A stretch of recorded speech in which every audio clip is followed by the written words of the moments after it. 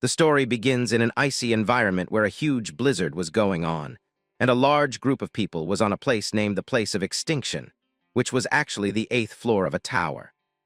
All the soldiers were moving in unison, maybe going to conquer this 8th floor of the tower, along with a man wearing a brown, furry long coat and having a muscular build.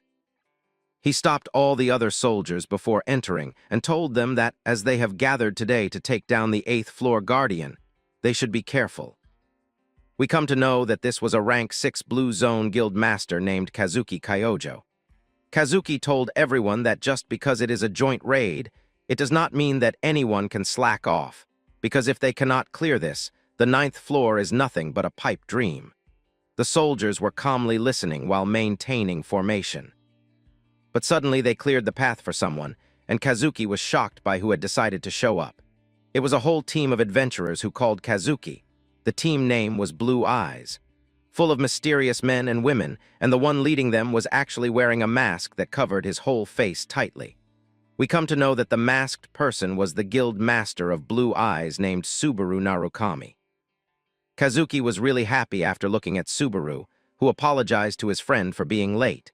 But Kazuki knew that Subaru was actually the first one there, and that his alliance was showing up this time. Kazuki told everyone that Subaru was going to be leading the charge, and everyone else from the Murray Alliance must be looking to pick up the scraps. Hearing of scraps, Subaru took out something from his cloak and gave it to Kazuki. It was a glowing red pendant type of thing. As Kazuki read the description, we come to know that this was a legendary artifact called the Archangel's Blessing. And the system told him that it has a requirement of level 50+, and it instantly recovers 50% of fatigue when fatigue hits 100%, but has one-time use only. Kazuki was shocked by getting such an item, but Subaru told him that he intended for the raid to succeed no matter what. But just in case of something mishappening, he should have a backup plan. Kazuki told Subaru that he was going to need it too, but Subaru changed the topic, asking his friend about whether he wanted to come back to Earth when the battle was over, telling him that he could return the pendant to him back then. Kazuki was almost crying, and Subaru teased him that if he didn't want to come back, he could just keep it. Just then, something towering started to cause a ruckus, and both friends were shocked, turning towards the direction of the sound. Finally, it was the coming of the 8th floor guardian, as Kazuki told everyone to prepare for combat. We come to know that the 8th floor guardian was actually named the Seal Dragon Hydra, which had multiple heads that can tear apart any human being without much effort. Subaru called this monster an ugly bastard, and started using his abilities as he started charging for an attack. The system told him that lightning energy was coursing through his body. We come to know that Subaru was a lightning-type individual, and he was so angry that he was sure that it was the Hydra's day of death. The monster realized the incoming attack and immediately became enraged, opening its mouth and forming a giant energy ball of water energy. Kazuki told everyone to take cover, but Subaru told them that there was no need.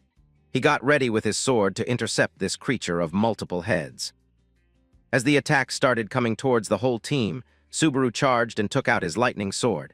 The attack was so powerful that it cut the beam straight from the middle, even surprising the monstrous Hydra that was multiple times bigger than the tiny humans he was facing. This attack surprised even Kazuki, who knew that Subaru always goes overboard. But the whole team was happy that all the training the boy tried paid off. One of the team members also wanted to get the first hit, but he was too late.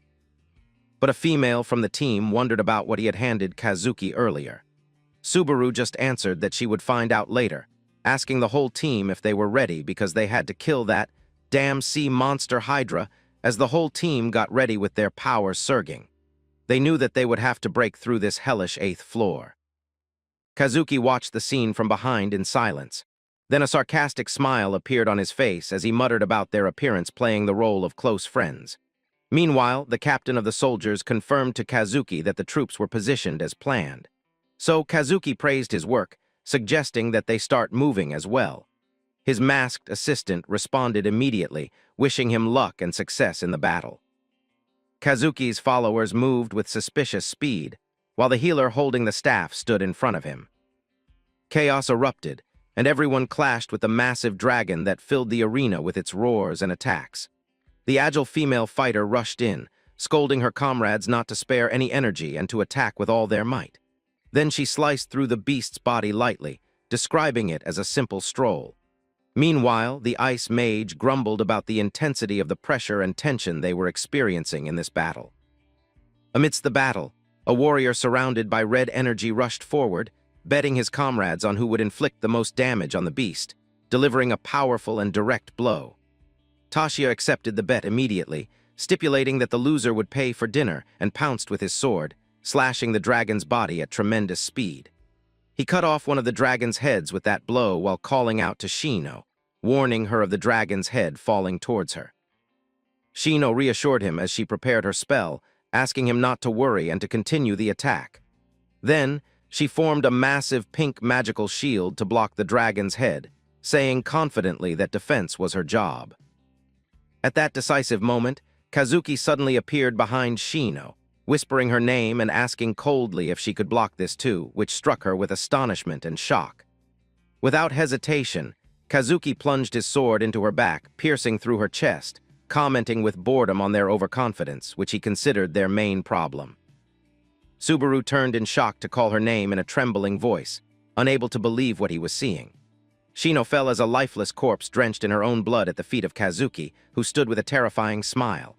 The blood-stained Kazuki looked towards Subaru with a crazed smile, calling out to him and telling him that this wasn't the time to look away. Subaru stood stunned, wondering about the reason for Kazuki's betrayal, while the dragon was attacking Subaru, and it ended with an agonizing scream. Subaru thought back to the day strange system messages appeared out of nowhere. They had announced that the tower had chosen them, ordering everyone to climb it and get ready for a new beginning. That was the very first message from the tower, which stood like a giant in the middle of space. No one knew whether this message meant disaster or a hidden opportunity. Even now, people still do not fully understand what it truly meant. But the tower's commands allowed no resistance, so everyone continued climbing, hopping to reach the top, a place no one had ever seen before. People from many different worlds, such as Earth and Murim, all entered the tower with their own goals and burdens. Each of them pushed forward day after day, hopping to survive and complete their missions.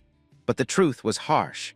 Subaru now stood alone in a bloody field, surrounded by the bodies of his fallen companions. The scene looked like a nightmare. Breathing heavily, Subaru stared at the aftermath of the battle. They had just defeated Hydra, the Red Dragon, a creature once believed impossible to kill. He scolded his comrades inside his mind, angry and heartbroken because they ignored his orders to retreat. If they had listened, perhaps they would still be alive. Exhausted, he dropped to the ground in front of the dragon's corpse. Their victory felt empty. He whispered to the lifeless bodies that they were fools for dying without his permission. System alerts suddenly appeared in front of him, warning him that he had been poisoned and could no longer recover naturally. His fatigue level had also risen dangerously close to the limits. Subaru wondered what would happen if he somehow managed to return, especially since the system clearly stated that reaching 100 fatigue meant certain death. Rage and determination lit up in his eyes. At that moment, Kazuki approached him with a cold expression. He mockingly called Subaru Light Lightning Lord. Subaru stared at him in shock, asking why he had chosen to betray him. He demanded a real explanation, shouting in anger. Kazuki stepped closer and said he had been waiting 10 years for this moment. He claimed Subaru, of all people, should understand. With a wicked smile, he admitted that he tricked Subaru on purpose, using the Blue Eyes Guild members as distractions so that they wouldn't interfere. He confessed loudly that everything Subaru had ever done for him had become a source of emotional pain, and that he had finally chosen the world over their friendship. Kazuki then stepped back and pretended to show regret as he declared that this was the end. He pulled out the Archangel's pool and mocked Subaru by saying he no longer needed to return it like they had agreed. He confirmed with Shad and Freuda that the Blue Eyes Guild would completely vanish with Subaru's death. Before leaving, Kazuki coldly told Subaru not to feel sad. History would still remember him as a hero, even though he wouldn't be around to see it. Subaru gave a bloody, sarcastic smile and told Kazuki that he only ever hears what he wants to hear. Subaru knew that surviving was impossible now, but he still refused to die on his knees. He activated the little strength he had left. Kazuki froze in disbelief, screaming at the sight. Subaru slowly stood up again, gripping the legendary LS fan, which could create fierce storms. Subaru swung the fan and refused to explain anything to Kazuki. His shining eyes revealed that he planned to use the fan's remaining 4 charges to change everything.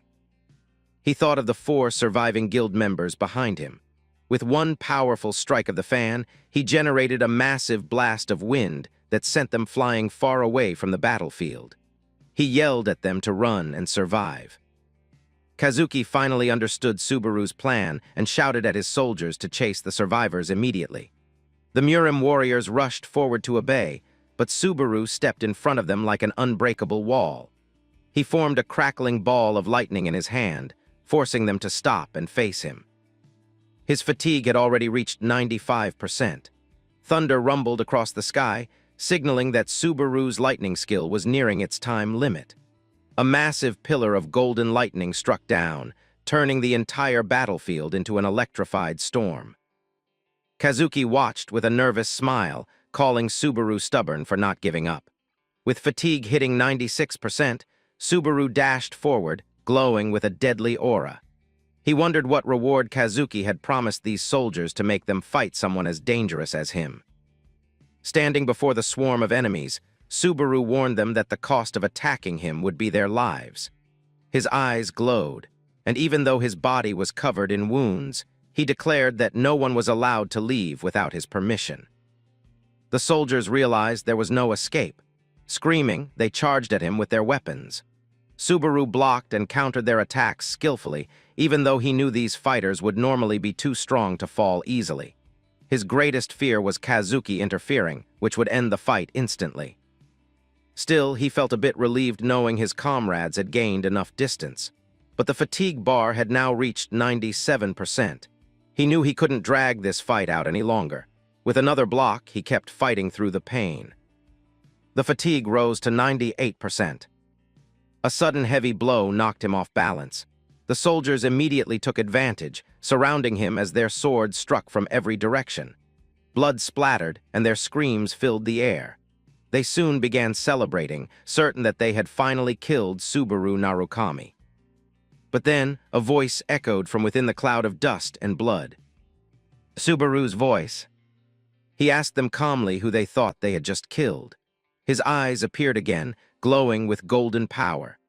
Lightning burst out from his body in a violent explosion, electrocuting every soldier around him and flinging them into the air like helpless dolls. The bodies of the fallen attackers collapsed around Subaru, and he finally dropped to his knees, completely drained of strength. The remaining soldiers stepped back in fear, whispering to each other that he was a true monster, someone who fell again and again but simply refused to die. Watching from a distance, Kazuki wore a cold smile and mocked the idea that Subaru's story would end in such an easy way. At that moment, Subaru's fatigue level climbed to 99%, and a bright red warning flashed before him, stating that hitting 100 would mean instant death. Gathering the last traces of his energy, Subaru glared at Kazuki and reminded him that if anyone should know the truth, it was him. Subaru always wins in the end. With a loud shout declaring victory, Subaru hurled his final spear. The weapon, wrapped in fierce lightning, shot forward faster than the eye could follow. Kazuki held the Archangel's blessing artifact in his hand, certain it guaranteed his safety. He even began offering fake condolences to Subaru. But his words died the moment the spear struck the jewel directly, shattering it and destroying his only protection. Subaru's vision dimmed, but he felt satisfied. He didn't need to watch Kazuki die, he already knew he had hit his mark. As darkness swallowed him, Subaru wondered in confusion what awaited him now. Would he be trapped in this empty void forever? A horrible smell suddenly broke through the silence, followed by strange noises. Subaru forced his eyes open and was shocked to find himself stuffed inside a metal garbage bin in a dirty alleyway. He couldn't help but question whether this disgusting place was supposed to be hell. A blue status screen appeared in front of him, displaying a name he didn't recognize, Subaru Hase, Level 1. He stared at it in disbelief. Immediately afterward, fragments of memory returned. In those memories, a group of young men mocked him for being an earthling with weak stats. They looked down on him and laughed, telling him to at least try to be half as impressive as the legendary Subaru Narukami from 20 years earlier. Subaru froze. A voice in his mind told him he had died 2 decades ago.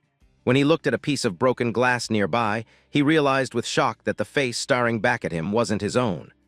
Overwhelmed by confusion, he wondered if this entire experience was just a nightmare.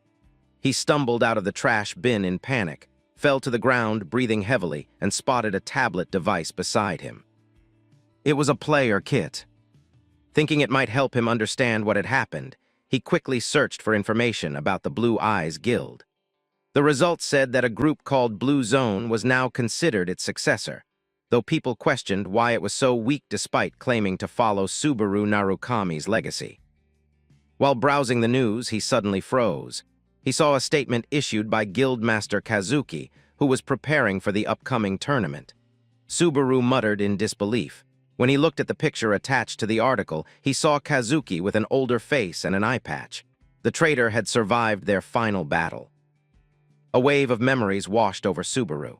He recalled a night long ago when he and Kazuki sat together on the roof of a building. Kazuki had confessed that he wanted to leave the Blue Eyes Guild, saying they had never truly been enemies. Subaru had been shocked by his sudden decision, especially when Kazuki asked him to inform the others on his behalf. Although Subaru had considered him a close friend, Kazuki simply said Subaru would understand the reason someday. He had even promised to remain Subaru's shadow no matter what happened. Yet the irony was bitter. Years later, Kazuki created his own guild, using a name they once joked about together. Returning to the present, Subaru laughed bitterly. This so-called shadow had named his guild Blue Zone, yet after 20 long years, Kazuki was still stuck on the 9th floor. In other words, Kazuki had accomplished nothing. As Subaru walked along the street, still scrolling through the news, he suddenly stopped. A picture of a huge building appeared on the screen, the Subaru Narukami Memorial Hall. The sight stunned him. He immediately headed there to confirm with his own eyes. The building was far grander than anything he had imagined, massive, luxurious, and built with obvious pride. Inside, he found an enormous portrait of himself at the center of the hall. He looked at it with a mix of disbelief and bitterness, confused about why his memory was being displayed in this way. Statues and photos of him lined the hall. Flowery messages spoke of him as a hero, leader of the Blue Eyes Guild, the man who came closest to reaching the top of the tower, an inspiration for future generations. The hall claimed to preserve his legacy and that of his comrades forever. His anger boiled as he watched a recording of Kazuki at the opening ceremony.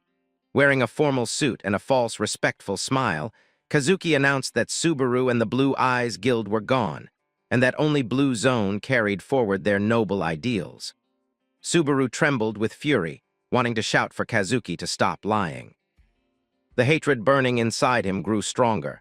Kazuki had not been satisfied with killing him. He had used his death, twisted his memory, and turned himself into Subaru's successor. Subaru whispered that he would become the nightmare Kazuki feared most. The video continued. Kazuki claimed Subaru would never return but would always be remembered. Subaru stepped closer to the screen, staring into Kazuki's projected face, and declared firmly that he would rewrite this false history entirely. Subaru stared straight ahead, eyes sharp with determination. He swore that he would never again allow Kazuki to trick him or twist the truth. He would not waste this unexpected second life.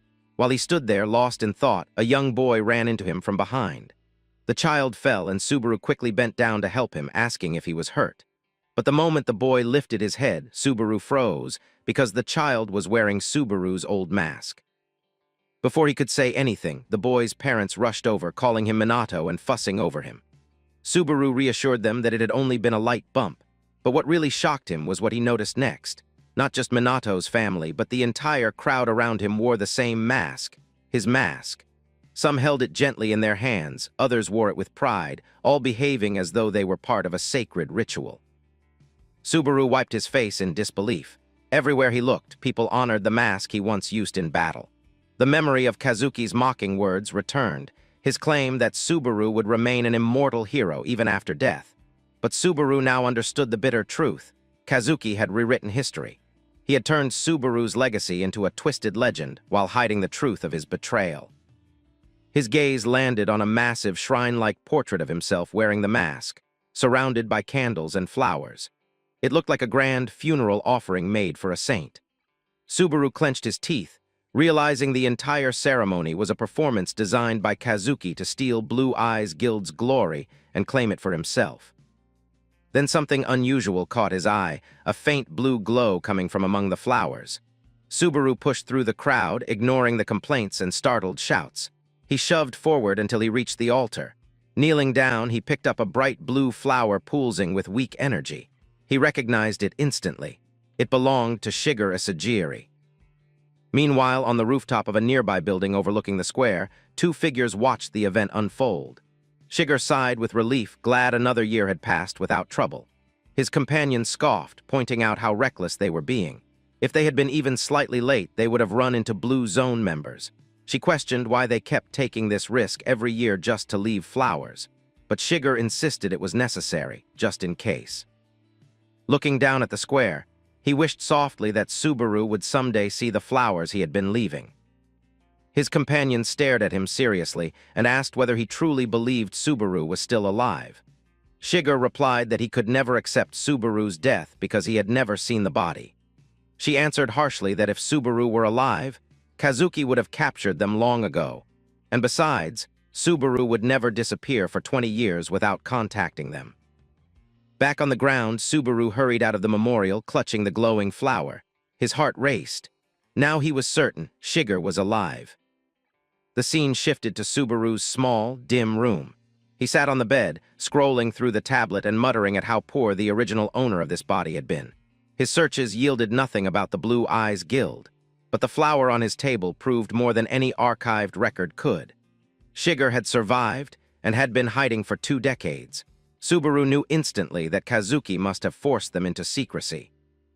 Knowing Kazuki's personality, Subaru was sure he wouldn't allow anyone who knew the truth to remain free. Subaru recalled the explosion from their last battle. He wondered whether Shiger alone had survived, or if the fierce winds he created that day had saved all 4 survivors. But contacting them now was impossible. As long as Kazuki controlled everything, reaching out would be suicide. He stared out of the window, admitting to himself how weak he currently was. He couldn't confront Kazuki, couldn't protect anyone, and couldn't even reveal his identity. First, he had to regain his strength. That was the only path forward. With Subaru Hase's memories guiding him, 2 days passed as he prepared. Then the preliminary training for new players began. Subaru stood with a sword in hand, studying the blade with determined eyes. He told himself that survival came first, because if they were all alive, he would meet his comrades again. The scene shifted to the test arena, a grand hall built like a Roman Colosseum. Supervisor Hyuga watched the participants with boredom and annoyance. One trainee had just defeated a monster and was gasping for breath. Hyuga commented coldly that he barely managed it and asked if he wished to try the next level. A system window explained that each stage added 1 more goblin but increased rewards as well. The participants screamed in fear and refused. 3 goblins seemed impossible to him. Hyuga dismissed him with irritation. As he looked over the weak performance of the recruits, Hyuga thought of Isaac von Reinhardt, the only participant who had reached stage 20. At least Isaac showed potential. The rest disappointed him deeply. He muttered to himself that the quality of trainees had never been this low. Then he heard steady footsteps approaching. Subaru walked forward. Hyuga glanced at him and muttered about how heavy the name Subaru Hase felt, considering how unimpressive the young man looked. He questioned Subaru's chances of passing. Subaru simply nodded calmly. As soon as the system generated 2 goblins, Hyuga began to announce the start of the test. But before he could finish, a tremendous gust swept past him. He snapped his head to the side in confusion. Something had moved faster than he could see.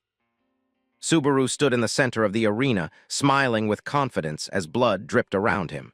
He knew that spending 2 days testing this body had been worth it. The body he now lived in possessed incredible hidden abilities. When the system asked if he wanted to proceed, Subaru agreed without hesitation. He wanted to finish quickly. Hyuga stared in disbelief as more goblins died instantly, their heads flying through the air. The arena was quickly filling with monster corpses. Hyuga analyzed Subaru's movements carefully and realized he wasn't just swinging wildly, he was predicting the goblins' attacks several steps ahead. This wasn't normal sword skill. Even Hyuga himself couldn't perform moves so precisely. He stared at Subaru's confident expression and whispered that such talent seemed impossible, unless this boy was the reincarnation of Subaru Narukami himself. Subaru continued slicing through goblins with terrifying speed, blood splashing in every direction. A system message appeared announcing that he had cleared stage 49 and asking if he wanted to face the final boss. Subaru wiped sweat from his forehead, his eyes glowing with excitement, and accepted. The ground cracked apart as a giant hand burst out, smashing the arena floor. Stones flew everywhere as the towering boss emerged. Hyuga screamed in panic, rushing forward to stop Subaru. He called him a fool and reminded him that he was not the real Subaru Narukami. If he continued, he would die. Subaru remained standing firmly at the center of the arena, surrounded by the fallen bodies of goblins, while the enormous Goblin King loomed before him with an aura filled with rage, as if the monster could sense every sacrifice made in the previous 49 stages. From the edge of the arena, Hyuga continued shouting desperately for Subaru to surrender before it was too late, insisting that facing the Goblin King at such a low level was nothing but reckless suicide. He kept reminding himself that no amount of talent or technique could bridge the vast difference in physical ability between a beginner and a creature of this scale. Subaru understood this reality very well. He knew that his current stats were far too low to pierce the monster's thick, hardened skin. Yet despite recognizing this, he refused to take a single step back. Instead, he let his sword slip from his hand and fall to the ground, a move that pushed Hyuga into near hysteria as he wondered if the young man had completely lost his mind by discarding his only weapon. The Goblin King immediately lunged forward with a crushing attack meant to flatten him, but the creature suddenly halted when it realized a thin needle had pierced its leg. Subaru knelt nearby with a calm expression, holding several sharp needles between his fingers, and asked the massive creature if it was surprised, his smile carrying a hint of mockery. He then muttered that they could make a simple bet on who would collapse first, warning the Goblin King that he would fill its entire body with more needles before it ever managed to reach him. With a faint glow of blue energy in his eyes, Subaru prepared to unleash the attack he had planned from the moment he stepped into the arena. The needles shot from his hand with the speed of lightning, striking the monster's eyes and face with precise accuracy, forcing a violent scream of pain from the Goblin King's throat. Blinded and enraged, the monster swung its massive axe wildly, smashing the ground in random patterns, while Subaru moved around it lightly and gracefully, avoiding each blow as if he were simply gliding through the air. When he landed, he took a brief moment to study his opponent and recalled old lessons about rotational force and throwing power. Lessons from Miss Reina, who had once scolded him endlessly for his poor technique, and explained that even a simple fountain pen could become a lethal weapon when thrown from its exact center of gravity. Applying those teachings perfectly, Subaru targeted the monster's weak points with unmatched precision, each needle landing where it mattered most. The Goblin King staggered violently, blood pouring from its neck and body, its form riddled with needles like a collapsing statue. Subaru stood confidently and told himself that strength came from rotational force, and that accuracy had no place for hesitation.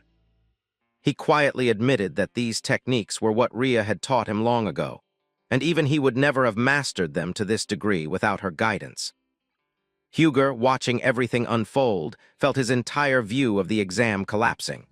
Only now did he understand that the reason the goblin corpses and leftover weapons had not disappeared was that the stage had not officially ended, something he had always taken for granted.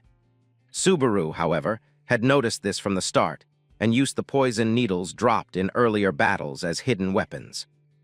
Sweat streamed down Hyuga's face as he realized Subaru was not relying only on fencing, but on a mix of prediction, technique, and resourcefulness far beyond what he had ever seen.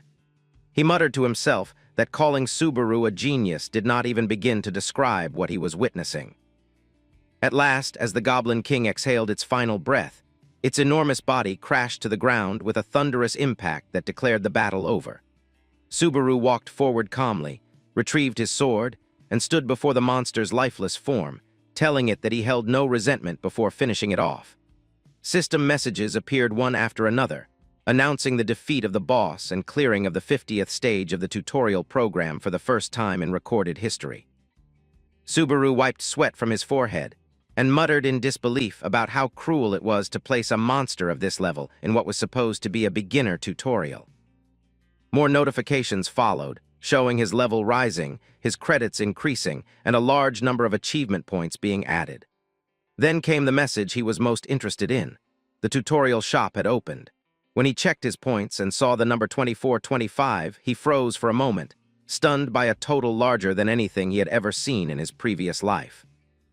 Browsing through the store, he noticed that most normal tools cost between 5 and 200 points, meaning he had far more than enough to choose from. His eyes first settled on an unfamiliar demon sword priced at 1,000 points, a rare weapon forged by a failed magic blacksmith that boosted cutting power at the cost of consuming the user's health and soul. The idea was tempting, but Subaru reminded himself that his lightning skill already drained his life force, meaning combining the two would be extremely dangerous.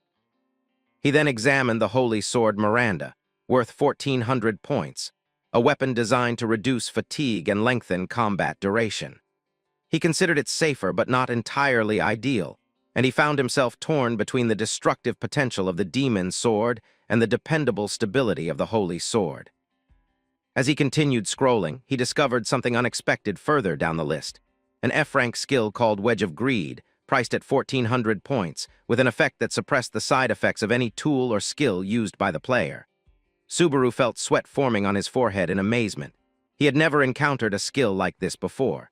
Its potential was enormous. It could cancel the demonic sword's curse and possibly reduce the toll of his own lightning ability. Realizing how valuable it was, he made his decision swiftly, choosing both Wedge of Greed and the unknown demon sword. After spending most of his points, he summoned the demon sword and tested it, finding the synergy between the weapon and the new skill exactly as he hoped. He preferred this flexible combination over depending on a single skill. Huger interrupted him with a mix of praise and confusion, stating that while Subaru's item compatibility seemed impressive, he himself could not understand why Subaru would buy such a strange, seemingly useless skill. Subaru sighed with obvious boredom and asked if Huger truly expected him to explain every tiny detail.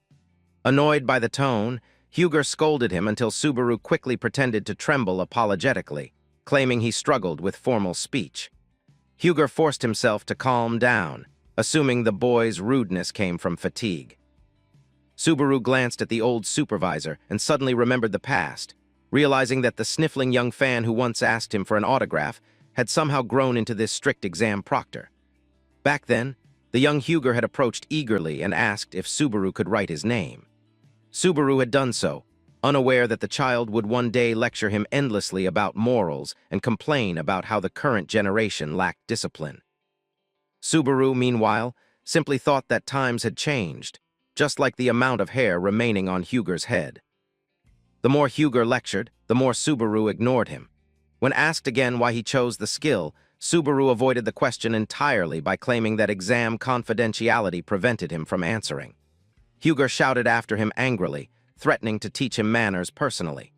Attempting to regain composure, Huger then tried to recruit Subaru into the Chivalry Guild, only to be stunned when Subaru rejected the offer instantly and without hesitation. A system prompt appeared before Subaru asking whether he wished to move to the second floor.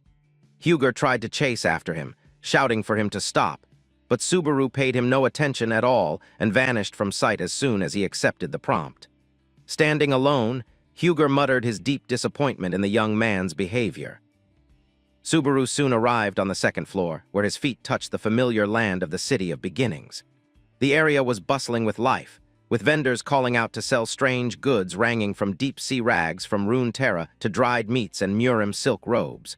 Walking through the lively streets, Subaru felt the certainty of his return growing stronger.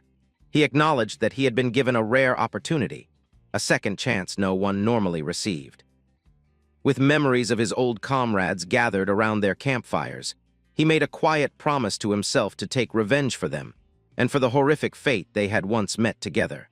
Subaru walked toward the training building with the intention of testing his new equipment, and he asked the old clerk at the reception for a private room. The man looked at him with dull eyes and lazily asked which floor he had come from. Subaru replied briefly that he had just climbed up, which made the man assume he was another beginner visiting the building for the first time. The employee pointed toward the corridor and suggested room 1, saying it would suit his level since it contained only a straw dummy. Subaru, however, asked for room 5, and the man stared at him as though he had misheard. He warned Subaru sincerely that choosing such a high-level room would be nothing but a waste of money, and advised him to stay in the first room instead. Subaru thanked him for the concern, but insisted on booking room 5 for 30 minutes. He paid 50 credits and headed down the hall, and the employee shouted after him that he wouldn't return any money if Subaru gave up halfway, calling him a wannabe hero under his breath. The training rooms increased in difficulty as the number rose. The first contained dummies, the second held denser materials, and the third housed heavy rocks. Naturally, other visitors looked at Subaru with disdain as he passed them on his way to the higher rooms. Subaru closed the iron door behind him and stood in the dim light, preparing to begin. He drew the unknown demon sword, which glowed faintly red the moment its system recognized him. A burst of massive crimson energy exploded outward, greedily draining his health and mana to boost his physical strength in a violent spike. The Wedge of Greed skill activated instantly, trying to resist the backlash and restore some of the lost health. But at level 1, it could not completely block the sword's recoil, and Subaru felt his fatigue rise. He understood immediately that the skill's current level was too weak to endure the weapon's appetite. The sword continued pulling life from his body with hunger, yet with every drop taken from him, his strength doubled in response. Subaru clenched his jaw, realizing he had reached the limit of what he could tolerate for now. But since this result matched his expectations, he did not hesitate to spend 10,000 credits to upgrade the Wedge of Greed. The skill rose to level 2, and the next upgrade demanded 20,000 credits. Even so, the improvement was noticeable. The upgraded skill resisted the backlash more effectively, though the sword still fed on his health. The raw power pulsing through him grew infinitely stronger, and Subaru declared the experiment a success as he leapt into the air with his glowing sword raised, ready to test its destructive force. Outside, the old employee struggled against sleep in the quiet office. Suddenly, the door to room 5 opened, and Subaru stepped out, making the man jump in fear as if he were hallucinating. He looked at the clock and muttered in disbelief that the boy had been inside for barely 10 minutes. He hurried to the room, calling out to check if Subaru was still there, and opened the door slowly. The sight froze him. The entire room was in ruins. The walls were cracked, the floor gouged open, and even the massive training rock had been sliced perfectly in half. He stood trembling, unable to understand what had happened inside. Elsewhere, Subaru woke up in his hotel room, stretching and wondering how long he had slept since his body still felt slightly stiff. Later, he sat in the hotel lobby sipping coffee while thinking back on his experiment with the cursed sword. He realized that if the weapon had not been magical, its consequences would have been far worse, but the burden had dropped significantly thanks to the synergy with Wedge of Greed. He reviewed his status, seeing his modest level 10 and low physical statistics, and admitted that normally he would not even have been able to lift such a sword. Remembering the training, he noted with satisfaction how perfectly the sword and the skill worked together, and he imagined how powerful the combination would be once he mixed lightning into it. His confidence faded when he checked his remaining balance and found barely 50 credits left, far short of the 20,000 he needed to upgrade the skill again. He sighed miserably, wondering whether this body had been poor for its entire life. His thoughts were interrupted by a loud greeting echoing through the lobby. Subaru turned to see a young man wearing cat ears, broadcasting a live stream with excessive enthusiasm as he talked about his adventures on the second floor and his early days in the tower. Moments later, a donation of 1,000 credits flashed across the screen, sending the streamer into dramatic celebration. In his excitement, he spilled hot coffee on himself, but pretended to handle the accident kindly to impress his viewers.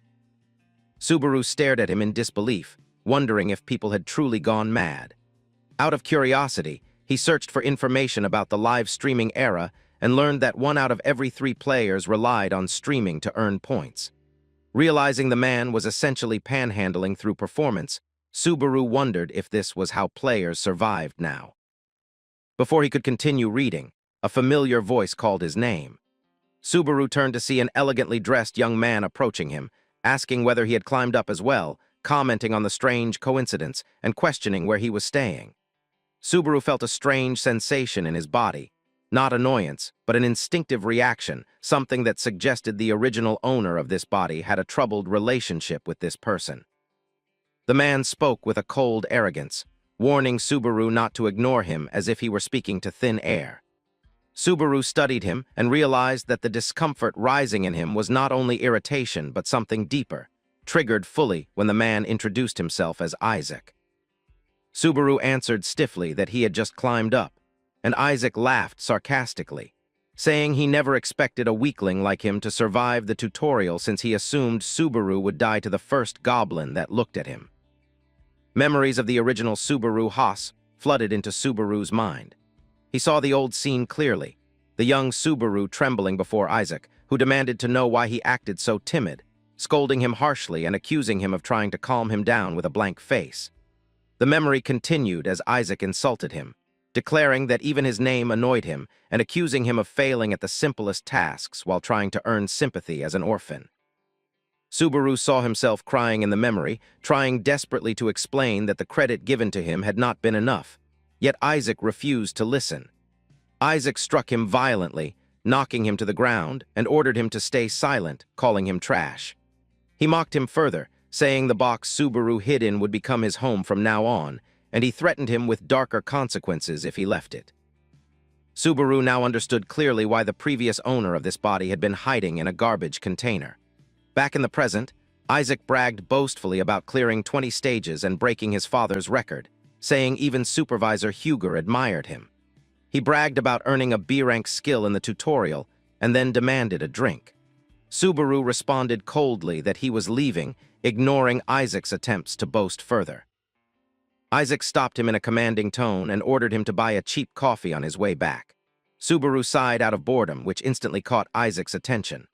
Isaac noticed the change in Subaru's behavior and asked sharply what had happened to him, wondering whether his soul had been replaced. Subaru told him with a cool expression that he had no credit to buy anything and advised him to get his own coffee. When Subaru turned to leave, Isaac ordered him to sit down in a threatening, low voice. Subaru refused, thinking silently that he had no time to avenge the old body's suffering now. But he warned Isaac not to obstruct him.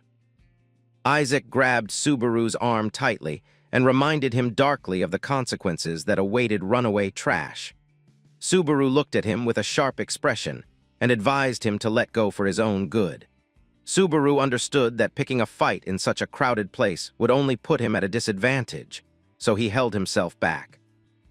Isaac suddenly burst into exaggerated laughter, claiming that he had only been joking to scare him like he used to in the past, and released Subaru's arm while calling him a cowardly small fry who still hadn't changed.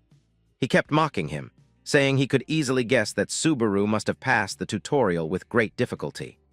Subaru watched him silently, aware that the body's reaction wasn't emotional but instinctual. Isaac stepped closer and asked with disdain if Subaru truly intended to fight him, reminding him boldly of his father's power and mentioning that he could make Subaru disappear without anyone knowing. He left with a condescending laugh, calling him friend as if it were a joke. Subaru remained still, anger boiling quietly as he repeated the word friend to himself with deep sarcasm. The scene shifted to explain the tower's growth system, revealing that there were two primary paths. The first was through tower trials inside virtual space, where players gained experience and rewards with relative safety, since losing only meant forfeiting progress and credits without risking their lives. The second path was real-world hunting, where players fought monsters outside safe zones or inside physical dungeons. Growth through hunting was much faster, but the danger was absolute, since death there meant true, permanent death with monsters devouring players without mercy. This was why most people avoided real hunting despite its overwhelming benefits.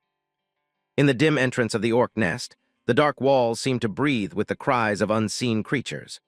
Subaru sat exhausted beside the corpse of a massive beast he had just killed, admitting to himself with a tired smile that safety always came with slowness, while danger offered speed. He pulled out his tablet to check the news and was surprised to find a live stream of someone impersonating him. The streamer wore a mask identical to Subaru's old one and greeted an audience of more than 80,000 people while announcing his challenge of the third floor. Subaru felt disgusted by how many imitators exploited his name and image. Suddenly, a mission appeared on the stream labeled "Narukami Subaru is a fool," offering 20,000 credits. The imposter accepted it with undeserved gratitude and overwhelming excitement. More absurd yet profitable missions followed, such as the Lonely Wallet and Idol of Baldness, all with shocking rewards. Subaru stared at the screen in disbelief. He compared the effortless income the pretender was earning with his own situation, where he had to risk his life against monsters for credits, and he looked again at the miserable balance of 50 credits he had left. He sighed and put the tablet away, accepting that he had no choice but to continue fighting. He wiped the blood off his sword and prepared for another round. As he faced a fresh wave of angry orcs, the area boss, the orc general, appeared with a suffocating aura. Subaru stood confidently before the monster and its guards, remarking that they had no poisonous needles today, but that he had something even better. Activating the Wedge of Greed, he allowed the sword to drain his health and amplify his power, smiling in a wild yet controlled way as he declared he didn't have time to waste. He leapt high and crushed one of the orc's skulls under his foot, recovering some health and mental stamina. Then he launched forward with overwhelming speed, cutting through the enemies before jumping above the general and striking with a single decisive blow that eliminated the boss. A notification appeared confirming the dungeon's completion, and he stood in the ruined nest, victorious. Later, Subaru took out his old mask and looked at it with a serious expression, realizing that he would have to wear it again. Standing before the mirror, he put it on and understood clearly how streamers earned their money. If he was going to try this, he would do it properly and with his full strength. He prepared a stream titled Narukami Subaru, which immediately created a disturbance at the Sutin Entertainment Company headquarters. Inside the building, a female employee was watching the stream with visible irritation, only to suddenly scream in shock. Her colleague rushed to her, asking what had happened, and she pointed at the screen with disbelief. She cursed and ranted, unable to accept that someone had cleared a near-impossible mission that only 5 players had ever completed. Her colleague tried to calm her down, reminding her that foul language triggered fines under the self-censorship rules, then asked who this person was. She answered that the name displayed was Sububiki, which her colleague assumed must be another imposter or some new mix of imitators. She explained that with the original Subaru absent for so long, the strongest imitation naturally became the closest thing to authenticity. Elsewhere in the company, Hatsuka sat in her office complaining wearily about the countless copycats pretending to be Subaru Narukami. Her colleague wondered aloud if the streaming world had lost its value. Hatsuka immediately corrected him, saying this industry was their livelihood, even though most players found the effort required to climb the tower boring compared to watching streams. When asked why she herself had quit climbing the tower and settled for this job, she answered simply that she had grown bored of it. Her colleague teased her, and Hatsuka scolded him emotionally, pointing out that he too had quit climbing, and if she had time, she would search for actual talent instead of dealing with nonsense like this. He admitted calmly that he simply lacked the skill to continue. Hatsuka continued complaining, mentioning that he only entered the tower hopping to meet Subaru Narukami and lost all motivation when his idol disappeared. Then she suddenly gasped and pointed at the screen again. Her colleague hurried over, asking if she had found another strange streamer. She showed him a new broadcast from someone wearing Subaru's outfit. He called it terrible and ridiculous, asking why she was watching a meaningless second-floor stream with 0 viewers, saying it insulted her job as a talent scout. But Hatsuka stared intensely, whispering that whenever she saw someone wearing that mask, she couldn't stop herself from feeling a strange kind of hope. Without hesitation, she donated 1,000 credits, leaving her colleague kneeling in disbelief. Meanwhile, Subaru walked through the starter dungeon on the 2nd floor, commenting that although the place was not difficult, it carried a tense atmosphere. He sensed a strange pressure as if someone were watching him closely despite being alone. He checked the few viewer comments. One person asked which floor he was on, and he answered that this was his first challenge. Another viewer named Love Money warned him that streaming was dangerous for beginners who did not know the dungeon paths well. Subaru continued walking cautiously until a one-eyed bat descended on him abruptly. He reacted quickly, countering the attack and defeating it with a single strike. A notification of its defeat appeared, adding 1 achievement point. Subaru turned back to the camera and asked the viewers coolly if there was any problem. Subaru continued walking through the dim dungeon corridor while the comments on his stream slowly increased. One viewer named White admired his quick reactions, while Love Money advised him not to get greedy and suggested he wait for a team. Subaru read the comments with indifference and thanked Love Money politely, though he added that such an option simply wasn't possible for him. He said confidently that he preferred challenging the dungeon alone, a statement that immediately provoked waves of mockery from viewers who predicted his inevitable death. Subaru ignored their sarcasm and focused instead on the monster emerging from the murky ground ahead of him. A mud nymph burst upward with a shriek, but Subaru dodged the attack smoothly and dispatched it with a single blow from his demonic sword. He told himself that it was time to test the limits of his abilities and see how far he could push this body. A notification appeared showing that he had gained 2 achievement points, and viewers expressed confusion about how quickly the monster had fallen. The dungeon suddenly echoed with screeching, and a swarm of bats along with several mud nymphs surged toward him. Subaru moved like a storm, slashing through enemies from both sides while the red glow of the demonic sword traced arcs of light in the darkness. Viewers fell silent with astonishment, trying to understand how someone on the second floor could move with such destructive speed. Successive messages appeared on Subaru's interface announcing more defeated monsters and accumulated points. Subaru stood steady among the corpses, gripping his sword, and it became clear to everyone watching that he wasn't another cheap imitator but someone worth paying attention to. In the pitch-black cave, Subaru began explaining how one could identify the number and distance of enemies by listening carefully to small, subtle sounds. His explanation was met with ridicule, and the viewers called him a liar pretending to be experienced when he was only a beginner. Subaru placed a hand on his mask, thinking that if the viewers understood who he truly was, they would not doubt the meaning behind his words. But they continued arguing that he was impersonating Narukami Subaru for fame, while he walked on with steady determination, reminding himself that the points he had collected were far too few and that he needed far more before leaving this dungeon. The viewers continued their sarcastic commentary, with one saying that a real man simply rushes forward, and others asking whether Subaru had done any research before entering such a dangerous area. Subaru suddenly stopped walking and lifted his gaze upward.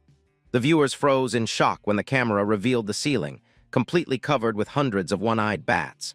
Their red eyes lit up in unison, filling the chat with panic as viewers anticipated Subaru's guaranteed death. A new mission appeared from a viewer named My Only Stream, offering only 100 credits if Subaru defeated all the bats. Most of the audience called it a malicious trap and a cruel joke, but Subaru accepted the mission calmly and thanked the viewer for the reward. The scene shifted to the broadcasting company where Hatsuka's colleague slammed his desk in frustration after another failed attempt at reaching the 6th floor. He apologized hurriedly to Hatsuka for disturbing her, but she didn't respond immediately. Her focus was entirely locked onto her device. When her colleague asked what she was looking at and why she had become so quiet, she said something felt incorrect. The man misunderstood and began rambling excuses, insisting that the amount of money wasn't large and that he could pay it back, thinking she was upset about his gambling. Hatsuka shook her head in disbelief, saying she wasn't talking about that at all. Then she pointed at the screen and uttered the name Narukami Subaru. Her colleague was confused that she was still watching that small stream, but when he looked at the screen, his face drained of color as he whispered that what he was seeing was impossible. On the screen, Subaru was tearing through the swarm of bats like a hurricane, his sword leaving sharp red trails as monsters fell in heaps. The viewers began screaming in the comments, unable to believe that such combat was happening in a beginner dungeon on the 2nd floor, and some even wrote messages expressing pity for the bats. No one could understand how many creatures he was defeating with each strike. During the intense combat, Subaru remembered Shigur's words from long ago, when she told him he was amazing because even when he changed the direction of his sword mid-cut, neither his breathing nor his gaze wavered. She explained that although it looked like he cut enemies in a single blow, in reality he predicted their fluid movements and planned his counters in advance. Subaru recalled replying that he didn't think about anything special while fighting, which had irritated Shigeru back then. She complained that it would be easier if he couldn't do these things so naturally, and called him annoying. The memory faded as Subaru returned to the present and sliced through the remaining bats with disciplined focus, applying his core principle of engaging enemies directly. Maintain eye contact, convey intent clearly, and never target enemies one by one when dealing with a group. He told the viewers that one-eyed bats always attacked by thrusting their heads forward, and the more there were, the bigger the opening they created for him to exploit. With that understanding, he rushed into their formation and cut through them efficiently. When the fight finally ended, Subaru stood amid the scattered remains with blood dripping from his sword. The viewers complained that his explanation made no sense and demanded he apologize for confusing them, but Subaru remained calm. One person even compared his advice to telling someone that if they put one foot forward, they could walk. Subaru could only think to himself how difficult communication truly was. Love money reminded him not to forget to accept the challenge reward, and Subaru suddenly realized he had forgotten about it entirely. He began tapping the screen hesitantly, causing viewers to wonder whether the stream had frozen. Subaru stared at the interface helplessly, trying to figure out how to claim the reward, and the chat erupted in laughter over his lack of technical understanding. Eventually, with Love Money's guidance, he pressed the correct button and received the 100 credits. He thanked the viewer sincerely and announced that the next challenge would be the last.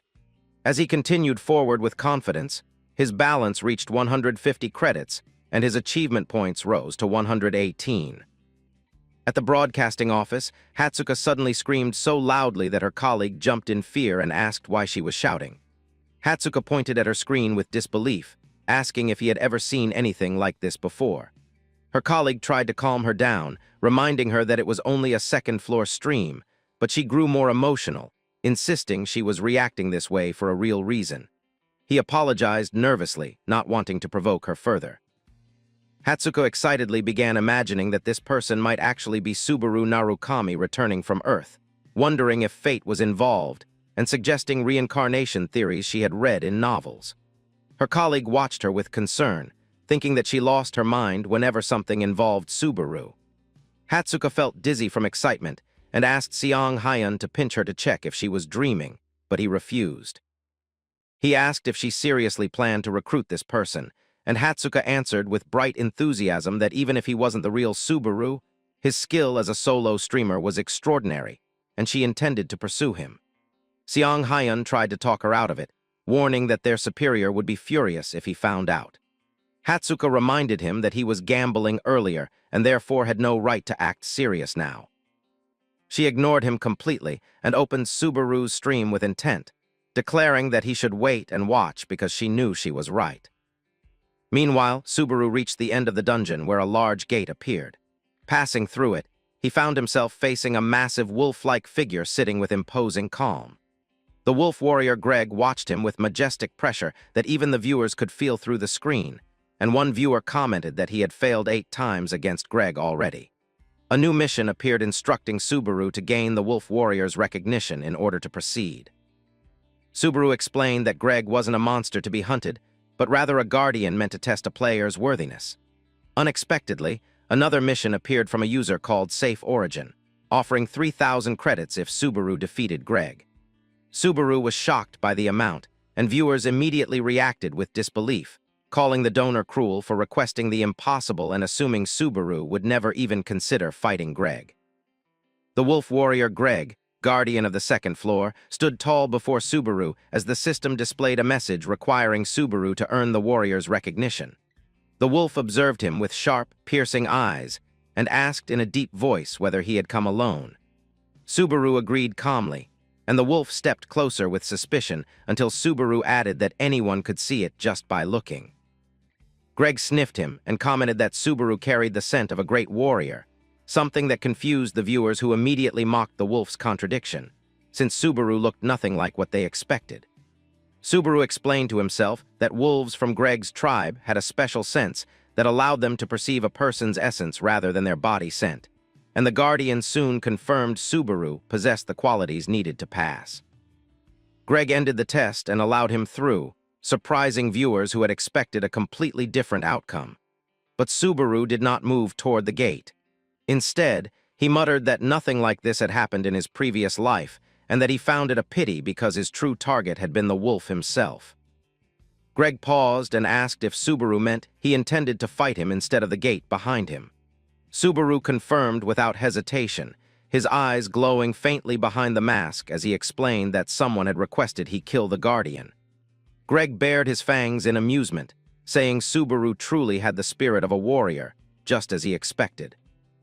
At the Suit and Entertainment headquarters, the department manager John Teal typed loudly on his keyboard as he reviewed reports. He asked sharply about the stream's viewer count, so Seong Hyun answered nervously that it was around 20, but Hatsuka corrected him immediately in a flat tone, saying it had already surpassed 30 and silently calling him a fool. The manager glared suspiciously at both of them, accusing them of wasting time with streams and gambling instead of searching for talent as assigned. Hatsuka barely heard him and continued watching the screen, muttering that the count had reached 30, which only fueled the manager's irritation. He asked sarcastically if she wanted to become a streamer herself. Before he could finish, Hatsuka cried out that the number had passed 40, cutting off his scolding entirely while he shouted behind her for attention. Back in the dungeon, Subaru faced the wolf warrior as the beast growled and prepared to tear into him. Subaru tightened his grip on the demonic sword, forcing himself to focus solely on the battle, while the weapon began draining his health and magic to increase his strength. His body's power rose proportionally to the energy consumed, and he tried to steady his breathing as the wedge of greed skill worked to soften the sword's recoil. He told himself to fight the way he always had, even if it was his first time in this new body. Greg lunged with claws that tore through stone and air alike, and the clash of steel and bone sent sparks flying as Subaru blocked. The beast launched fast, consecutive strikes from all angles that Subaru only barely managed to parry or evade. He recognized quickly that matching the wolf physically was impossible, so he needed another method. Greg continued his assault, praising Subaru's durability while declaring confidently that Subaru had no chance of victory. Viewers filled the comments predicting Subaru's defeat, saying his approach was too defensive and that Greg's strength was overwhelming. Some advised he come back later after more attempts and blamed the mission requester for setting an impossible task. Subaru backed away to catch his breath, thinking rapidly that victory did not always rely on power alone. Greg, seemingly satisfied, announced that the duel had run its course and that he would end it swiftly. He slammed the ground with tremendous force, shattering stone and raising a cloud of dust. But Subaru suddenly emerged from the cloud and struck back, telling the beast that those had been his own lines, and pointing out that Greg's attacks were predictable and one-sided. Greg was stunned as Subaru dodged the next bite and claw swipe with sharp agility, saying that avoiding such movements was easy. Subaru seized the opening and cut directly into Greg's side, drawing a cry of pain from the warrior. He followed it with a crushing vertical strike that split into the wolf's chest with a spray of blood. Subaru stood over him, steady and cold, while Greg acknowledged his strength and called him a great warrior before taking his final breath. Subaru remained among the blood-covered stones as the system projected messages announcing his victory over the wolf warrior. His level rose by 2, his strength and agility increased, and notifications followed for boosted focus and magic. He received 500 achievement points at once. The stream exploded with disbelief and amazement that someone alone had defeated such a monster. Subaru struggled to catch his breath and whispered a quiet acknowledgement of his win. The viewer count climbed to 56, while people praised the bold viewer who had dared to issue the impossible mission. A notification then appeared showing the completion of the challenge and the transfer of 3,000 credits from Safe Origin. Subaru checked the screen and promised himself he would use the unexpected amount well. His balance rose beyond 3,000, and his achievement points reached 600 as the massive gate opened slowly with a deep, echoing sound. He sensed a strange vibration in the atmosphere that even the viewers noticed. A large interface materialized before him, displaying a full array of elemental trial paths: ice, fire, earth, illusion, poison, metal, soul, and water. The viewers were stunned, remarking that even the highest recorded number was 16, and that the amount reflected a player's talent directly. Subaru ignored all of them and focused on the lightning test, and the system asked if he wished to choose it. Encouraged loudly by viewers, he answered confidently that of course he did. The system confirmed the selection, and Subaru stepped toward the bright light filling the gate. Meanwhile, at the office, Hatsuka jumped from her seat shouting with joy at Subaru's victory. She showed her phone to her colleagues proudly, pointing at the stream count that had already reached 60 and expressing her amazement at seeing 13 test options appear for him. John Teal watched her nervously, wiping sweat from his forehead, admitting quietly that defeating the Wolf Warrior, who had never been defeated before, was undeniably impressive. But he tried to reassure himself by saying Subaru was still only a beginner on the second floor, and that investing in him now would be unreasonable. Hatsuka refused to accept the hesitation. She made a bold proposal, shocking her coworkers. She declared that she and Seong Hyun would work for fixed salaries for 5 years if Subaru failed to obtain the lightning element, but if he succeeded, the manager would have to sign a contract with him on the spot. Seong Hyun panicked and shouted that he didn't agree to any of this and barely knew the streamer, pushing Hatsuka aside. The manager smirked, mocking the low probability of success, reminding them that the only person in history to ever obtain lightning was Subaru Narukami himself. Hatsuka answered with a sly and unwavering smile, saying they wouldn't know until the attempt was made. The manager accepted the bet coldly while Hatsuka forcibly covered her colleague's mouth to prevent him from interfering. Back in the test arena, the system announced the beginning of the lightning trial when Subaru suddenly sensed a dangerous shift in the atmosphere. Someone shouted a sharp warning and rushed in, pushing him aside just as a violent explosion erupted, scattering rocks and debris across the room. When the dust settled, a massive white creature stood flexing its huge muscles, and the stranger who had saved him scolded Subaru angrily for losing focus, asking if he had a death wish. A system message appeared immediately, ordering the defeat of the fragment of the giant. Subaru knelt on the ground in disbelief, wondering how such a monster had appeared here. The giant growled loudly, confusing the viewers who couldn't understand why a creature from the Circle of Giants race was appearing in a lightning challenge. Subaru stared at the enormous figure, realizing with unease that this was a boss-class monster that should have appeared only in the second half of the trial, not at the very beginning. As the giant raised its enormous club to attack, Subaru wondered silently whether killing the Wolf Warrior Greg had altered the test structure and increased its difficulty. The giant slammed its weapon down, shaking the arena and sending stone fragments flying in all directions. Subaru dodged the strike with ease and noted that despite its massive size, its physical capability was far inferior to Greg's. He thanked his luck for knowing this beforehand. The person who had saved him yelled again, accusing him of wasting their effort and ordering him to run while he still could. Subaru, however, decided that the battle had to end before anyone interfered. Drawing his sword, he activated the unknown demon's sword ability, allowing the blade to drain his health and magnify his combat power. To reduce the backlash, he triggered the level 2 Wedge of Greed skill, pushing his body just enough to withstand the weapon's hunger. As the giant charged at him with another crushing stomp, Subaru dodged lightly and watched the ground crumble under its force. Rather than retreat, Subaru sprinted forward and ran up the giant's extended arm with lightning speed.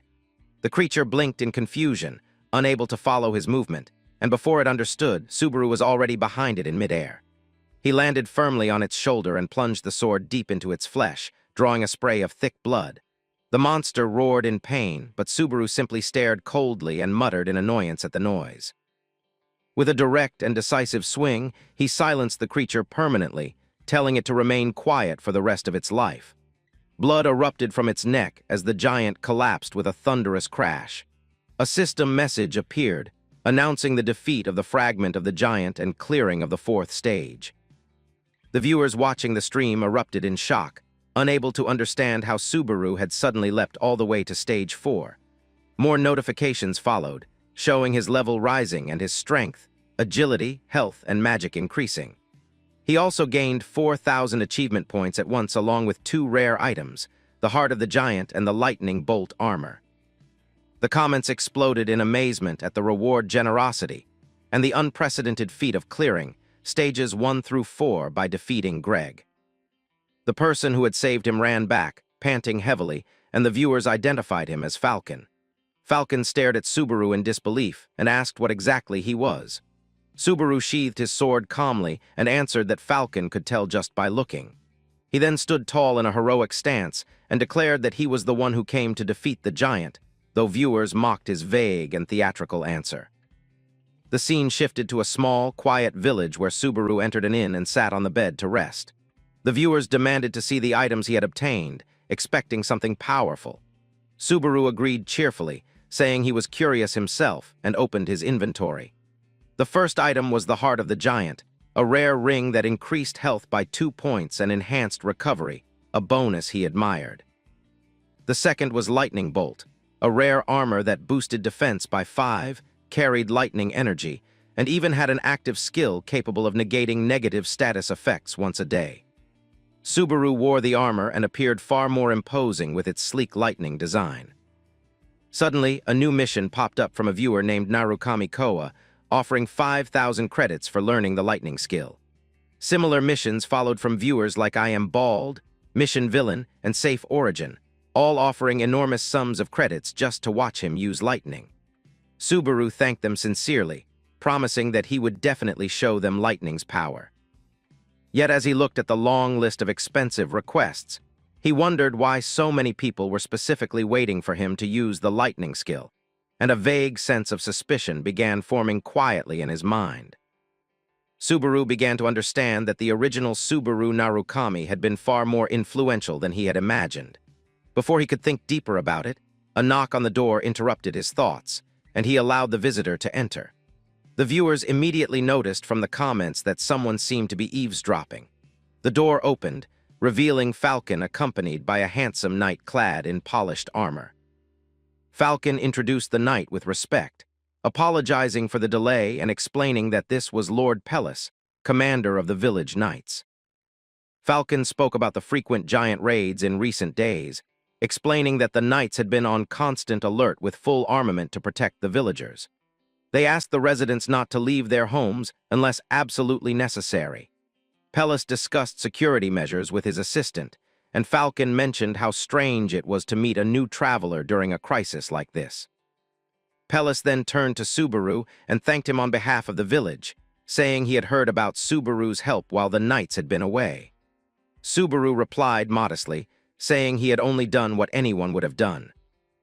As Subaru looked closely at Pellis, he recognized him as the knight who stood like a wall protecting this village.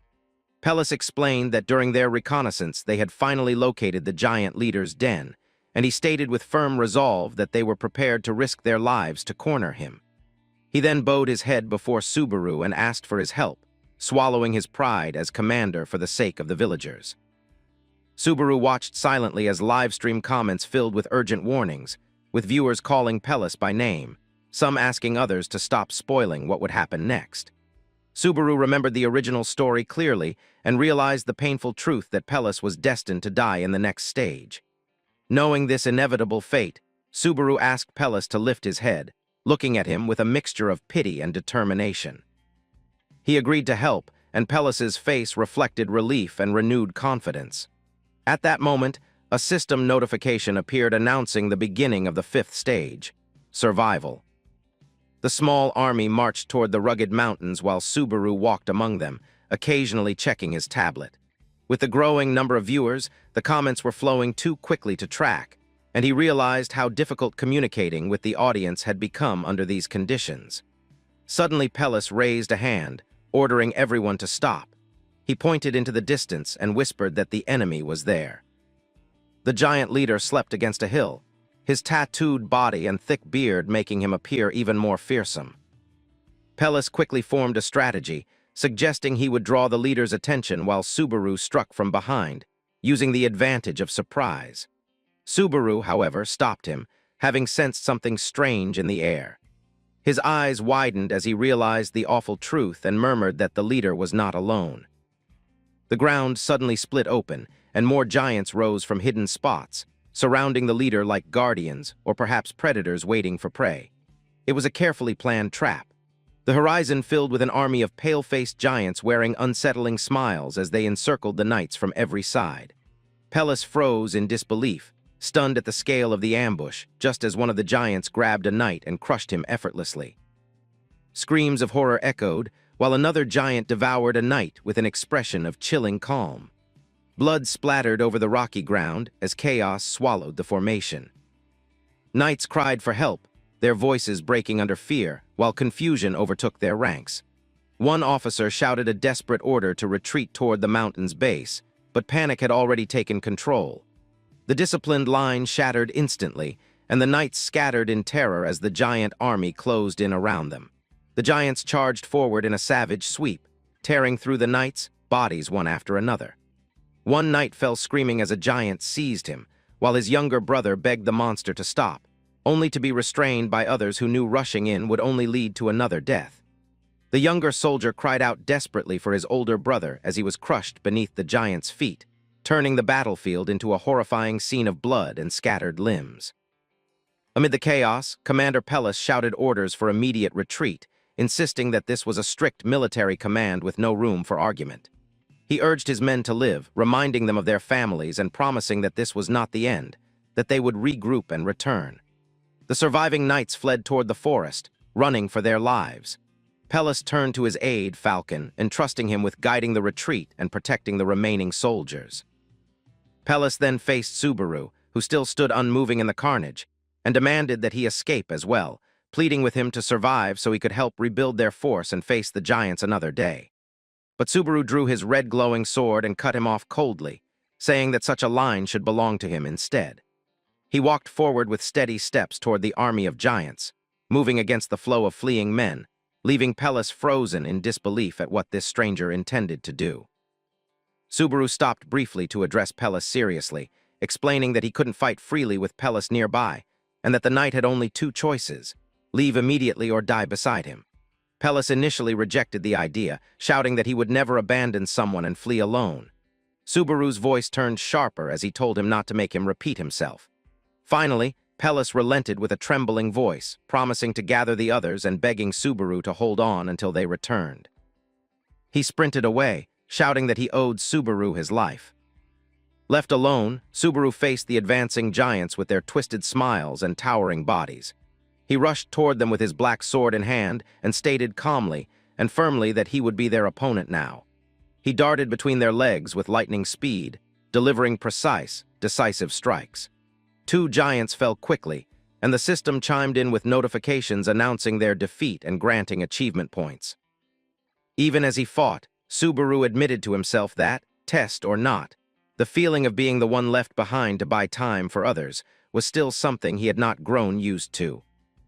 Pellis, fleeing with the others, looked back toward the battlefield, sweat dripping down his face as guilt and fear hollowed his expression. The sight he saw was terrifying. A swarm of giants surrounding Subaru from every direction. Comments in the livestream called Subaru's choice suicide, insisting the numbers were too overwhelming and survival was impossible. But Subaru's mind was focused on something else entirely. He thought of Pellis, who, in the original timeline, was destined to die here, and realized that with his current power, he might be able to save him and change that fate.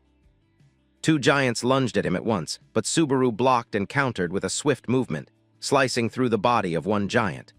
A notification flashed again, adding more points. His sword continued draining his stamina at a brutal pace, but each drop it devoured amplified his strength.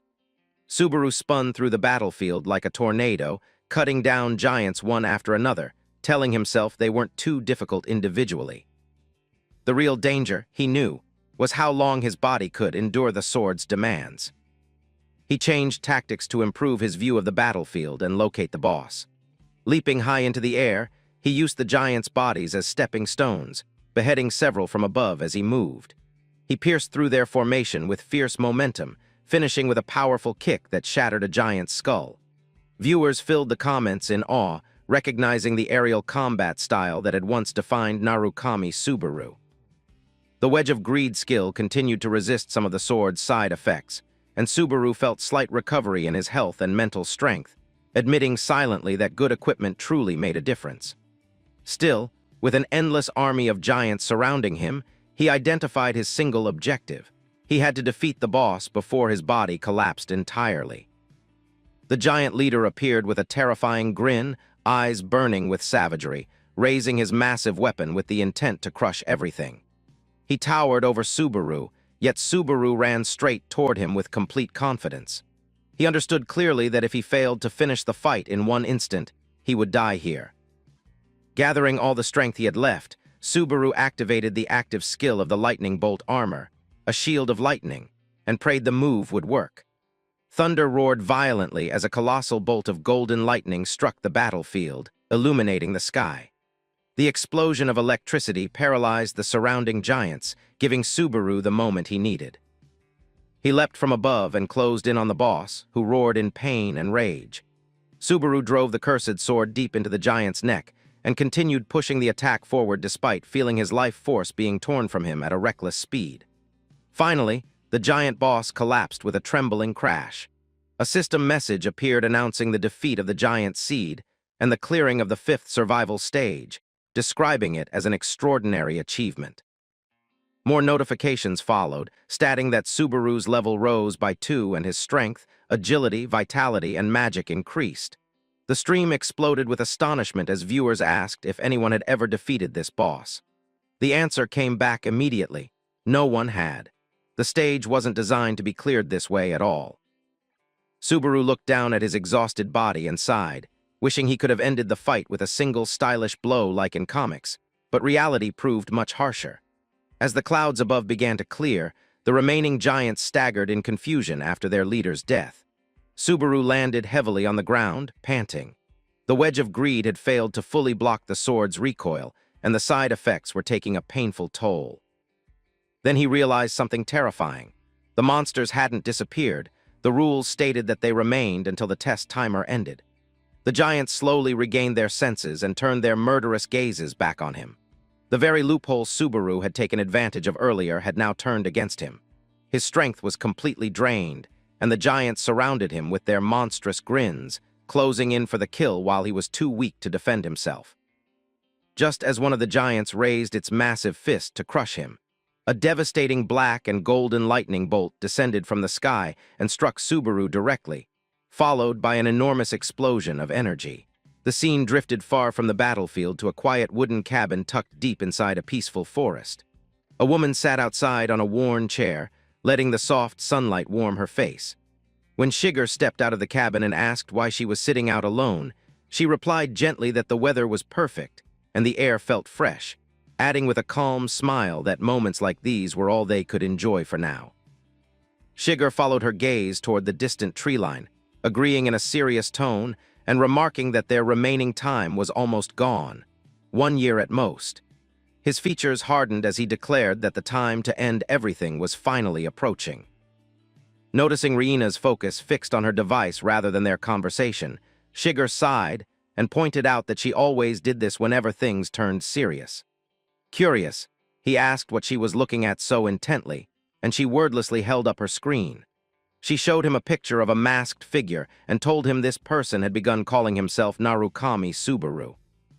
Shiger's eyes widened instantly, and he burst out his name in shock, but Riina cut him off with a cold, steady voice, insisting that the person in the image was obviously not the Subaru they once knew. Riina played the livestream for him, explaining that the masked man was merely a streamer using the name while attempting the second-floor test. Shiger stared at the screen, stunned, as the fighter's movements stirred something painfully familiar. Riina reminded him firmly that if Subaru had truly survived that day, Kazuki would have been erased from the tower long ago. When Shiger asked what she meant, she answered with a sharp, sorrowful look, saying that Subaru was dead and it was time he accepted that truth. Shiger tried to shut down the conversation with a weary, just forget it, but Riina called his name sharply, asking how long he intended to keep hiding behind the memory of that boy. He replied coldly by asking why she even bothered watching the stream if she believed Subaru was gone. Riina answered flatly that she was just passing time, nothing more, but suddenly her eyes widened, freezing her in place. Shiger, startled by her reaction, looked at the screen himself and was struck silent as disbelief washed over him. Back at the battlefield, a deafening blast of golden lightning tore through the ground, sending giants flying like broken toys. As the dust thinned, Subaru appeared at the center of the devastation, wrapped in crackling electrical light. A system notification floated before him, announcing that he had obtained the Thunder skill. His eyes burned red beneath the mask as he received 2,000 achievement points and the options to continue the trial or transfer out, leaving the viewers in stunned silence. Subaru muttered in confusion, realizing this location wasn't supposed to be where the thunder skill was learned. While the viewers speculated wildly, insisting that defeating the giant boss must have been the hidden condition, Subaru opened the description of the A+ rank thunder skill, nodding grimly that it consumed both health and magic. And as the remaining giants started to reorganize themselves, he quietly thanked whatever luck had kept him alive up to this moment. Mission notifications and enormous donations poured in thousands of credits from excited followers. Subaru thanked everyone sincerely, and seeing his balance rise past 20,000, he decided he owed them at least a display of gratitude. So he prepared to fight again. The remaining giants roared and charged.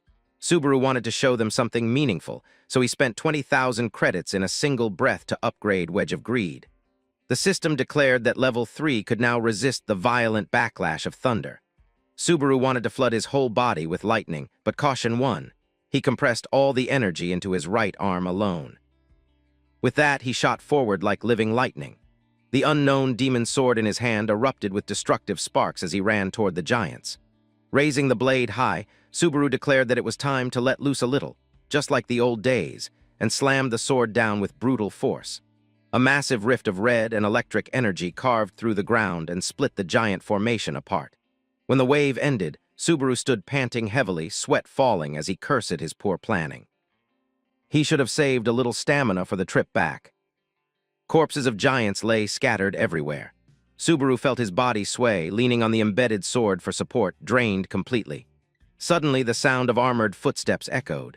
A group of knights sprinted toward him, and Pellis, who had run all the way back, saw Subaru collapsing.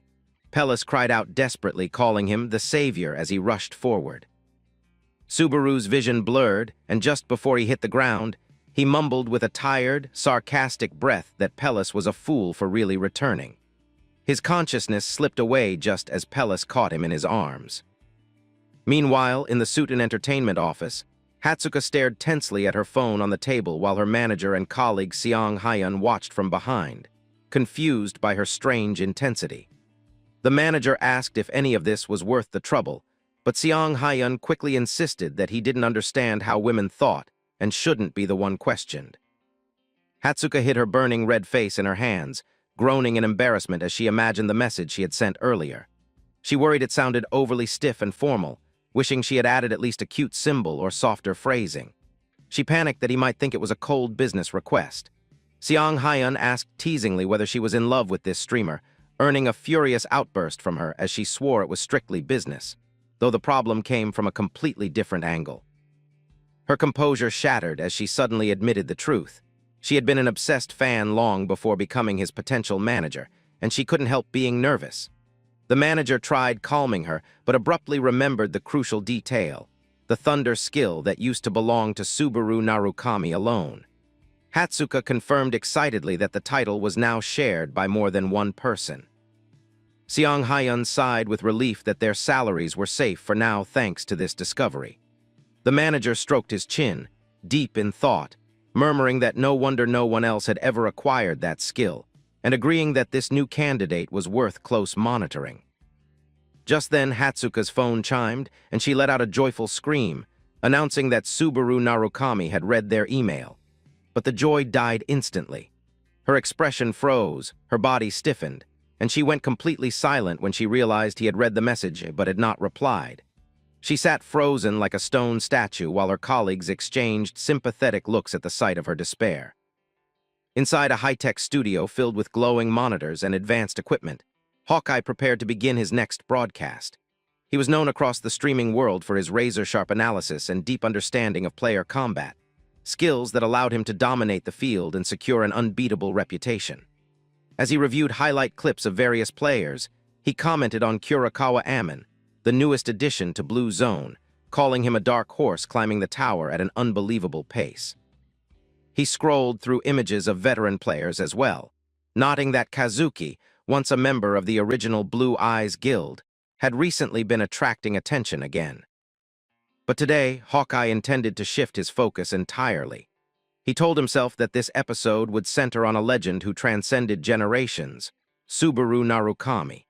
And no matter what anyone said, he insisted privately that the lightning skill belonged solely to that man.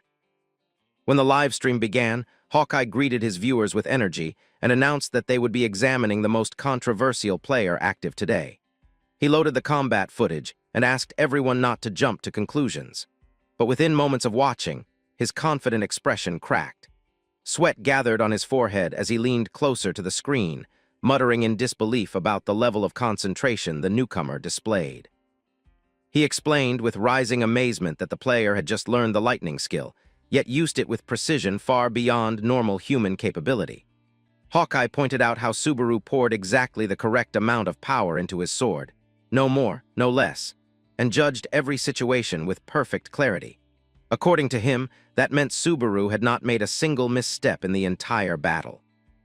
He asked the chat where this monster had appeared from, noting that less than half the viewers even understood how extraordinary the footage truly was. Hawkeye finished his analysis with complete confidence, predicting that this boy would soon become a major name and that he himself would be watching closely. Then he paused and remembered his final thought. With a serious expression and a faint glow in his eyes, he declared that in terms of control alone, this new Subaru might actually surpass the original Subaru Narukami at his peak. Meanwhile, inside the tower's break room, Subaru woke up breathing heavily.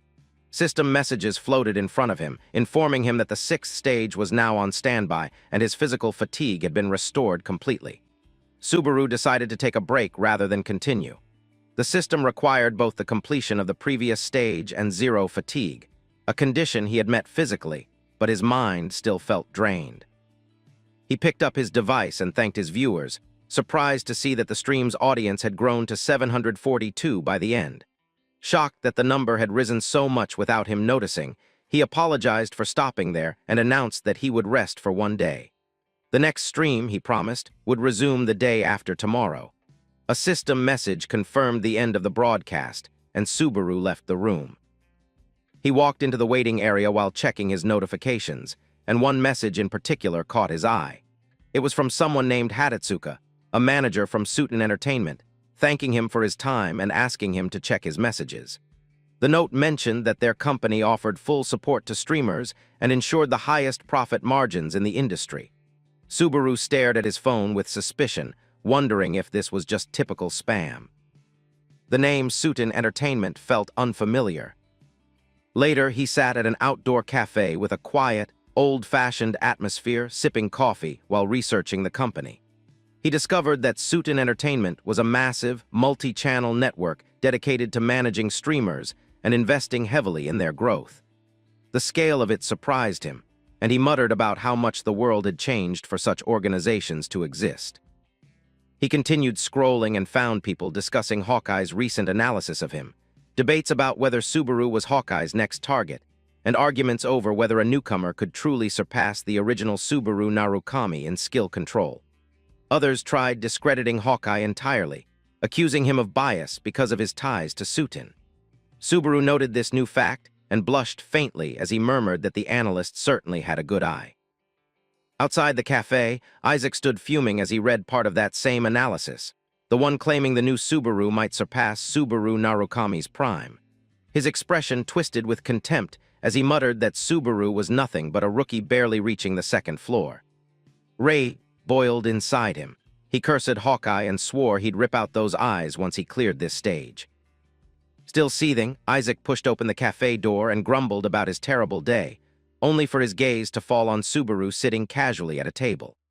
Isaac smiled in bitter amusement, wondering if the universe was mocking him since Subaru seemed to appear everywhere he went. He walked past Subaru's table and slammed into it on purpose, knocking the hot coffee across Subaru's clothes. Subaru jerked up from the sudden burn, while Isaac feigned innocence and claimed it was an accident. Only then did he pretend to recognize Subaru and commented with a smug grin that he seemed to run into him quite often lately. He added mockingly that the 2nd floor must indeed be small. With exaggerated generosity, Isaac said he'd buy Subaru another coffee since Subaru was always broke anyway. Subaru ignored him completely and turned away, causing Isaac to shout at him to stop. Subaru looked back with a cold, sharp stare that immediately irritated Isaac, who hated that expression. Subaru reminded him quietly that he had warned him last time, asking if Isaac had lost his mind to repeat the same behavior. Anger erupted inside Isaac. He grabbed Subaru's collar and called him scum, leaning close to threaten that he would crush him just like before, and that merely erasing that arrogant face wouldn't be enough. Subaru answered in a low, calm voice that he didn't have the patience for childish nonsense today. He grabbed Isaac's hand, peeled it off his collar, and squeezed with so much force that Isaac froze in shock, unable to understand how Subaru had become this strong. Subaru stepped back, telling Isaac coldly to consider this repayment for the spilled coffee and thanking him for the treat before walking out. Isaac shouted after him like a madman, demanding he return, but Subaru ignored him and left the cafe. Isaac cursed everything, Narukami Subaru, Haas, Subaru, the entire tower, feeling as though both versions of that name existed solely to torment him. Meanwhile, Subaru checked something on his tablet and suddenly remembered the message he had received earlier. He took out his phone, preparing to send a reply. Elsewhere, Hatetsuka was soaking in her bathtub, lazily tapping her rubber duck when her phone chimed. She glanced at the screen and instantly froze. Subaru had replied, promising a meeting soon. Her expression brightened with sudden excitement as she sat up, splashing water everywhere. Deep inside the exiled lizardman's dungeon, water dripped steadily through narrow canals, while the corpses of defeated monsters floated silently in the murky channels. Subaru stepped into the boss chamber with calm, measured footsteps, his sword glowing faintly with layered radiance as he prepared himself for the decisive encounter. A system prompt flickered before him, reporting that Wedge of Greed was resisting the vicious recoil of the cursed blade. Subaru told himself he was slowly adapting to this body's limits and rhythms. From the shadows, the salamander emerged, an enormous flame-covered beast crawling along the walls. Its shrill roar shook the chamber. Subaru decided to test his developing abilities carefully this time, mindful of the mishaps from earlier battles. He focused on controlling the thunder skill and gauging how far he could push his maximum output. He began channeling energy into his legs, enhancing his speed, and rushed toward the monster with sudden explosive acceleration. For a fleeting moment, his current figure overlapped with the ghost of his former self, moving with the same grace and certainty. Thunder surged through the cursed sword, forming a violent aura that sparked around the blade. Subaru propelled himself forward with supernatural force, cutting through air and flame alike, and collided against the salamander's attack with blinding sparks. System warnings blinked urgently, announcing that Wedge of Greed had failed to completely suppress the thunder backlash. The pain clawed through Subaru's body, but the skill leveled up in return, hardening its resistance. Subaru ignored the ache and pressed his assault. With one powerful, clean strike, he sliced through the salamander's burning form, detonating a burst of energy that shook the room. The system declared the dungeon cleared and awarded him new increases in strength, vitality, and magic. He exited the dungeon and walked through the dim forest, noticing that the stamina drain had been lighter than expected. He checked his fatigue index, 61. Understanding he could handle slightly higher output safely, he still felt a knot of tension in his chest. The upgrade cost for Wedge of Greed made him sigh bitterly. 40,000 credits was a brutal price, double what the previous level demanded. As he trudged along, he grumbled that it would be great if someone simply appeared and handed him a well-paying job. His wish ended as a joke the moment a voice cut through the trees, asking if he was out hunting. Subaru froze, immediately recognizing the unpleasant tone. Isaac emerged from between the shadows with a malicious smile, stepping toward him as though savoring the moment. Isaac remarked in a dark, mocking voice that they had known each other a long time, yet Subaru always managed to surprise him. Subaru only gave him a cold, bored stare, calling him persistent and annoying. Isaac confessed that he had thought long and hard, but his anger had festered far beyond what he could restrain. He stepped closer, suggesting with a threatening finality that they settle everything here and now. Subaru's expression didn't change. Instead, he gave a faint, sarcastic smile, as though this confrontation was expected or simply unimportant. Elsewhere beneath the night sky, Hawkeye walked through quiet streets and entered his usual cafe. As he ordered his drink, someone called his name. He turned to see Suiton Entertainment's manager seated nearby, claiming he had finally tracked him down. The two sat together, exchanging polite greetings. Hawkeye asked how the management work was going, and the manager answered calmly that steady, gradual growth was the healthiest kind. Then he turned the question back to Hawkeye, inquiring how his own live streams were doing. Hawkeye explained that his viewership remained stable since the major faces in the field rarely changed. Knowing this wasn't merely a casual visit, Hawkeye set aside his coffee and asked what the real purpose of the meeting was. The manager leaned forward and brought up Narukami Subaru, the rookie from Hawkeye's recent analysis. He wanted to know whether Hawkeye had been sincere in his praise. Hawkeye answered without hesitation, saying that the newcomer possessed raw talent even greater than the original Subaru Narukami's in terms of control. But he added sharply that whether such a player could actually climb the tower to similar heights was an entirely different question. The manager smiled, pleased with the clear and balanced assessment. He then revealed his goal, recruiting this rookie to their agency. Hawkeye laughed, praising his manager's intuition, though he pointed out that Subaru's view count and fame were still far too small for a company as large as Suiten. The manager placed his cup down and told him that Hawkeye's own conviction was enough to give him certainty. He then revealed his plan, a collaboration between Hawkeye and Subaru to boost Subaru's visibility. Back in the forest, Isaac confronted Subaru with renewed hostility. He mocked Subaru's survival in the dungeon, claiming it was nothing more than luck, and suggesting Subaru must have fled the moment he got hurt. He warned him not to delude himself into thinking he was the legendary Narukami Subaru or that he could learn the thunder skill. His voice sharpened with hatred as he cursed Narukami Subaru's name, gripping Subaru's shoulder tightly. Isaac said bitterly that if the real Subaru was dead, he should remain quietly in his grave.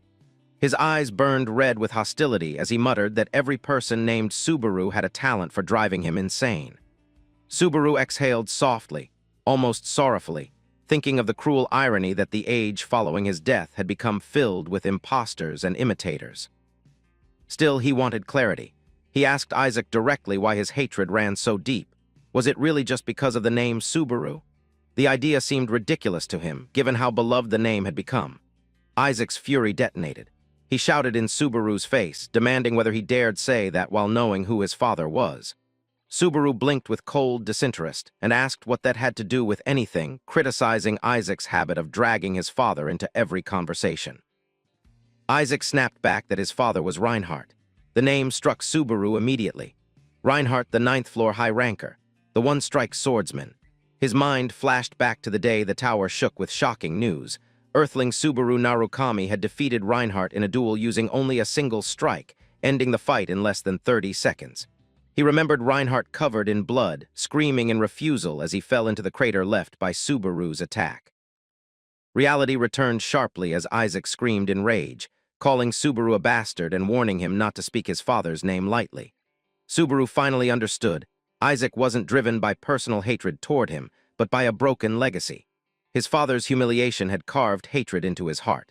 Subaru looked at him with a cold, angry sharpness and asked whether Isaac had any idea what Subaru had suffered because of such a petty grudge. Isaac's fury exploded. He commanded Subaru to shut up, refusing to hear another word, and flames erupted around his body as he prepared to strike. He released his fiery power with a roar, saying there was no need for further conversation, and ordered Subaru to hurry up and die. The flames rose higher as Isaac's rage spiraled out of control. He shouted hysterically that he hated Narukami Subaru to the point of feeling sick. His voice cracked with malice as he continued complaining that Subaru was nothing special, yet somehow drew all the attention and strutted around arrogantly, poisoning even the guild leaders with the same attitude. With a twisted smile framed by fire, Isaac added that Shad and Freude, those he called arrogant, were now rotting in hell, which he claimed was the justice they deserved.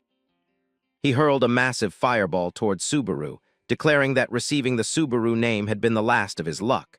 The explosion shook the entire forest, engulfing the area in smoke and fire. Isaac covered his face with one hand, pretending to regret his own carelessness, lamenting dramatically that he had accidentally overdone it and killed his friend in such a horrible manner. Staring at his charred hand, Isaac muttered coldly that his next target would be that masked streamer. But then a voice echoed through the flames, asking calmly which masked one he was referring to. Isaac froze. The fire parted like a curtain, revealing Subaru walking out unharmed, holding the mask in one hand and staring at him coldly, asking whether he meant this mask. Isaac's eyes stretched wide, horrified at the sight before him, whispering that it was impossible. He screamed in panic, unable to understand how Subaru could take a direct hit from such a powerful attack without even being scorched. Before Isaac could recover, Subaru moved like a flash and rammed a brutal punch into his face, asking mockingly if the sensation was uncomfortable and calling him a brat throwing a tantrum. Subaru didn't stop. He followed with another crushing blow to Isaac's torso, forcing a groan from deep inside him. Then he slammed Isaac into the ground so hard that Isaac cried out in agony. Isaac staggered, coughing blood, unable to comprehend how someone he viewed as weak could inflict such damage. Subaru stood over him and offered a riddle, asking who exactly was standing before him. He lifted the mask and asked whether Isaac saw the bullet Haas Subaru or the masked streamer Narukami Subaru. Then his eyes glowed sharply, and he added a third option, the Narukami Subaru with blue eyes.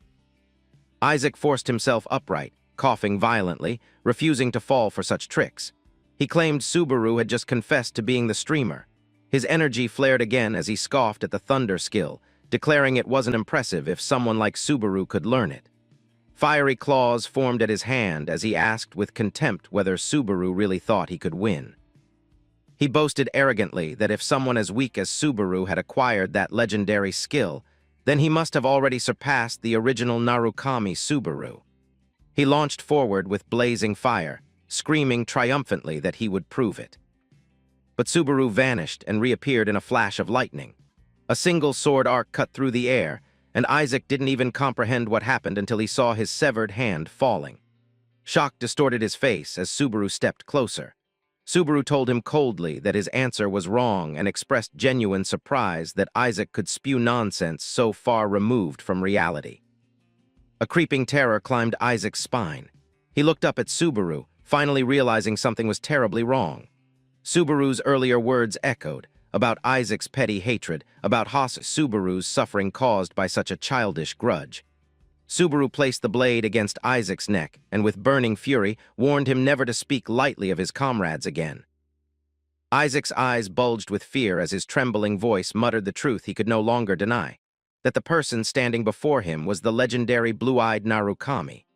Subaru cut off his realization with icy finality, declaring that playtime was over. In one swift, decisive motion, Subaru ended the fight. Isaac stumbled, blood erupting from the wound, while Subaru told him that this was more than enough thanks for lending him the body. Then Subaru turned and walked away from the blazing ruin, leaving Isaac's defeated form behind. Far from the scorched forest, inside a peaceful cafe, an employee watched Subaru from across the room with cautious curiosity. She wondered quietly whether he was simply an overzealous fan of Narukami Subaru, but scolded herself for such thoughts. She noticed he seemed to be streaming at the moment. Meanwhile, Subaru was deep in thought about his streamer strategy. He reminded himself that hiding his real face was a massive advantage. It prevented enemies from identifying him. Hatsuko approached hesitantly, apologizing for being late. Her cheeks burned red as she introduced herself as the person he had contacted, adding nervously that she was Hatsuka, the manager assigned to him. Subaru shook her hand calmly and introduced himself as Narukami Subaru, making her nearly burst with excitement as she insisted the honor was hers. She stared at his masked face, marveling at how startlingly similar he was to the legendary Subaru, wondering if he had returned from the dead, or if this boy was simply a very convincing imposter. Her thoughts spiraled until Subaru suddenly asked loudly whether something was wrong, startling her so much she nearly jumped. She remembered her boss scolding her repeatedly, reminding her to leave a strong, trustworthy first impression and never behave irresponsibly. Realizing she had likely ruined that already, she tensed. Subaru then asked if she had been a fan of the old Narukami Subaru. Hatsuka immediately, and explosively, declared that she was an extremely devoted one. Subaru tried calming her down, explaining that he wasn't the real hero and gently pointing out she looked much younger anyway. But she shocked him by saying she was also a fan of him. She excitedly explained that she had followed him since he had 0 viewers, had been his very first watcher when he defeated the Bat, passed Greg's trial, and chose the lightning path, all things she remembered in vivid detail. Subaru was stunned. She recalled moments he himself had nearly forgotten. He smiled beneath the mask, impressed that she had been watching even then. With shining eyes, Hatsuka clenched her fist and said this was destiny. For that reason, she had run straight to the company and begged to be assigned as his manager. Regaining control, she adopted a more serious posture and pulled out the contract she had prepared, summarizing its terms. Their team would handle ads and edit clips to strengthen the Narukami brand. Subaru asked what his side required. She answered simply that he only needed to keep streaming as he was. That alone was valuable enough. Subaru wondered aloud whether the streaming job was really this easy. Hatsuka explained that he was special. He was the first to wield the lightning skill, and everyone at Suiten, even her department head, saw him as a top priority. While reading the contract, Subaru asked her about her opinion of the terms. Hatsuka panicked, thinking he was questioning her competence. She stammered that everyone else was more reliable and professional than her, but Subaru clarified he hadn't meant that. He studied the faint aura around her, wondering if it was normal for a business manager to possess such a high-level skill. Hatsuka, meanwhile, was dying internally, convinced she had completely failed. Subaru realized what that aura meant. As his fame grew, the enemies he would face would only get more dangerous. There would be no time for rest. He had to stay ahead. Hatsuka sat stiffly, cheeks on fire, forcing herself to maintain a professional image. But anxiety thundered inside her. What if Subaru rejected the offer? Her mind raced so wildly that she half-seriously wondered whether she should force him to sign if necessary. At that exact moment, Subaru appeared beside her and extended his hand for a handshake. She shot upright in shock, letting out a panicked scream full of stuttering. All the emotional balance Hatsuka had tried to maintain vanished instantly. Subaru sat across from her with complete calmness and asked politely that she look after him in their upcoming work. She stared at his extended hand, at the quiet glow of his eyes behind the mask, and instead of responding like a trained professional, she grabbed his hand with both of hers and burst into tears, shouting with overwhelming enthusiasm that she should be the one asking him to take care of her. Later that day, Subaru began his stream. The system window shimmered into view, announcing the start of the broadcast, and at that exact moment the viewer count jumped to 703. Messages flooded the chat, greeting Narukami and bombarding him with questions about the mask. Subaru immediately noticed the unusually high numbers and understood at once that this sudden surge came from Hatsuka's promotions and early advertising. Without wasting a second, he held his phone with seriousness and announced the beginning of the 6th stage, titled The Legend ****. The scene shifted to a stormy night deep within the forest, where rain hammered the tents and weapons lay stacked in piles beside muddy walkways. Inside the command tent, several armored knights gathered around a map while thunder rumbled outside. Commander Pellis asked sharply where their savior was. One knight voiced his doubts openly, saying it was impossible to trust someone who wasn't even a knight, and even harder to believe that an unknown outsider could defeat the giant leader alone. He continued speculating that unless Pellis had seen the battle himself, the monster Subaru killed might not have been the real leader at all. Pellis's expression darkened at those words, and he scolded his men harshly for disrespecting the person who had saved their lives. At that moment, the tent flap lifted and Subaru entered, accompanied by Pellis's aide, who announced with a bright smile that the savior had awakened. Pellis hurried towards Subaru, greeting him gratefully and saying that thanks to his efforts, he could now walk without any support. But the other knights stared at Subaru with quiet hostility, whispering among themselves that he didn't look particularly strong and that the mask only made him more suspicious. Subaru caught their expressions instantly and confronted them with a cold tone, saying it seemed they either refused to believe he had slain the monster or simply could not accept the truth. He remembered how Hatsuka had adjusted his microphone settings so that only viewers could hear his voice, an incredibly useful trick in boring or irritating conversations. Even with that advantage, the knights' tone irritated him, and he commented sharply on their lack of respect toward someone who had saved their entire order. The chat erupted with laughter and mocking remarks about the knights, urging Subaru not to tolerate their arrogance. Then an older knight stepped forward, a man with a gray beard and a dignified presence. His name was Dale. He extended his hand to Subaru and thanked him sincerely, but Subaru felt the extreme pressure hidden beneath the handshake. Dale spoke with a heavy voice, explaining that although he had tried to protect the village, everything had been trampled and crushed. Subaru blinked in surprise at the word trampled, and Dale answered with a grim expression that it had been done by that man. Subaru looked into his eyes with seriousness and asked if there existed someone more dangerous than the giant leader he had already defeated. Dale answered simply and confidently, yes. He then began describing an ancient legend. The true giants, the ones who once battled the gods, had long been sealed away. The giants that roamed these lands were only faint remnants, shadows of their former selves. But the new leader who appeared after Subaru's victory was different. His strength neared that of the legendary giants, and Dale admitted with horror that he never imagined any of those beings still existed. The chat exploded with panic, viewers asking if this level of power belonged to something around the 8th floor, and how anyone was supposed to fight it. Subaru declared with firm resolve that they had no choice but to defeat the creature. Dale gave him a tight, sarcastic smile, commenting on his excessive confidence. Another knight added sharply that although they were forced to request help, what they were asking Subaru to do was impossible. He insisted that anyone who hadn't seen that monster with their own eyes would never understand. Pellis suddenly cut through the tension with a loud declaration. He spoke of an ancient legend involving Millennium Mountain. At its peak, he said, a fragment of lightning was hidden, something powerful enough to fight the giants, and he believed Subaru was the only person capable of finding it. The scene shifted to a memory, burning houses, screaming civilians, and fire swallowing everything in sight.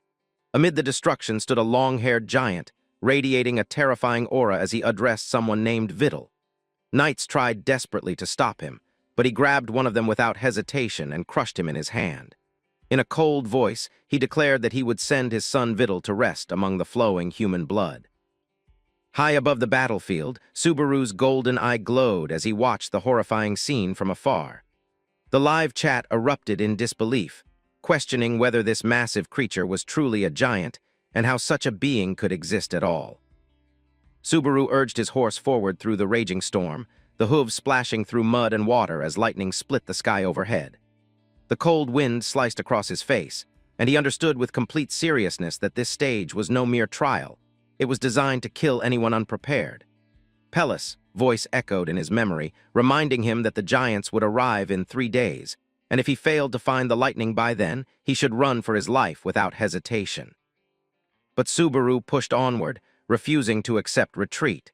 He leaned close to the horse's neck as they raced across the forest, telling himself that the lightning's power was not optional.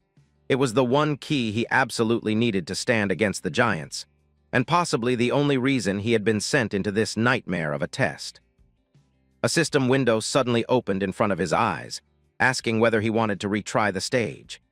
Subaru declined immediately and declared with firm confidence that there was no test in this entire tower that he could not overcome. He realized too late that the line he used was a phrase deeply associated with the old Subaru Narukami, and viewer comments instantly pointed it out, teasing him for repeating a legend's catchphrase. Requests began pouring in, with Safe Origin offering him 3,000 credits at once. Subaru let out a small sigh of relief, grateful that the slip had not exposed too much, at least not yet. He tightened his grip on the reins and continued forward, guiding the horse up the rocky paths until he reached the base of the towering Millennium Mountain. After dismounting, he placed his hand against the icy stone, feeling the rough surface and confirming inwardly that the lightning fragment was indeed somewhere inside this massive structure. His thoughts drifted back to his conversation with Pellis. The knight had told him the legend was ancient. No one knew whether the lightning fragment was a power, an object, or even a living being. Subaru remembered asking how one was supposed to find it, only to receive a frustrating explanation that the mountain's location and the inherited tale were the only clues they had. But Pellis had said something with absolute certainty. Whoever held the lightning last had wiped out the giants of the past. The narrative shifted to Hatetsuka's home, where she burst into explosive joy the moment the contract was officially confirmed. She danced around her apartment while her boss chuckled over the call, praising her for finally acting like a dependable manager. She hesitated for a moment, asking if that meant she was really being complimented, and her boss reassured her before trying to continue the conversation about a future meeting with Hawkeye. But she hung up immediately, too excited to sit still. Hatetsuka threw herself onto her bed, deciding her reward would be a peaceful moment watching Subaru's stream after her hectic day.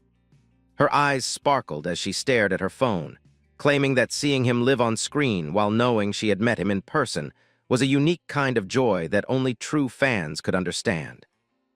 On the screen, Subaru appeared, repeating the line that there was no test in the tower he couldn't clear. Hatsuka froze instantly. Her smile faded as realization washed over her. That sentence wasn't some random expression. It was a phrase engraved in the memories of players for more than 20 years. Doubt wrapped around her like a cold fog as she wondered why those exact words had come from his mouth so naturally. Back at the mountain, Subaru struck the rock wall with his fist. Viewers typed rapidly, questioning whether he had lost his reasoning or simply become desperate. But Subaru continued hammering the wall again and again, sweat and rain mixing on his skin as he challenged the mountain itself, daring it to show which of them possessed greater resolve. He clenched his jaw and prepared himself mentally, deciding that even if this required breaking stone with his bare hands, he would fight until the very end. Rock fragments burst outward as Subaru continued striking the mountain wall, each punch wrapped in a glow of raw energy. Sparks flickered around his knuckles, and with one final blow the stone split open with a deep crack, collapsing outward in a shower of debris. Subaru smiled with quiet triumph, announcing to himself that he had finally found the entrance. Comments on the stream erupted in disbelief at his brute force method, but Subaru answered silently that the stream couldn't transmit the feeling in his hands, and that, in the end, no one had ever said strength wasn't the correct solution. He stood beneath the storm, sensing a thunderous force calling to him from deep within the mountain, as if the lightning hidden here were reaching out to the lightning sleeping inside him. When he cleared away the rubble, a massive gate of dark metal came into view, decorated with ancient patterns and runes. Everything suggested the power he sought waited behind that door. Viewers questioned how he planned to open something so huge without a key, but Subaru made his decision instantly. He would break it. He triggered Wedge of Greed at level 3, feeling the skill brace against the violent recoil of the cursed sword as he began building lightning inside his fist. Black and gold arcs of energy gathered at his knuckles, and Subaru sensed that the true trial lay beyond this door. He felt the lightning calling him more urgently than ever, as if demanding his answer. So he gave it one. He pulled all the energy into his arm and, with a sharp breath, drove a devastating punch into the gate, declaring that he was responding to the lightning summons. A blast of golden light exploded outward. The mountain trembled as the gate split, then slowly opened, revealing a long, dark passage stretching into the mountain's core. Subaru stepped forward with unwavering confidence while the chat buzzed with astonishment over how he seemed to grow stronger every minute. A system prompt appeared announcing his entry into the path where lightning walks, warning him that he would not be able to leave until he completed the stage. Meanwhile, tension grew heavy in the Knights' camp. Around the strategy table, one knight asked if Subaru truly had a chance at reaching the lightning. Pellis, calm and certain as he lifted his drink, replied that Subaru had already shown more than enough strength, and that doubting him now served no purpose. Yet unease lingered in the tent. One knight suddenly slammed both hands on the table, his face twisted with panic. He shouted that none of it mattered, whether Subaru succeeded or failed, because they were all doomed either way. His voice trembled, recalling the hulking figure he had seen crushing men like insects in the village. He insisted that no human could face such a being. Pellis tried to steady him, reminding him that surrendering before the fight even began was the same as accepting death.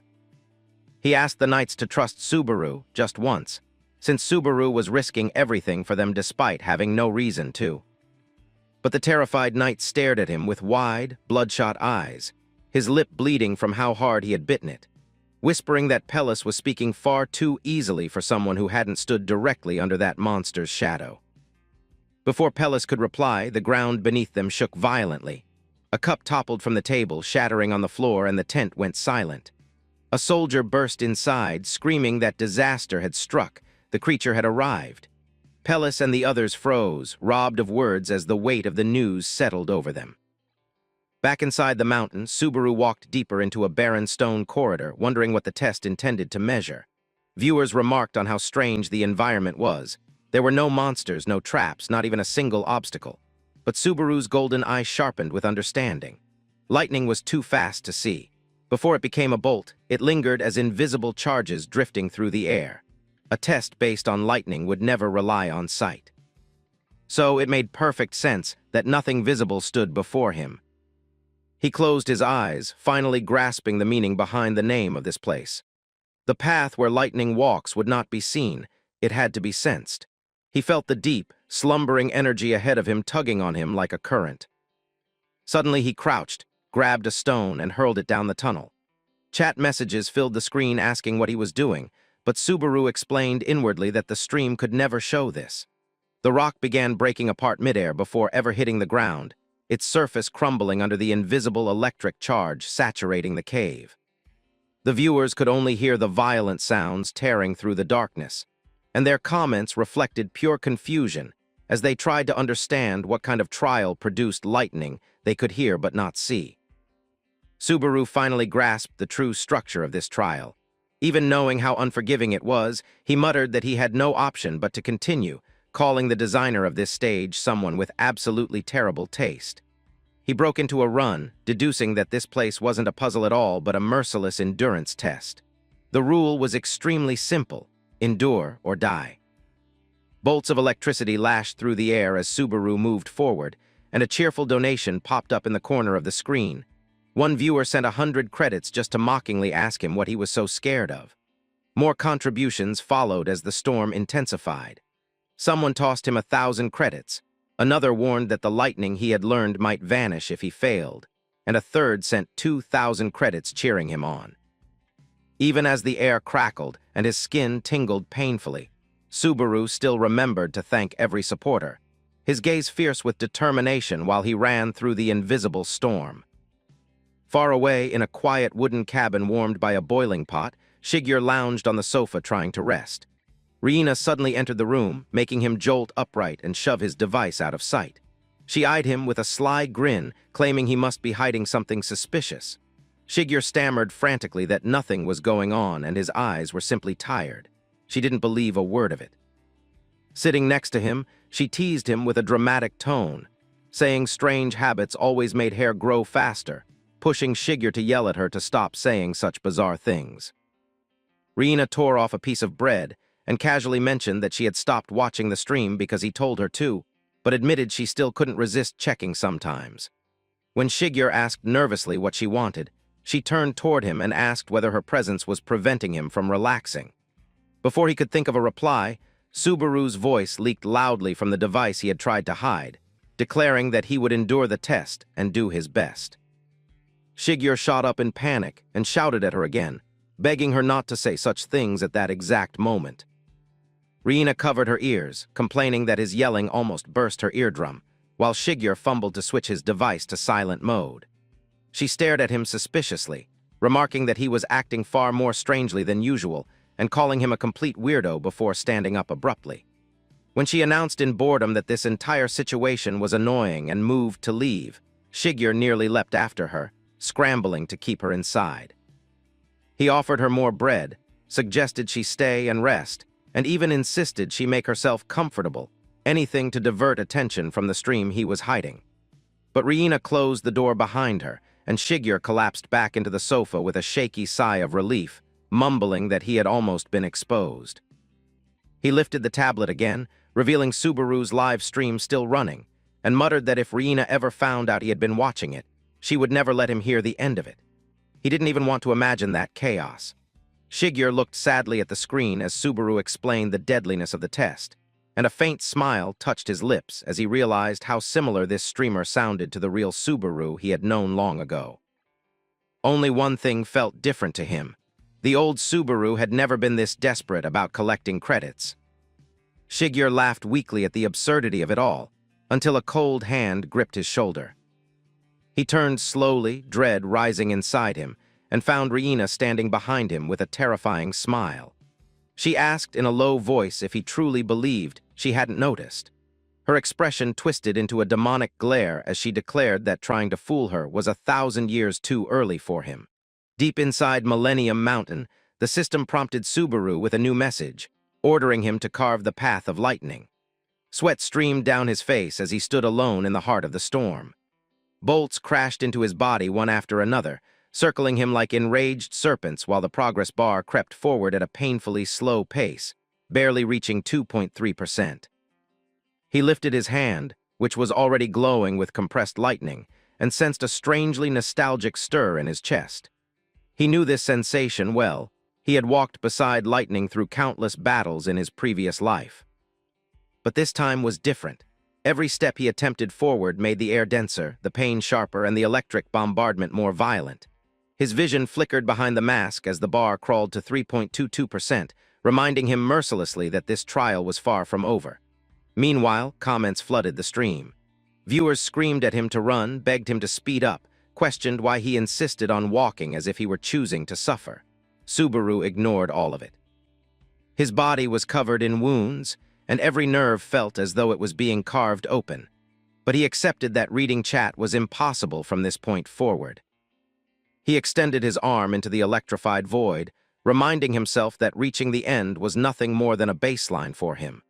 His real aim was higher, far beyond simply clearing the stage.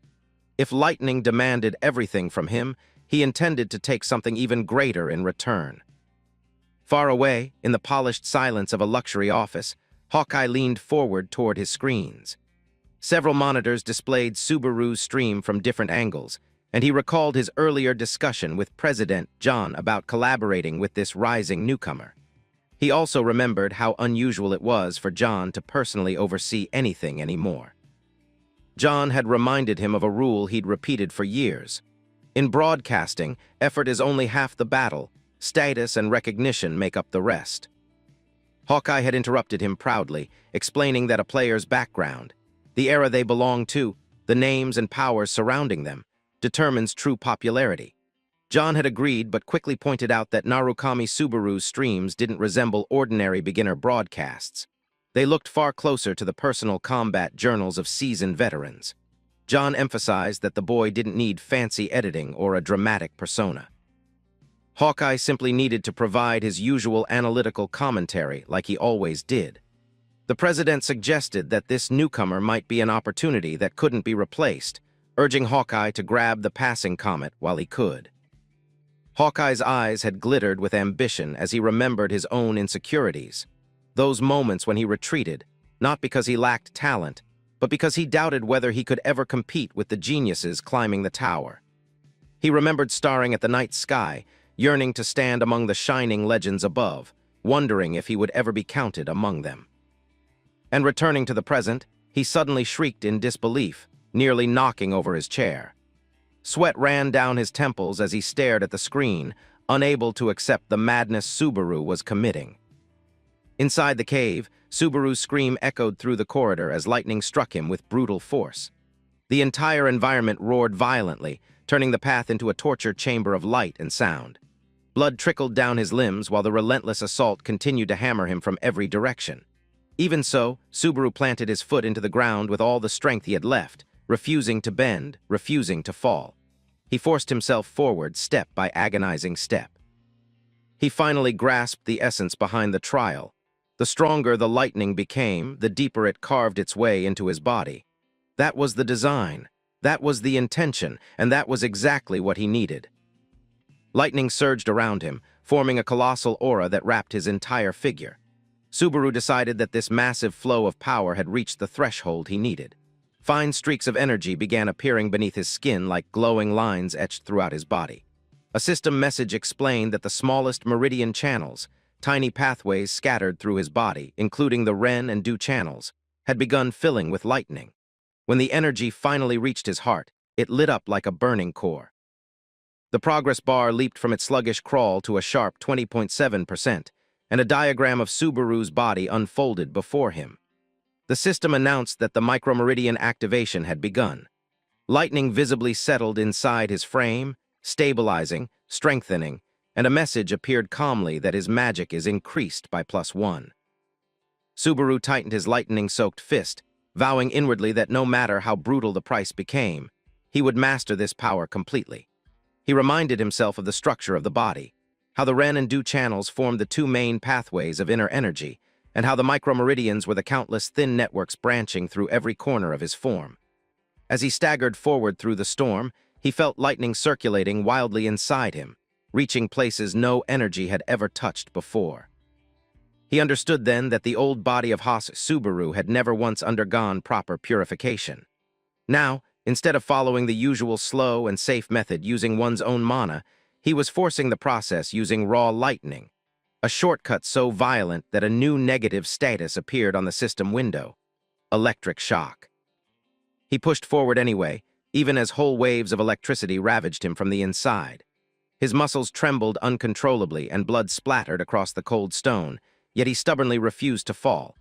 He knew purification through natural mana would have hurt, but never like this. This was something different.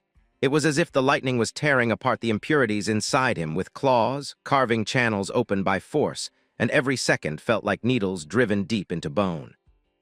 Across the city in the darkness of her room, Hatsuka sat frozen while watching the stream.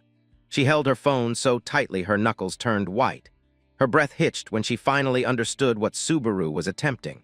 She murmured in disbelief that he was force-opening his micromeridians inside this environment and doing it while still moving.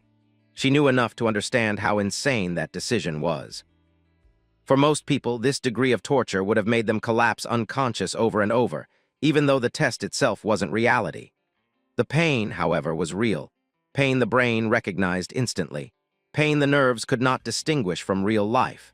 She pressed a hand against her forehead, torn between fear and confusion, trying to grasp what reason could push him to choose something so self-destructive. The scene returned to the cave, where the system now declared that more than half the micromeridians had been activated. Subaru's foot, wrapped in lightning, dragged forward slowly as if each step demanded every piece of strength left inside him. The agony grew sharper, gnawing at the edges of his consciousness until he felt the world tilt and distort. His thoughts began to slip. He muttered to himself that every terrible thing that had happened was his fault, that he was the one who had led them to their deaths. The cave blurred, and in its place, he found himself standing in a blizzard of white snow. A memory resurfaced. He had been standing proudly before his companions, insisting with a confident grin that there was no test he could not clear. He could see each of them clearly: Shuhei, Soya, Kei, Yori, and even Shigeru and Riina, smiling behind him with complete trust. They had believed him when he told them not to worry, and when he promised that victory was guaranteed because he was leading them. That bright memory twisted with pain. Reality snapped over it like shattering glass. If he hadn't spoken so arrogantly back then, if he hadn't pushed them forward with his overconfidence, then none of them would have had to die that day. The guilt stabbed so deeply he nearly lost his breath. Kazuki suddenly appeared before him in the hallucination, his face drenched in blood, an ugly smile twisting his features. He mocked Subaru with biting cruelty, saying their failure had been inevitable because they were too full of pride and blind self-belief. Subaru's heart convulsed with the weight of those words. Lightning raged around him as he cried out, admitting in a voice shaking with sorrow and regret that everything truly had been his responsibility. His legs finally gave out. He collapsed to the floor, the storm crackling viciously over his body, and stretched a trembling hand toward the empty air. His mind continued dragging him deeper into old regrets as the electric pain surged through every part of him. Everything shifted in an instant. The suffocating darkness of the cave vanished, replaced by a calm green meadow bathed in warm sunlight. Subaru blinked in confusion, unable to understand how he had moved from the storm into this peaceful plain. A soft breeze brushed against his hair, and when he looked toward the horizon, he noticed a familiar group gathered beneath a large shade tree. His breath caught. Shuhei, Soya, Kei, Yori, Shigeru, and Reina, every single one of them sat together casually, chatting as if nothing had ever gone wrong. Subaru's heart nearly burst with emotion. He sprinted toward them, hope swelling in his chest, wondering if everything, every death, every nightmare, had merely been a horrible dream. When he reached them, tears formed at the edges of his eyes, and he smiled so brightly it almost hurt. He placed a trembling hand on one friend's shoulder, murmuring with relief that the nightmare had been disgusting but false, and he begged them to listen to him about the dream. Someone called his name, Subaru. But as soon as he turned, their faces twisted. Warm smiles warped into grotesque expressions full of hatred and suffering. Their voices rose in a harsh chorus accusing him directly of leading them to destruction. One voice trembled with anger, shouting that they never wanted to die. Subaru staggered backward, whispering their names in disbelief as terror crawled up his spine. Shino stepped forward, her body torn as if she had crawled out of her own death. She fixed him with a resentful stare and berated him bitterly, reminding him of all the bold promises he had sworn before the tragedy. She demanded to know why he hadn't protected them. Subaru's lips trembled as he whispered her name, horrified by the sight of her remaining eye bulging with pain. The peaceful meadow melted away into utter hell. Corpses and tattered spirits surrounded him, screaming and crying out. Flames rose all around as their voices clawed into him, begging him to save them, begging not to die. Subaru's mind crumbled under the weight of their grief and blame. He screamed in despair, reaching desperately toward their fatting figures, begging them to come back, begging them not to leave him behind. His voice echoed endlessly, swallowed by a void that didn't care for his suffering. He collapsed to his knees, broken and drowning in guilt. Then the hallucination shattered. Subaru found himself back in the electrified cave, coughing blood as he gasped for breath. The storm still raged around him. His entire body quaked, and only then did he understand how close he had come to losing his mind entirely. The system window blinked before him, stating that micromeridian purification had reached 97.87%, and that lightning had now fully settled inside him, increasing his magic again. He gritted his teeth and cursed whoever had created such a deranged trial. Slowly, he pushed himself upright. The swirling electric currents lit his body in bright gold, and despite everything, he let out a bitter laugh, thanking the hallucination in a twisted way for reminding him why he refused to die. Yellow sparks danced across his arms, and in the flickering light, he momentarily saw Kazuki's phantom smirking back at him, an illusion that felt far too real. Far away, chaos devoured the village. Giants and monsters surged into the arena, crushing buildings and sending villagers fleeing in panic while the knights struggled to hold their positions. A colossal giant, towering above the ruins with monstrous features and bulging muscles, stepped forward like a walking catastrophe.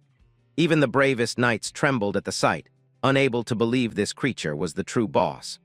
Fear seeped into them, and whispers spread that the masked warrior must have abandoned them and run away. Amid that despair, one knight whispered shakily to his companion that their savior would return. He had to return. They clung to that sliver of hope. Pelles, however, exploded with anger. He shouted at his men for doubting the very person to whom they had entrusted their village's fate, even without knowing his name. His eyes blazed with disappointment as he barked that their behavior was disgraceful, questioning how they dared call themselves knights. Dale stepped forward calmly and placed a steady hand on Pelles' shoulder. His voice carried deep conviction as he reminded everyone that before they blamed anyone else, they must remember their own oath. It was their duty to protect this land. With slow determination, he drew his sword, blue energy shimmering along its length, and declared that knights were never meant to be protected. They existed to protect others. Dale charged forward without hesitation, his sword raised high as he called out to his men to meet death as true knights if that was what fate demanded today. His roar cut through the storm of fear, and the rest of the soldiers followed him with fierce war cries, their armor clashing as they surged toward the battlefield. Inside the mountain, Subaru's world was nothing but blinding light and pain. The progress bar flickered at 99%, and the yellow lightning wrapped around him grew denser, almost solid in form. Just ahead of him, a small orb of golden light floated like a suspended sun. Even without knowing what it truly was, Subaru understood instantly. This was the end of the path. His fatigue index spiked to 97. His vision blurred until blood trickled from behind his mask, but he forced his legs to move. One more step. That was all he needed. Ignoring the furious red warnings flashing across the system interface, shouting that further movement would be fatal, Subaru pushed off the ground in a final reckless leap toward the glowing sphere. Far away in the village, an armored boot crashed into the earth. Dale had reached the giant. Despite his age, he moved with impossible sharpness, weaving between the monster's colossal swings and closing in with refined precision. His blade carved a streak of blue light across the giant's flesh, forcing a roar of agony from its mouth.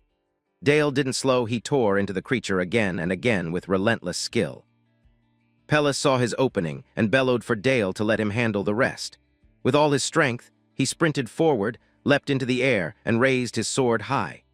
Energy crackled around him as he brought down a chain of decisive strikes on the giant's exposed weaknesses. A final roar echoed across the battlefield before the monster's body collapsed in a heap, blood spraying across the broken ground. The soldiers erupted into cheers, shouting Pellis's name and praising Dale. Some rushed to the fallen monster, stabbing its corpse to release the hatred and terror that had built up inside them. At last, they believed the nightmare was over. Pellis exhaled deeply, staring at the dead giant and thinking they had finally survived the danger Dale warned them about. But Dale's voice cut sharply through the relief. He denied it outright, his expression twisted with dread. Pellis turned to him in disbelief, only for Dale to repeat firmly that this was not the real target. Behind them, the soldiers were laughing and celebrating, convinced the rest of the mission would be easy. One soldier spoke confidently about eliminating the remaining small giants. And then a giant hand dropped from the sky. The soldier, the ground, the celebration, everything beneath the descending palm was crushed in an instant. Blood splashed outward in a gruesome burst as the earth cratered beneath the impact. Pellis and Dale both froze where they stood, shock locking their bodies in place. Only when Dale's voice finally tore free did the others understand. Trembling, he stared up at the monstrous silhouette towering above them, declaring that this was the true giant. Pellis's voice cracked as he screamed to the others that the power level of this creature was unlike anything they had encountered before. Meanwhile, deep within the lightning path, Subaru reached the very limit of human endurance. The progress bar trembled at 99.99%. He extended his hand into the raging golden storm and closed his fingers around the orb of energy. Lightning surged through his bones as he clenched it tightly. His eyes burned with fury as he swore inwardly that those who wronged him would apologize in hell. The system chimed, progress complete, 100%. The golden energy erupted violently, swallowing the entire chamber in blinding radiance as Subaru groaned through his exhaustion. He muttered weakly that the ordeal was finally over. A cascade of system messages filled the air. Micromeridian purification completed. Magic amplification increased. Skill activation speed improved. All core stats rose by 2. Subaru scowled at the messages through heavy breaths, complaining to himself that one more blast and he would have died for sure, irritated that the system had kept quiet until the very end. His legs gave out. Subaru collapsed onto his back on the fractured ground, drained of all strength, while the final notification echoed through the glowing chamber that the 6th stage, the legend is cleared successfully. In the offices of Suitin Entertainment, the manager sat rigidly before the screen, watching the live broadcast with knitted brows. Subaru's health bar was dropping violently, and the manager muttered under his breath that the boy was pushing himself far beyond any sane limit. With a frustrated tap of his finger against the desk, he sighed and concluded regretfully that Subaru clearly wasn't suited for the streaming world. His phone rang sharply. On the other end, Hawkeye burst in with breathless excitement, demanding if the manager had just seen Narukami's stream, and calling it absolute insanity. The manager asked him to slow down and explain the reason behind such enthusiasm, only for Hawkeye to proclaim with unwavering certainty that a true star was emerging. Leaning comfortably back, Hawkeye explained that Subaru wasn't just going to succeed as a broadcaster. He would thrive as a player at the same time. Hawkeye admitted that even the original Narukami Subaru had always been more of a warrior than a content creator, and that the viewers seemed to gravitate toward this version, a successor who resembled the original legend more than anyone else. The manager listened in disbelief as Hawkeye declared that they were witnessing something rare. The birth of a new Narukami Subaru, not a copy, but a successor forged in real time before the eyes of the whole tower. Back on the stream, Subaru finally managed to push himself upright. Messages flooded the chat, viewers astonished that he survived and recovered so quickly. Subaru rubbed his aching head and cursed the exhaustion eating through his limbs. When he checked his status window, his fatigue had already dropped to 81, and he exhaled with relief because the higher his stats rose, the faster his recovery seemed to become. Even the last brutal hit hadn't ruined the outcome. Mission completion notifications scrolled upward, adding bits of money from viewers until Subaru's total balance reached 20,420 credits. He nodded, thinking it wasn't bad, until he opened the skill shop and saw the next upgrade for Wedge of Greed demanded 40,000 credits. What he had wasn't even half of that. But if he defeated the giant waiting outside, that amount might become reachable. Subaru turned toward the golden sphere resting in his palm. This was the weapon he earned. As he inspected it, its identity window revealed itself. The lightning spear, a legendary relic forged from a primordial bolt, a weapon capable of one devastating attack before vanishing. Subaru stared at it in disbelief, shocked that something with such rarity could appear at this level. It didn't resemble a spear now, but he knew high-grade equipment often altered its form depending on circumstances. Viewers in the chat asked curiously how he knew so much about top-tier loot. Subaru ignored them, tightening his grip on the shimmering orb. He made up his mind and began walking toward the exit, stating in a firm voice that it was time to end the threat outside. Beyond the mountain, Pellis was on the verge of collapse, drenched in sweat as he stared upward. A colossal shadow engulfed the battlefield. A single enormous eye gazed down at them, radiating an oppressive force that made Dale gasp aloud. The monster raised its head, and the system announced its true identity. Giant King Greg, the seed who devoured thunder. A nightmarish giant with a demonic face roared, shaking the ground.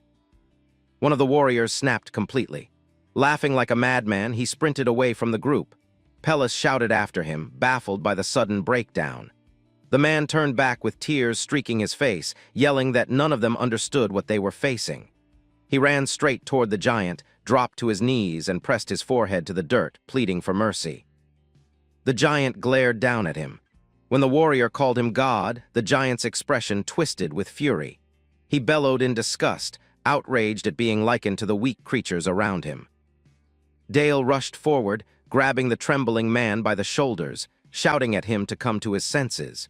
He dragged him backward and yelled at the others to run. But the words froze in his throat. Pellis screamed Dale's name as the giant's massive hand smashed into the very spot Dale had been standing. The earth burst open, dust exploding outward. Pellis stood paralyzed as the truth sank into him. There was no victory here, and now he saw clearly there was no escape either. An entire legion of giants had encircled the village, closing them inside a massive ring of death. Driven by desperation and fear, Pellis snapped. He shouted toward the towering King Greg, claiming he knew who had killed the giant's son and that he could tell the truth. Anything, any lie that might buy him one more breath of life. The giant king halted mid-stride and lowered his enormous head toward Pellis, his voice vibrating with threat as he demanded the killer's identity. Pellis raised his shaking sword and pointed into the distance, forcing out a lie, that the human who murdered the giant's son had fled in that direction to gather strength for a second attack. Inwardly, he prayed the monster would swallow the lie and move away. But the giant king stepped closer, his expression twisting into something nightmarish. "You're lying," he growled. His luminous eyes bored straight into Pellis's soul, easily peeling apart truth from falsehood. He leaned in, asking with cold precision whether the true killer wasn't actually standing right here. Pellis's knees nearly gave out as the giant continued interrogating him, asking whether he had just pointed his pitiful blade randomly in blind hope. Before Pellis could utter another trembling excuse, a violent surge of lightning erupted above the mountain behind them. Both he and the giant snapped their attention toward the peak. A bolt of golden thunder slammed into the mountaintop so fiercely that the ground quaked beneath their feet. Pellis's face drained of color. With a voice caught between awe and desperation, he whispered toward the heavens, "A savior, please still be there." High above, atop the cliff overlooking the battlefield, a cold system message unfurled. "A 7th stage, lightning start." Subaru stood on the precipice, gazing down at the chaos below. He told himself quietly that this was the final wall he had to break. The live chat exploded in astonishment as the viewers caught sight of the colossal monster, insisting this could not possibly still be a second-floor test and urging him to run. But Subaru already knew the truth. Running wasn't even a consideration. The only path forward was through the giant. He clenched the glowing orb in his hand, acknowledging that a direct clash was suicide. Against something of that scale, he had only one chance, one strike, one clean hit before the monster could react. He raised his arm and activated the lightning spear. Sparks whipped around him violently as the golden ray surged upward, splitting the gray clouds. Energy gathered slowly but with unbearable intensity. At just 10% activation, Subaru's fatigue spiked to 84, and his muscles convulsed as though tearing apart from within. Even with Wedge of Greed Level 3 absorbing some of the blowback, the system reported failure after failure as the power continued building.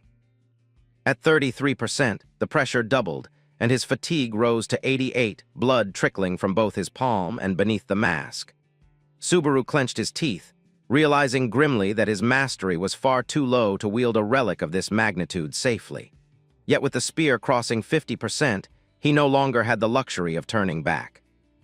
The viewers spammed concerned messages, calling this torment a loop of misery ever since he picked up lightning. But Subaru shut out the chat entirely. He had no room in his mind for anything but surviving the next few seconds. Below, the giant king noticed the growing beacon overhead. Even the viewers joked that someone would have to be blind not to see such a ridiculous pillar of light. Subaru silently agreed.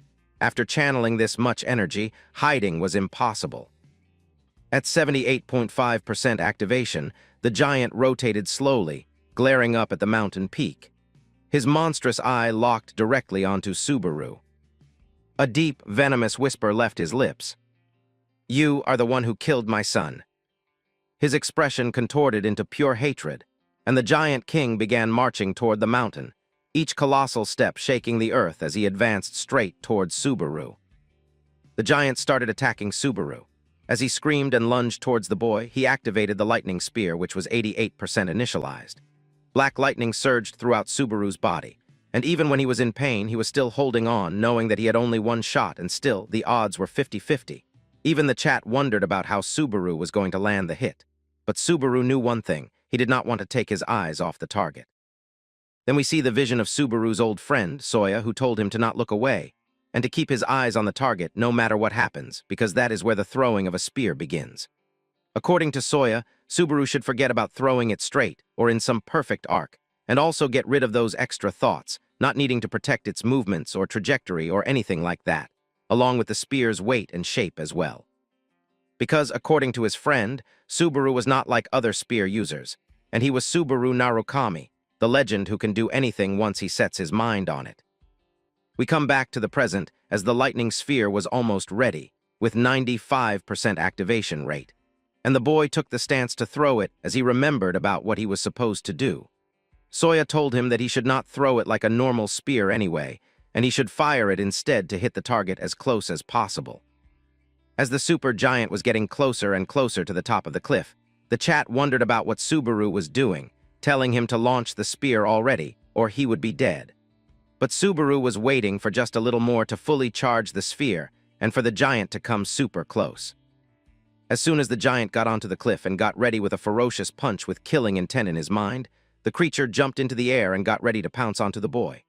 But as he was crashing down, Subaru charged a lightning sphere with black and yellow lightning, which ferociously made a thunder sound as the lightning sphere was completed. Finally, the boy fired it like a weapon instead of a spear, knowing that there is only one shot at it, and no matter what, it would have to hit. The clash between the super giant and Subaru was jaw-dropping, while he decided to finish it off in a single blow. Finally, throwing the weapon, which caused mass destruction as an explosion happened, with dust and debris falling all around. While we see that the giant was exploding as lightning pierced his whole body and he burned away like paper due to the intensity of the explosion, while finally remembering his giant son in his last moments. As the scene shifts, we see that the dust and debris was finally cleared, and Subaru was left standing even when he was fatally injured. The chat was not able to believe that this insane stunt was pulled off by Subaru, knowing that their life was worth it just to see this. And as the thunder-devouring giant was defeated, it was announced that Stage 7 Thunder had been cleared. Subaru received an increase of strength and agility by 2 points, and vitality by 3 points, with focus and magic also increasing by 1 point. 5,000 achievement points were acquired, along with a shiny item, which was glowing just like the yellow thunder. This item was called the Heart of Thunder, and even Subaru wondered about what it was. But slowly, the Heart of Thunder started glowing so intensely that the boy had to cover his eyes, and it was as if the stone teleported him somewhere. and as Subaru opened his eyes, he wondered about where he was. He saw multiple giant figures who were looking at Subaru and wondered about what was going on. Because no matter how many times he tried to scream, his voice was not coming out and his body was not moving. Nothing was an option rather than kneeling down, while multiple giant creatures started watching Subaru, and he got multiple notifications about them watching him. Subaru was sure that these figures were trying to tell him something, but he did not know about how to access it. He clenched the thunderstone into his fists once again and teleported back into the stage, standing near the cliff. The system notification popped up, telling Subaru that the main scenario of Thunder will now begin, and now he can use the Heart of Thunder to search the village for clues. Meanwhile, we see that Subaru was in a trance-like state, while the chat wondered about why the boy was still sitting there when everything was over. Suddenly, Subaru realized that he had blacked out again and faked it that he thought that it was a cutscene, apologizing to the chat about it. But the chat was smart, realizing that Subaru had passed out due to intense fights once again. The boy decided to ignore the chat and grab the credits while multiple notifications popped up, telling him that many people have given him credits. And finally, all the total credits owned by him were above 40,000. The chat wanted him to go back to the village and show them the Heart of Thunder. But the boy was a bit tired, so he decided to stop live streaming. And even when the chat was sad, Subaru did not care and ended the stream. As the scene shifts, we come inside a hotel on the second floor, where Subaru was talking with Hatsuka, who complimented him for doing a great work on that trial. But Subaru wondered if this kind of stream style was really okay. And Hatsuka assured him that it was absolutely perfect because the previous day, Subaru's peak viewer count had passed 3,000, and he did not even notice. Subaru realized that he was too focused on the trial to check the numbers. But the manager immediately told him that it was not a bad thing, because passing 3,000 viewers as a rookie streamer is incredible. And his timing of ending the stream was perfect, too. And due to it, there is hype created all over the streaming space. Hatsuka was continuously blushing while telling Subaru everything. And he was just listening calmly, knowing that the rewards were exactly the parts that people were more curious about, just like wanting to see the next episode of a thriller web series.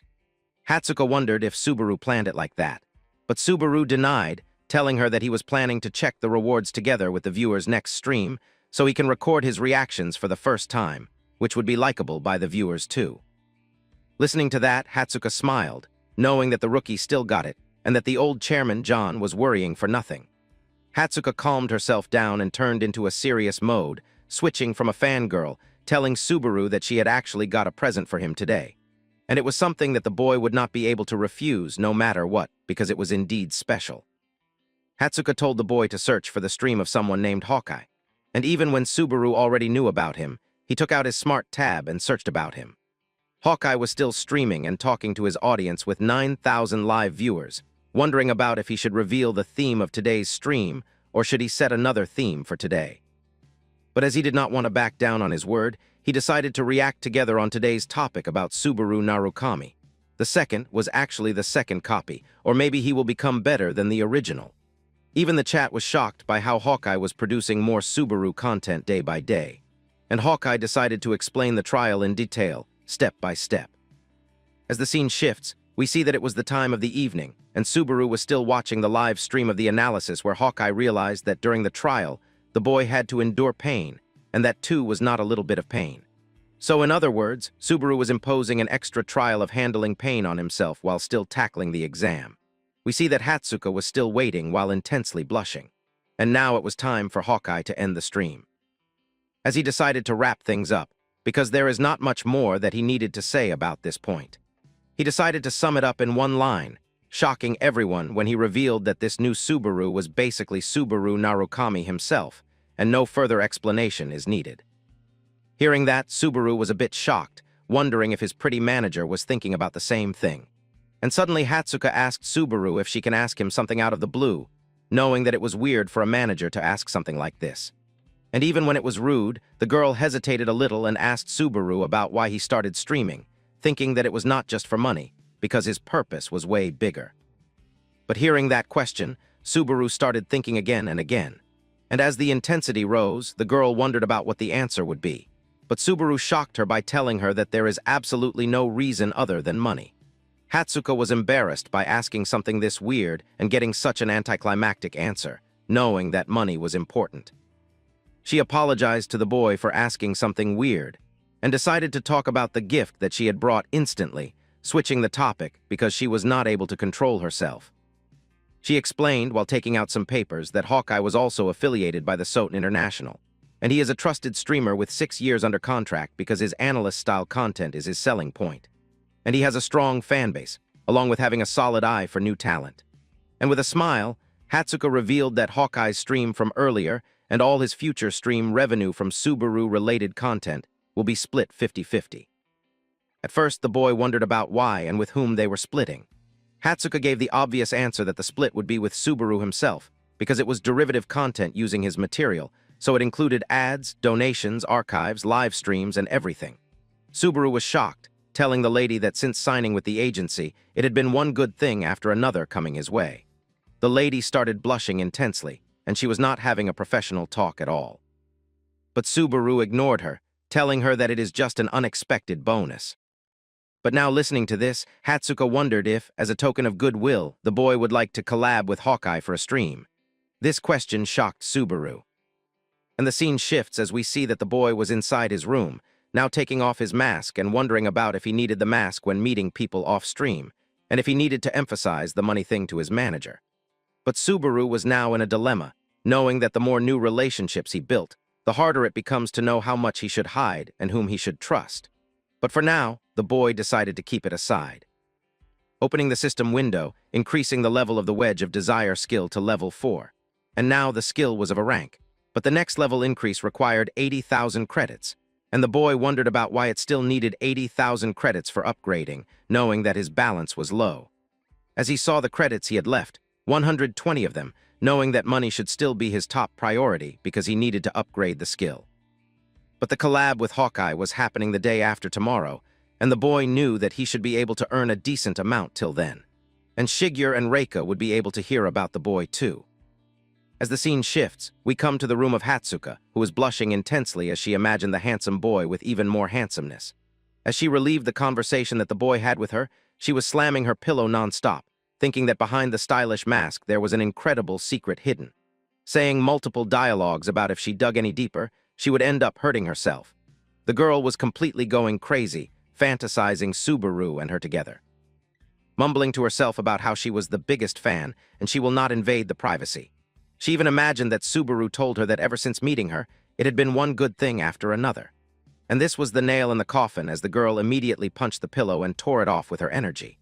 She made a face full of ecstasy, while she called Subaru a man with a secret that no one knows, knowing that meeting him in real life just makes the boy even more amazing. As the scene shifts to the night, we see that it was the full moon and an ancient-looking building was standing there. We come to know that this was the 7th floor of the tower, named Navira, and inside was someone training with a personal gym while he watched TV. It was the Hawkeye stream which was streaming, and he also listened that Hawkeye told that the new Subaru Narukami was actually equal to the old one, and the man did not like it, wondering about who the fake Subaru even was in reality. Another man who looked like the muscular man's butler told him that a streamer who goes by the name Hawkeye boasts an average viewership of 8,000, and even he was supporting the new Subaru on stream.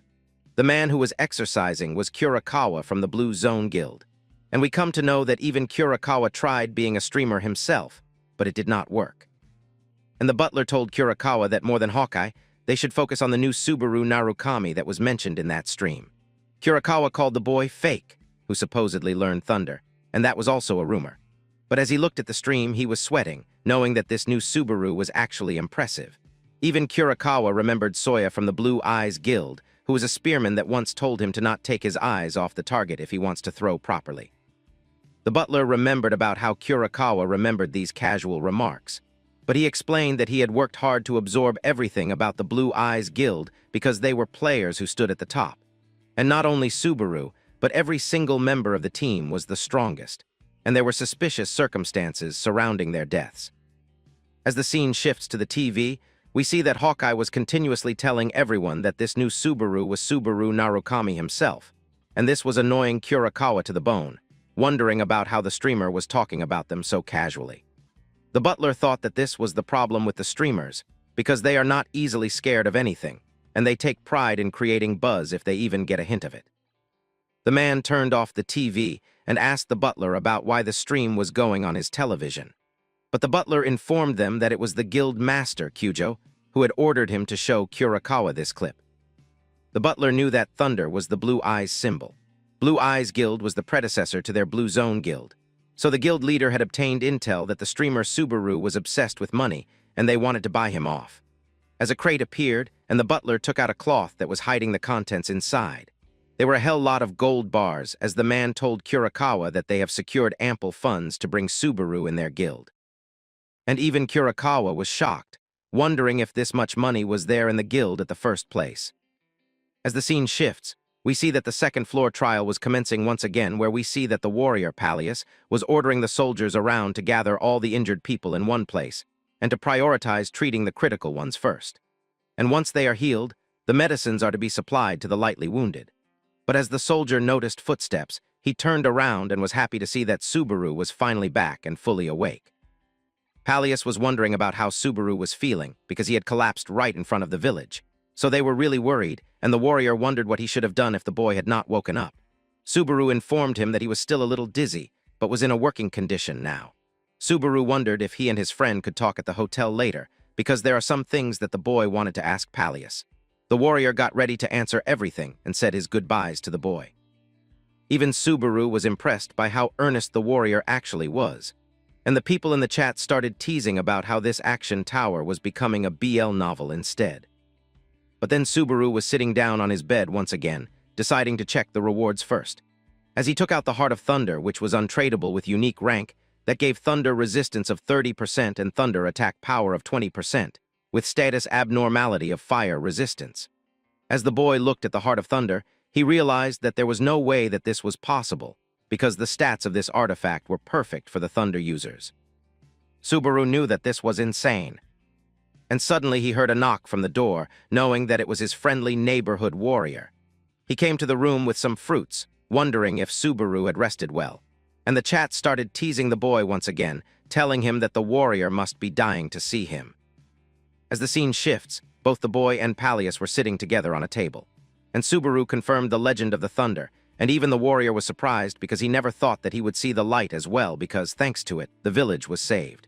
But then the boy took out the Heart of Thunder and showed it to the warrior. And by the shocked expression of the man, Subaru immediately wondered if Pallius knew about what the thing was. But the man disagreed, telling him that he had no clue. Subaru was sad all of a sudden, knowing that this much hype was for nothing. Even the chat thought that the man must have known something. And he started speaking that he had only ever heard it in the legends, and even he was not sure if it was real or what had happened after.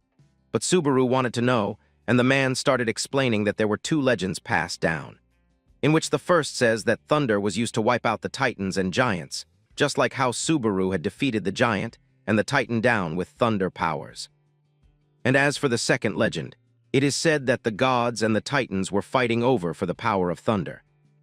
Subaru was shocked, wondering about why gods would need to fight over such a measly power. But the man was sure that it was a legend among the legends that the gods and the titans waged war over thunder and the titans lost. Subaru realized that it meant that the thunder heart was being crafted by someone and was not natural. But still, the question remained about who would even make something like this. The man also did not know about it because it did not appear in the legends. But with this artifact's status effects, it was pretty obvious that anyone who made it did it for the purpose of helping humans in wielding the thunder power. And the reasons why humans needed thunder is because of the gods and titans, as they were so powerful that humans cannot compare. But after getting this thunder heart, maybe the humans could fight both the gods and the titans and defeat them when the time comes. After this story finished, a system notification popped up, telling Subaru that he had viewed all the chapters of The Forgotten Human and had cleared the thunder trial. Finally, the skill level of thunder started increasing based on the 1,750 points that was earned. And finally, Thunder was upgraded to level 3 in one go with all those points. And suddenly, without any warning, Subaru moved to the third floor, and Pallius wondered about what was happening to the boy as he stood up and saw everything with a shocked expression. As the scene shifts, we come to the third floor, which was named the Ordinal, and the boy teleported straight onto the teleportation pedestal. Even the chat was shocked by how fast the boy had completed the second level, and all the other players in the tower saw him and thought that he was just a cosplay player who was copying the real Subaru Narukami, wondering about when the trend is going to die. But someone from the chat gifted the boy 1,000 credits for reaching floor 3, congratulating him and asking him about how he was feeling right now. But upon reading this question, the boy got into a trance, remembering the flashback of when he was the real Subaru Natsuki. As he met Reina, who was a standoffish girl at first and was blushing somehow, telling Subaru that she got separated from her party, asking him if he had seen someone who was a tad bit taller than even Subaru. Hearing that, the boy thought for a little and remembered that he had actually saw such a guy. Reina was happy after hearing this, and Subaru pointed in one direction, telling the girl to go that way. The girl thanked the boy and started going. But then she stopped, started wondering about where she should go, as Reina was bad with direction, and Subaru realized that he decided to go together with the girl, telling her that he was heading there. But now that Subaru remembered, he thought that if only he should have left Reina on the way and did nothing more that day, would everyone still be alive right now? And would everything be normal? As we see that Reina introduced herself, and Subaru was smiling by getting a new companion. The scene shifts to a wealthy-looking hotel on the 3rd floor, where we see that Subaru was sitting while he heard the familiar voice of the chairman who apologized for keeping Subaru waiting, telling him that Hatsuka was on her way now. Explaining that, unlike moving up after clearing a trial, moving between floors takes time if they want to do it without clearing it. The chairman introduced himself as John from the streaming entertainment company, but Subaru knew him as the nagging boss, because this is what Hatsuka had told him. The man was shocked, wondering about what it was, and Subaru just dismissed this, telling the man that his manager had already told the boy about him and that it is a pleasure to meet him. Even John agreed that normally he would pass this meeting off to Hatsuka, but even he wanted to see the next generation Natsuki Subaru at least once, because even Hatsuka had only ever praised 2 players so much, so even John got curious. Subaru wondered about who those 2 were, and John was surprised, telling him that the first one goes without saying, and the second one was the Blue Eyes original Narukami Subaru. Even John was shocked when he came to know about this, that such a harsh critic of a woman took interest in someone with the same name as Subaru. But now the boy was a bit shy. And John tried asking him a strange question, wondering if he was also interested in the guild Blue Eyes, which was the predecessor to Blue Zone. And hearing that, something inside Subaru awoke. And judging from his reaction, John also knew that Subaru was interested. And the boy wondered about why John was bringing the guild into this right now. And the man explained that this guild was actually one of the reasons that he wanted to meet him. He took out his tablet and gave it to Subaru, telling him to have a look at it. And the item on the screen was actually the championship prize for the tournament, happening on the 3rd floor, which will be held 5 days from now on. Subaru snapped after looking at the image, knowing that people really want to make him angry. His thunder skill activated below the desk, and he was somehow controlling it along with the anger that he was feeling. As the scene shifts, we see another one's tablet, and it was actually Reina who was looking at the stream, wondering about why it was suddenly over. One ring figure was also finished over there. As she started moving towards a snow field, she wondered if Shigeru had also been finishing off the work given to him. And Shigeru told the lady that he was long done. But hearing that, Reina wondered about what was taking him so long. And we see that Shigeru was actually thinking about if he should kill the soldiers that he had frozen into thin ice, or let them crawl back alive without doing anything. Reina was sure that Shigeru should already kill them because they were sent by none other than their enemy. But Shigeru was not entirely sure if killing was the option, because if they really came under Kyojo's order, then why was he sending small fries after Subaru's steel? But Reina knew that letting them go alive was a problem on its own, because if these guys lead the other powerful people back to their hideout, then it would be bad for them. Reina immediately got ready, using her powers to shape sharp knives out of the ice. And just with one simple cyclic command, she ordered all the weapons towards the frozen enemies, breaking them apart in a single blow, and the whole dilemma was now clear as Reina helped Shigeru in deciding. Shigeru wondered about what the lady was doing, and she explained that it doesn't matter about who had sent them, or even if it was Kyojo, because if they let them walk out of the place, then everyone will know that Subaru's team was still alive. And the indecision of Shigeru was going to get them all killed, so the man needs to harden his heart even more to survive. Shigeru knew that Reina was right, and he took out the phone, telling the lady to take a look at his screen. And as she looked at it, she was also surprised, while having crimson eyes ready to kill anyone on the way. As even Shigeru was completely ticked off by the fact that the prize for the competition was actually their teammate, Soya's shoes. Even Shigeru knew that it was the bait by Blue Zone Guild, which worked as a trap to lure them out, because Kyojo must have realized that the teammates might still be alive somewhere. But that does not mean that they can ignore it, because they have to avenge their friend and take back what is left of him. Reina knew about what Shigeru was planning, but the man knew that he completely sucked at sneaking around. But Reina had always been good at this stuff. But the lady did not need any external motivation because she already decided that she was going to do it, even when the man did not ask her. But suddenly, Shigeru stopped her and told her to not charge in blindly, deciding to steal the shoes at the moment they announced the winner, because that would be the safest way. On the other hand, inside the hotel, John showed the shoes to Subaru, continuously telling him that it's the Blue Eyes Guild relic item, and the shoe was named Teleria, and that the Blue Zone had put it up as a prize for the tournament, wondering if Subaru was interested. But now killing intent got hinted at his voice as the boy coldly told the chairman that he was interested in only that item. Even John was a bit nervous, wondering about what had happened, telling him that the whole project depended on Subaru's willingness. The boy wondered about what the project was, and John explained that since his stream uses the name of Subaru Narukami, the girl had figured a storyline about hunting Blue Eyes relics, which would make for a killer attraction. Hence, they decided to talk to Subaru to take part in this tournament. But on the other hand, behind the mask, Subaru was seething with rage, not able to comprehend about why Kyojo was using Soya's relic as a damn circus drop. But on the other hand, John wondered if something was the matter, and if there's anything on his mind. But Subaru only told him one thing, that he was going to do it and take part in the tournament. Getting up immediately from the hotel, excusing himself, while John thanked him for his time, telling him that he will always be cheering for the boy from behind the screen. But there's no way that the boy heard that, because he would not let anyone else have his teammates' stuff without going over his dead body. We come back to the room of Subaru, as he was lying down thinking about what type of events they will have in the tournament, hoping that they should be individual events. But he knew that now was not the time to be picky, because he needed to get the relic as soon as he can. But suddenly he heard knocking on his door, and it was none other than Hatsuka calling the boy up. And as he got up, he wondered if he should wear the mask or not. As the scene shifts, we see that the door opened, and Hatsuka was looking as pretty as she can. But she was shocked to see that the boy was wearing the mask again, wondering if he wears it even in his own room. Subaru did not hesitate and called out to Hatsuka immediately, and the lady wondered if Subaru really wanted her to come inside, blushing intensely from such an embarrassing moment. But for Subaru, it was normal, who wondered about if Hatsuka really wanted to talk in the hallway, telling her that it was fine with him too. But now the lady knew how rude she sounded and entered the room.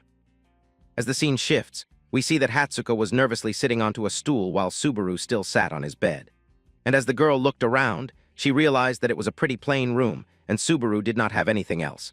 But certainly the girl noticed that Subaru was staring at her intensely.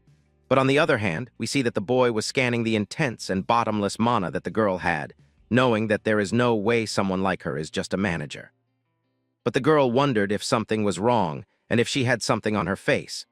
But Subaru straight up told her that, as the girl was not saying anything, Subaru was wondering about the tournament, and for that Hatsuka told him that she would bring.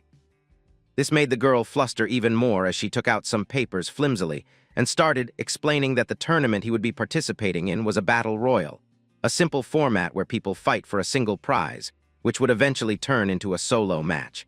And the boy was kind of relieved after listening to this. Hatsuka also doubled down that since there was only one prize, there is no other way. For the stage, they've got a simulated trial field, and the participant must be a floor 3 player to enter. And the entry fee was 3,000 credits with no player cap and ranking. Hatsuka also sent data from the past battle royals to Subaru's tablet so that he can skim through it and get the idea. And as the boy looked at the tablet, he realized that all the videos and photos sent as reference were of Narukami Subaru. And even the boy was shocked that Hatsuka had so much material which all was about him, and thanked the lady a little bit awkwardly for her troubles. Hatsuka smiled, telling the boy that she was just doing her job.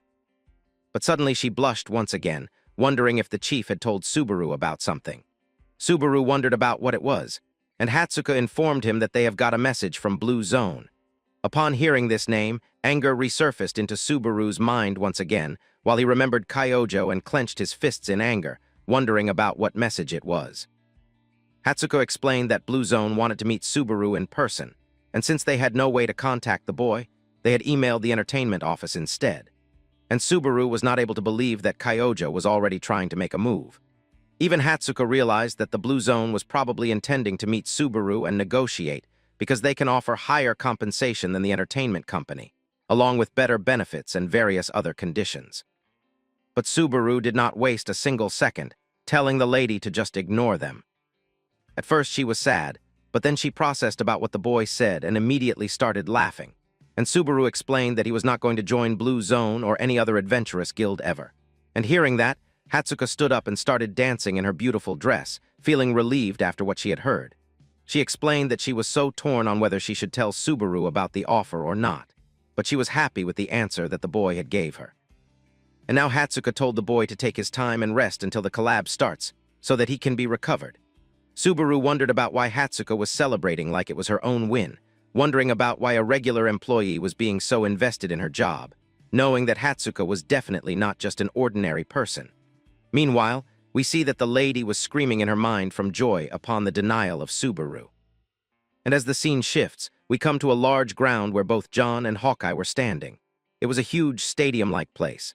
And John started looking at his tablet, telling Hawkeye today's project was the original versus the new Narukami Subaru talent comparison test. And Hawkeye wondered about how cool the idea was and if it would work. Even John was surprised by Hawkeye's presence of mind as he charged straight ahead with his ideas. But according to him, Hawkeye should be a bit careful because if the plan failed, then he will also receive the backlash from the audience. But Hawkeye did not even flinch, telling John that whatever happens, happens and results are results, so he had to be truthful in order to earn the viewer's trust. But a bit of confidence was also seen in him, as he asked John if he had ever lost a battle before. But John laughed and told Hawkeye to not act all high and mighty because in the end, everything depends on Subaru. Hawkeye calmed himself down while John was called out by Hatsuka, who came to the ground along with Subaru, waving her hands towards the chief. And while looking at Subaru, Hawkeye realized that his chance to become a star shining in the sky was finally there. Meanwhile, Subaru's thoughts were completely different, wondering about how Hawkeye was able to rent this whole thing and how much he earned as a streamer to afford this. But Hawkeye suddenly kept his hand forward, getting ready to handshake, introducing himself as Hawkeye, the friendly neighborhood streamer. Subaru also introduced himself and shook the man's hands, and Hawkeye complimented Subaru that by meeting him, it felt like he was meeting the original one, and he cannot believe that he got to meet a trending guy so soon. But Subaru kept a low profile, telling Hawkeye that he was still a newbie streamer and was nothing compared to him. But John told both the streamers to save the bantering for when they would be live, because streamers should get friendly like that on stream to engage the audience. Hawkeye decided to continue their talk during the broadcast, and he finally started a live stream. And just as Hawkeye was giving his intro, a flood of people started joining. And within a few minutes, 12,000 plus viewers were watching the stream. Even Hawkeye was now nervous because he knew that the collab announcement had hyped up the community, but 12,000 from the get-go was a bit too much. But Hawkeye told everyone that today was the moment that everyone has been waiting for, because he had brought the guy who was most sought after, who was none other than Narukami Subaru. We see that the live viewers were already 14,000 plus, and as Subaru said hi to everyone, everyone started chatting like crazy, wondering if no one had saw the real face of Subaru before. Hawkeye told them that he had not seen the face of the boy, and even the manager has not. And chat teased Subaru for being ugly, and that is why he was not revealing his face. But now Subaru started interacting with 17,000 viewers, telling everyone that it is not like that, and he is also pretty good looking. But now people started giving the boy credits, telling him to show his face. And Hawkeye was looking at everything going so fast, wondering about how his stream had never been this hyped. And just as Subaru arrived, he became a walking sensation. Subaru apologized that he was not going to reveal the face. And Hawkeye noticed that the boy knows how to work the crowd. Someone asked the boy about his girlfriend, and he straight up told them that he had no friends, and a girlfriend was still the matter of the distant future. Listening that, Hatsuka was relieved, and John wondered about why the lady was doing so. Now in front of 19,000 viewers, Hawkeye told everyone to stop teasing Subaru and to get to the main event. As Hawkeye tapped onto his tablet, the trials started commencing, and the floodlights of the stadium turned on. And what was revealed was shocking and exciting at the same time because a lot of robots had been waiting on the seeds with multiple kinds of weapons in their hands. Hawkeye started explaining about why he had picked this trial specifically for Subaru. And there were reasons like the robots being perfect for measuring control, and secondly because he will get to prove his claim right there. A giant screen turned on, which was a leaderboard where multiple names have been written. The first place belongs to the original Subaru, along with the second belonging to Haley, third to Kyojo, and fourth to a Sajiri. A person gifted 100 credits and asked Subaru if he can really beat the score at the first place. And Subaru told them that if he didn't believe that he could, then he would never have agreed in the first place.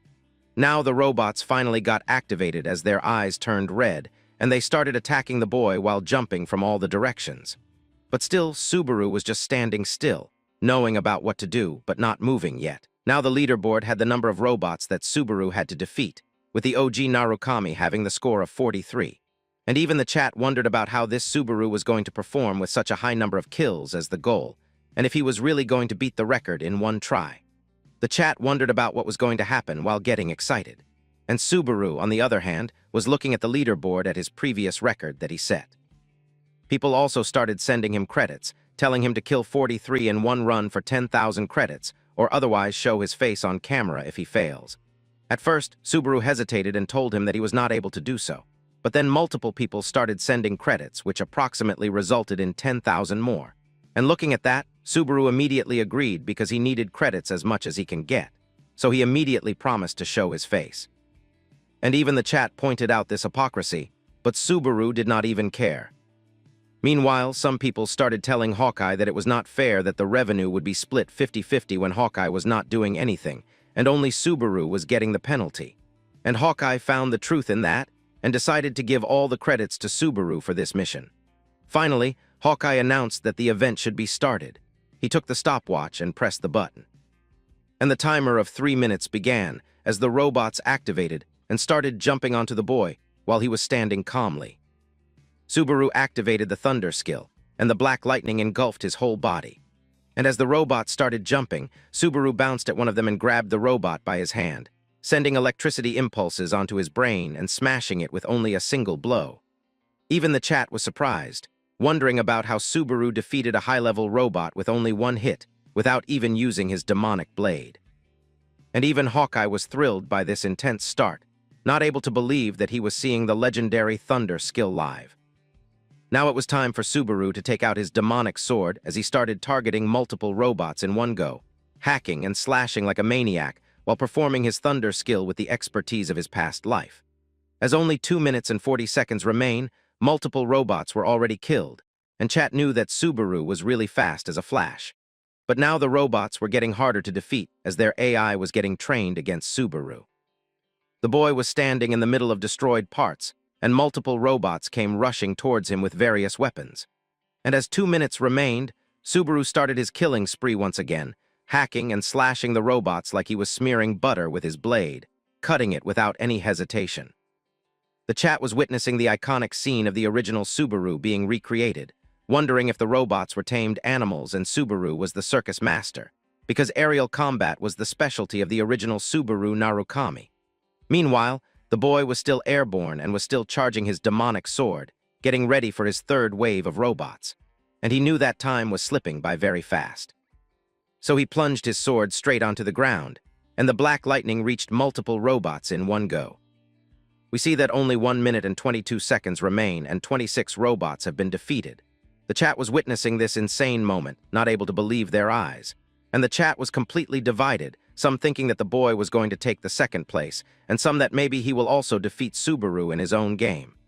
Meanwhile, Hatsuka was living a pure fangirl moment, and Hawkeye was not able to believe his eyes. But then suddenly he noticed something, but decided to not interrupt Subaru while in the middle of challenge. Now only 13 seconds remained, and 41 robots have been killed, and Subaru was still going on, defeating the robots again and again without even a hint of exhaustion. The robots were lethal and were definitely trying to kill the boy this time. But as only 5 seconds remained, 42 robots were killed. And the boy knew that he needed one more, looking at a robot with a giant sword, targeting it and smashing it in one hit with the demonic sword before the time ran out. And the kill count stopped at 43. Finally, notifying everyone that the trial had ended, and the record has been upgraded with both Subarus at the first place. And more than 38,000 people witnessed it live, with the chat having mixed reactions of disappointment, excitement, and neutral. Some people thought that maybe this Subaru have gotten one more and grabbed the first rank, leaving the OG Subaru to the second place. But the boy did not care, and Hawkeye came running towards him, not able to believe that this Subaru had tied with the original Narukami Subaru, making the match a draw. Even Hawkeye was nervous, asking the chat about what they felt, and people started giving credits to the boy, celebrating and congratulating him for it. People wondered if this was a collab or if only Subaru was carrying everything over.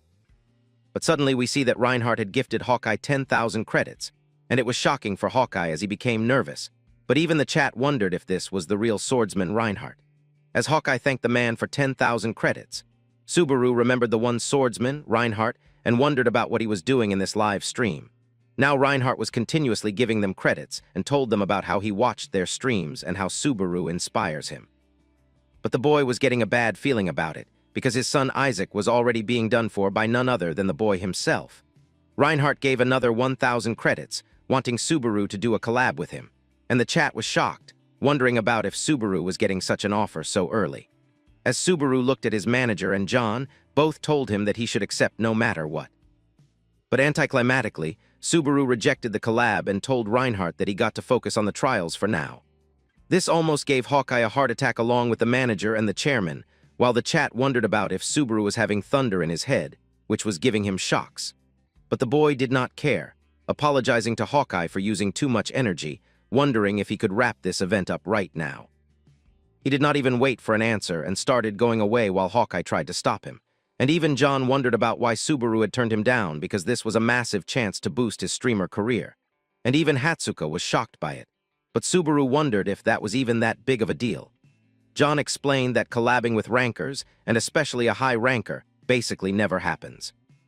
But for Subaru, it was simple, because if being a ranker matters so much, then he will just become one himself and will not rely on anyone else. This logic made sense to Subaru so much. But the manager and the chairman wondered about what the boy was blabbering about. On the other hand, Hawkeye entered the stream and told Subaru that he had an amazing performance on the event, promising that when the revenue comes to him, he will be sending the boy his cut. But as Hawkeye had noticed something, he wondered if he should ask this to Subaru.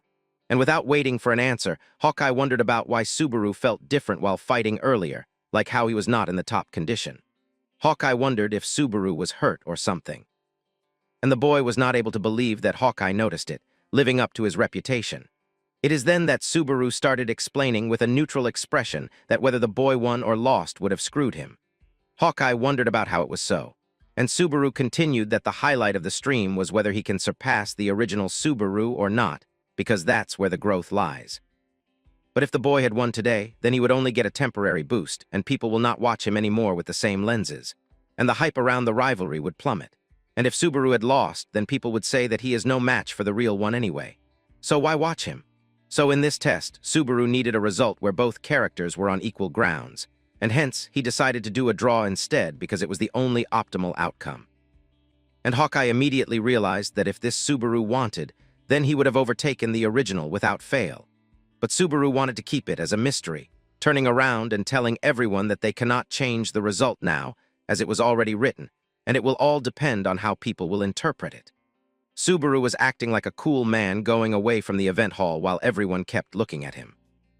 Guys, we are so close to 100,000 subscribers, and I know you all are awesome, and you all can do it in no time, so please hit the subscribe button right now, and now enjoy the story further. As the scene shifts, we get inside a red office where a burly man was slamming the table in half, which was kept in front of him. We see that it was none other than Reinhardt, the one-sword slasher, who was not able to believe that this Subaru was such an insolent brat. We come to know that Reinhardt was ranked 121 and was also the Golden Lion Guildmaster. We see that his tablet was thrown away as Hawkeye has ended the live stream. His butler immediately came towards him, wondering if something was the matter. But Reinhardt was already angry and was getting even more annoyed, telling the butler that this Subaru Narukami that he had mentioned is getting on Reinhardt's nerves because he had turned down the offer, which was given to him personally by Reinhardt himself. The butler started appeasing the man, telling him that it was audacious about how someone can reject the proposal from such a big man. Reinhardt had planned to crush Subaru in front of everyone and shut down those annoying rumors about him surpassing the original. But it is all ruined now due to the cancelled collab. And even when Reinhardt did not care about the credits he wasted, what was irking him was that some rookie nobody dared to scratch his pride. The butler did not pay attention to any of that and picked up the golden tablet, giving it to Reinhardt once again. And the man took the tablet abruptly while asking the butler about the matter he was told to handle. We come to know that Reinhardt was trying to find his son, Isaac, and the butler and the team was trying to search as hard as they can, but they are having no luck.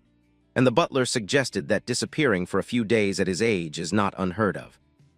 But before he can even finish the sentence, the man grabbed the neck of the butler by his psychic powers, making him dangle up near the ceiling while he choked for breath.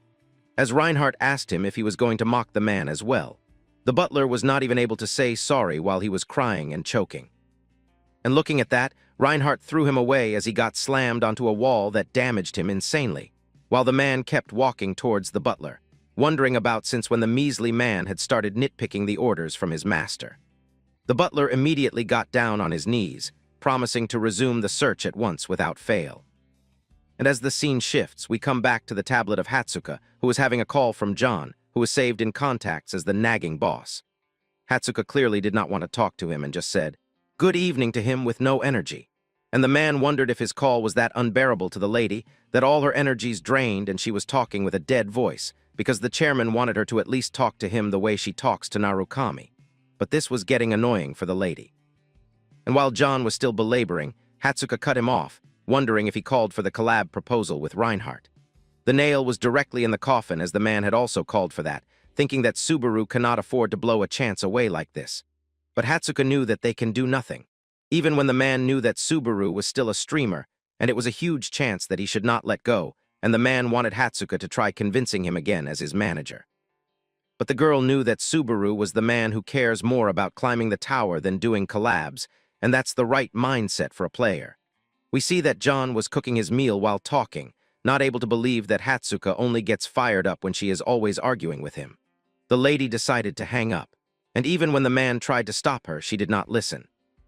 Knowing that even when she did not want to admit it, it would really be a huge opportunity for him. So Hatsuka decided to give it one more try and knocked on the door, calling out to Subaru.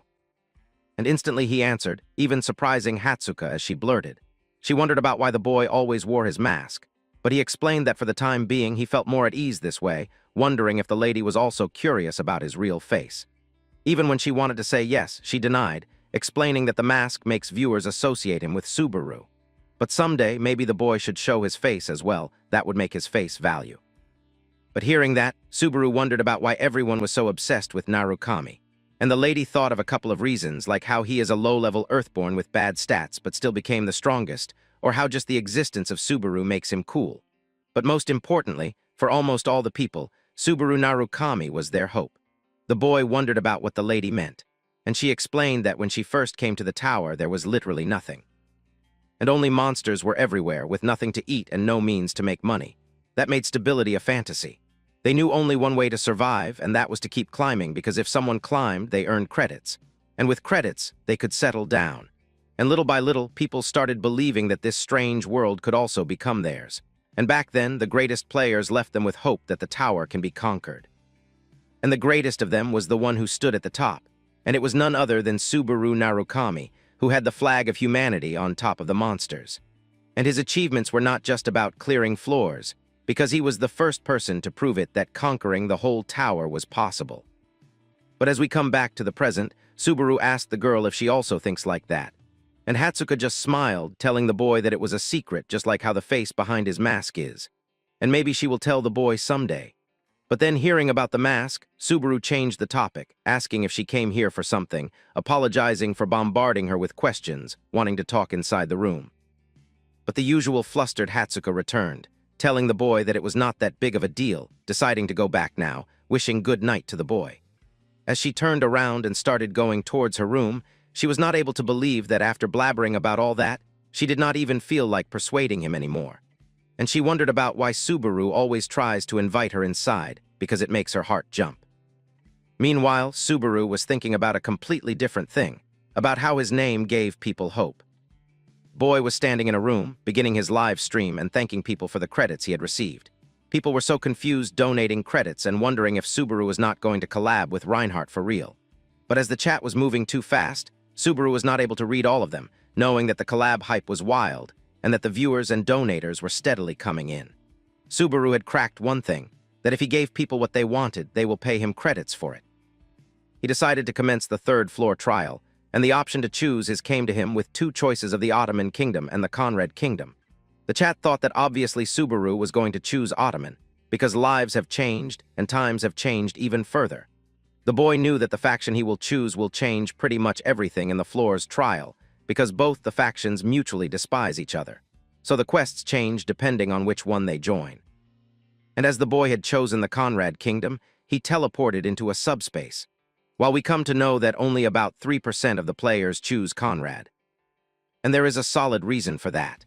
As we come to the third floor, we are inside the Conrad Kingdom mercenary rest area where Subaru entered nonchalantly and started going inside, while a man who is clearly looking like a bully was getting happy by the look of a newbie, because he was bored, and now he thought that it would be good for him.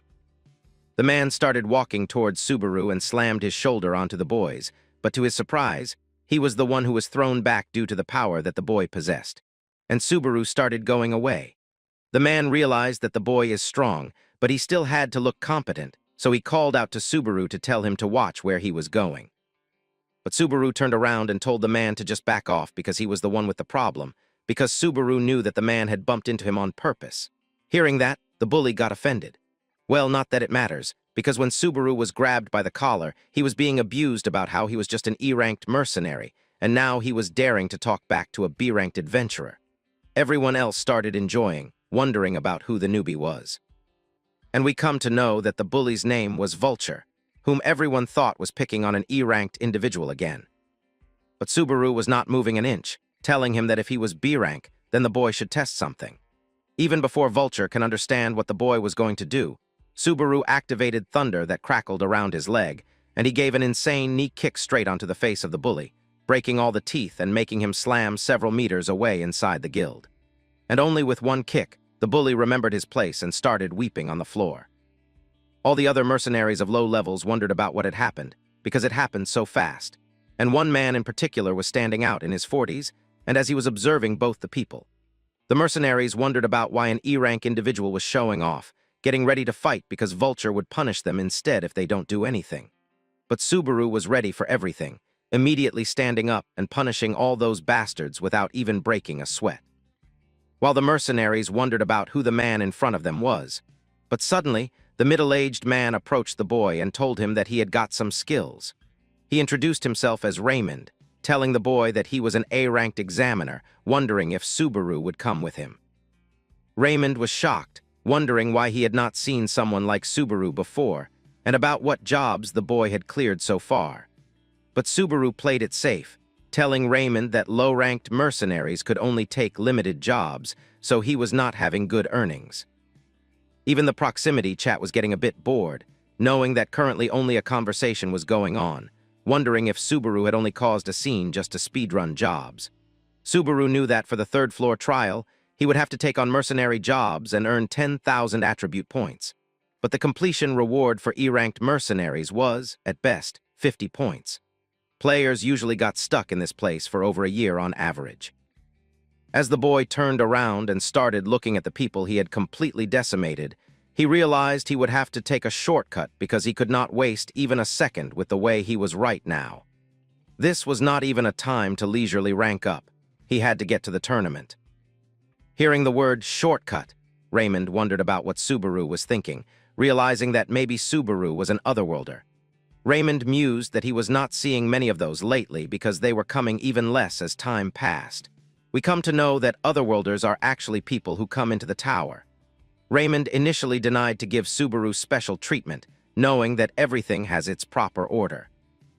But Subaru knew that there was definitely a way to shorten that order.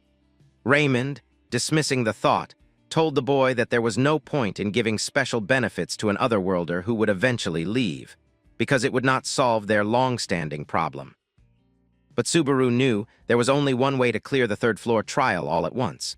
Subaru then spoke up that he would make Raymond's dream come true. Raymond wondered at first about what Subaru meant.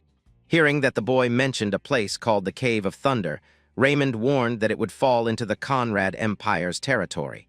Subaru simply replied that he would conquer it personally. The old man was shocked, wondering what the otherworlder was saying because it was impossible to conquer that place even with high-level individuals. Only A-ranked mercenaries could take the job on. Before the old man could speak any further, Subaru focused his serious eyes, as he knew all the tropes already. It was a battle of pride between the Ottoman and the Conrad Empire over an impregnable dungeon, the Cave of Thunder. We come to know that it is a special third-floor dungeon that no player, mercenary, or knight has ever cleared in recorded history. Between the Conrad and the Ottoman kingdoms lies an enormous, impossible mountain range that the two nations have fought over for decades, and conquering the Cave of Thunder would allow them easy passage straight through the mountains. It has long been their shared ambition to block invasions and gain military superiority, but they were still fighting over it and not getting any results. Subaru told Raymond that if the old man issued him a proof of an A-ranked status, then Subaru was going to clear it. He swore that he was not going to abuse the power he was getting. Raymond was shocked, wondering whether he should do it or not. Meanwhile, Subaru turned on the proximity chat and told his chat secretly that if Raymond was going to turn him down right there, the situation was going to get messy, because he would have to take the man down if it came to that. The chat wondered how crazy Subaru was, telling Raymond to run for his life. Otherwise, he was going to end up like that bully named Vulture. To the chat's surprise, Raymond agreed, telling the boy that he would write him a letter of recommendation so that he could join the raid. But still, Raymond wondered about something, as he told the boy that raid parties always need manpower. The chat did not care, getting happy that Raymond had barely escaped with his life, knowing that the old man was totally unaware that he was this close to crossing the heavenly river to the other world. Unaware of everything that was going on, Raymond told the boy that the raid party was going to depart in 5 days, and he got ready to bring the recommendation letter over, telling Subaru to wait there for a bit. Just then, multiple system notifications popped up as people started giving Subaru credits. One of them gave 20,000 credits for solo clearing the Thunder Cave. As people saw the credit donation, they started giving credits to Subaru too, and he received 15,000 credits on top of that, knowing that this was getting profitable. But Subaru realized that 5 days later was exactly when the third-floor tournament ends, wondering if the Blue Zone had planned the tournament schedule with this in mind.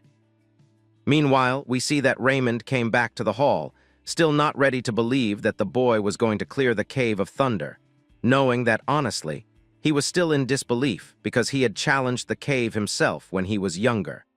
He lost half of his party that day in the harsh conditions of the cave. But Subaru was sure that this was not going to happen this time, as he took the letter of recommendation from Raymond's hand. Hearing that, the man wondered why, if Subaru was so sure he wanted to ask for a recommendation letter. It is then that the boy revealed that he was planning to go on alone inside the Cave of Thunder. Even the chat was surprised, even when they were joking that the boy was going to solo clear the Cave of Thunder, which required so many people normally, making it a completely uncharted territory. Not aware of Subaru's superpowers, Raymond wondered if he was out of his mind, because the Cave of Thunder was meant for a 20-man raid, and even one less person meant that the raid could go sideways, and more was recommended. Still, Subaru was insisting that he was going to go alone without any help. As he explained to the man that Conrad was already short on manpower compared to the Ottoman Empire, the boy wondered if they could even gather 20 people to begin with. Raymond knew that honestly it was really tough, and that he had just assumed that Subaru already had companions. But the boy did not have anyone, at least not right now. These words carried a determination far greater than anything Subaru had said till now, as the scene shifts. We see that someone was walking down a cliff on a dangerous path, which was only made up of flimsy-looking wood. The human looked at her tablet, thinking that it was impressive, wondering if Subaru was going to clear it by himself. We see that it was none other than Reina, who noticed that this Subaru was actually like the original Subaru Narukami, and if only this was not a live stream, then she would have believed him 100%. Subaru told the chat that he was not doing any other trials because he was not interested in any of them. This shocked even Reina while Subaru announced that he was going to take a break from streaming, and the chat was going wild, wondering why it was always so abrupt. Even Reina was shocked while Subaru thanked everyone for tuning in. We see that Narukami Subaru has ended the live stream, and now no broadcast was live. Just when Reina had thought that the live stream would keep her busy until she reached floor 3, the live stream ended, and now she had no way to pass the time. But she started laughing because this Subaru really resembled the original one, and the lady wondered what to believe, because this Subaru also went his own way, no matter what anyone said. Now it was like that real Subaru was streaming in this era. Reina looked at the beautiful-looking clouds, wondering if this was even possible. But she snapped out of it, taking the tablet and keeping it inside her coat, wondering if Subaru was going to enter the tournament.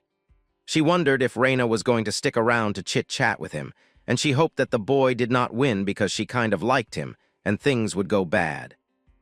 As the scene shifts, we see that both Subaru and Hatsuko were talking to each other. She was complimenting how the boy had ended the stream, because that's exactly how the original Narukami Subaru would have acted, and the boy had now really captured the original's vibe. But Subaru was kind of disappointed because the viewers were booing at him like crazy. But the manager lady knew that if Subaru had just gone to take normal jobs, then his stream would not have felt so special. Subaru decided to keep this advice hard, knowing that it was good. The manager wondered what the boy was going to do next, while everyone who was walking around turned towards Hatsuka to look at how beautiful she was. But Subaru did not notice, telling the lady that he was going to hunt until the tournament because he did not know what kind of rivals might show up. So he decided to level up a bit so that nothing felt weak.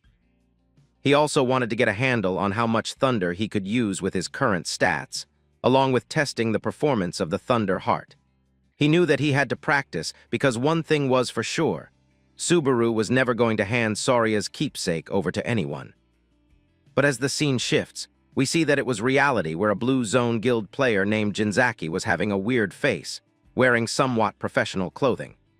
As he told someone on his communication device to not screw with him, because normally, if people are called by Blue Zone, then they wag their tail and come running towards the office. But now someone had dared to make Jinzaki come to their office instead, just to see the boy.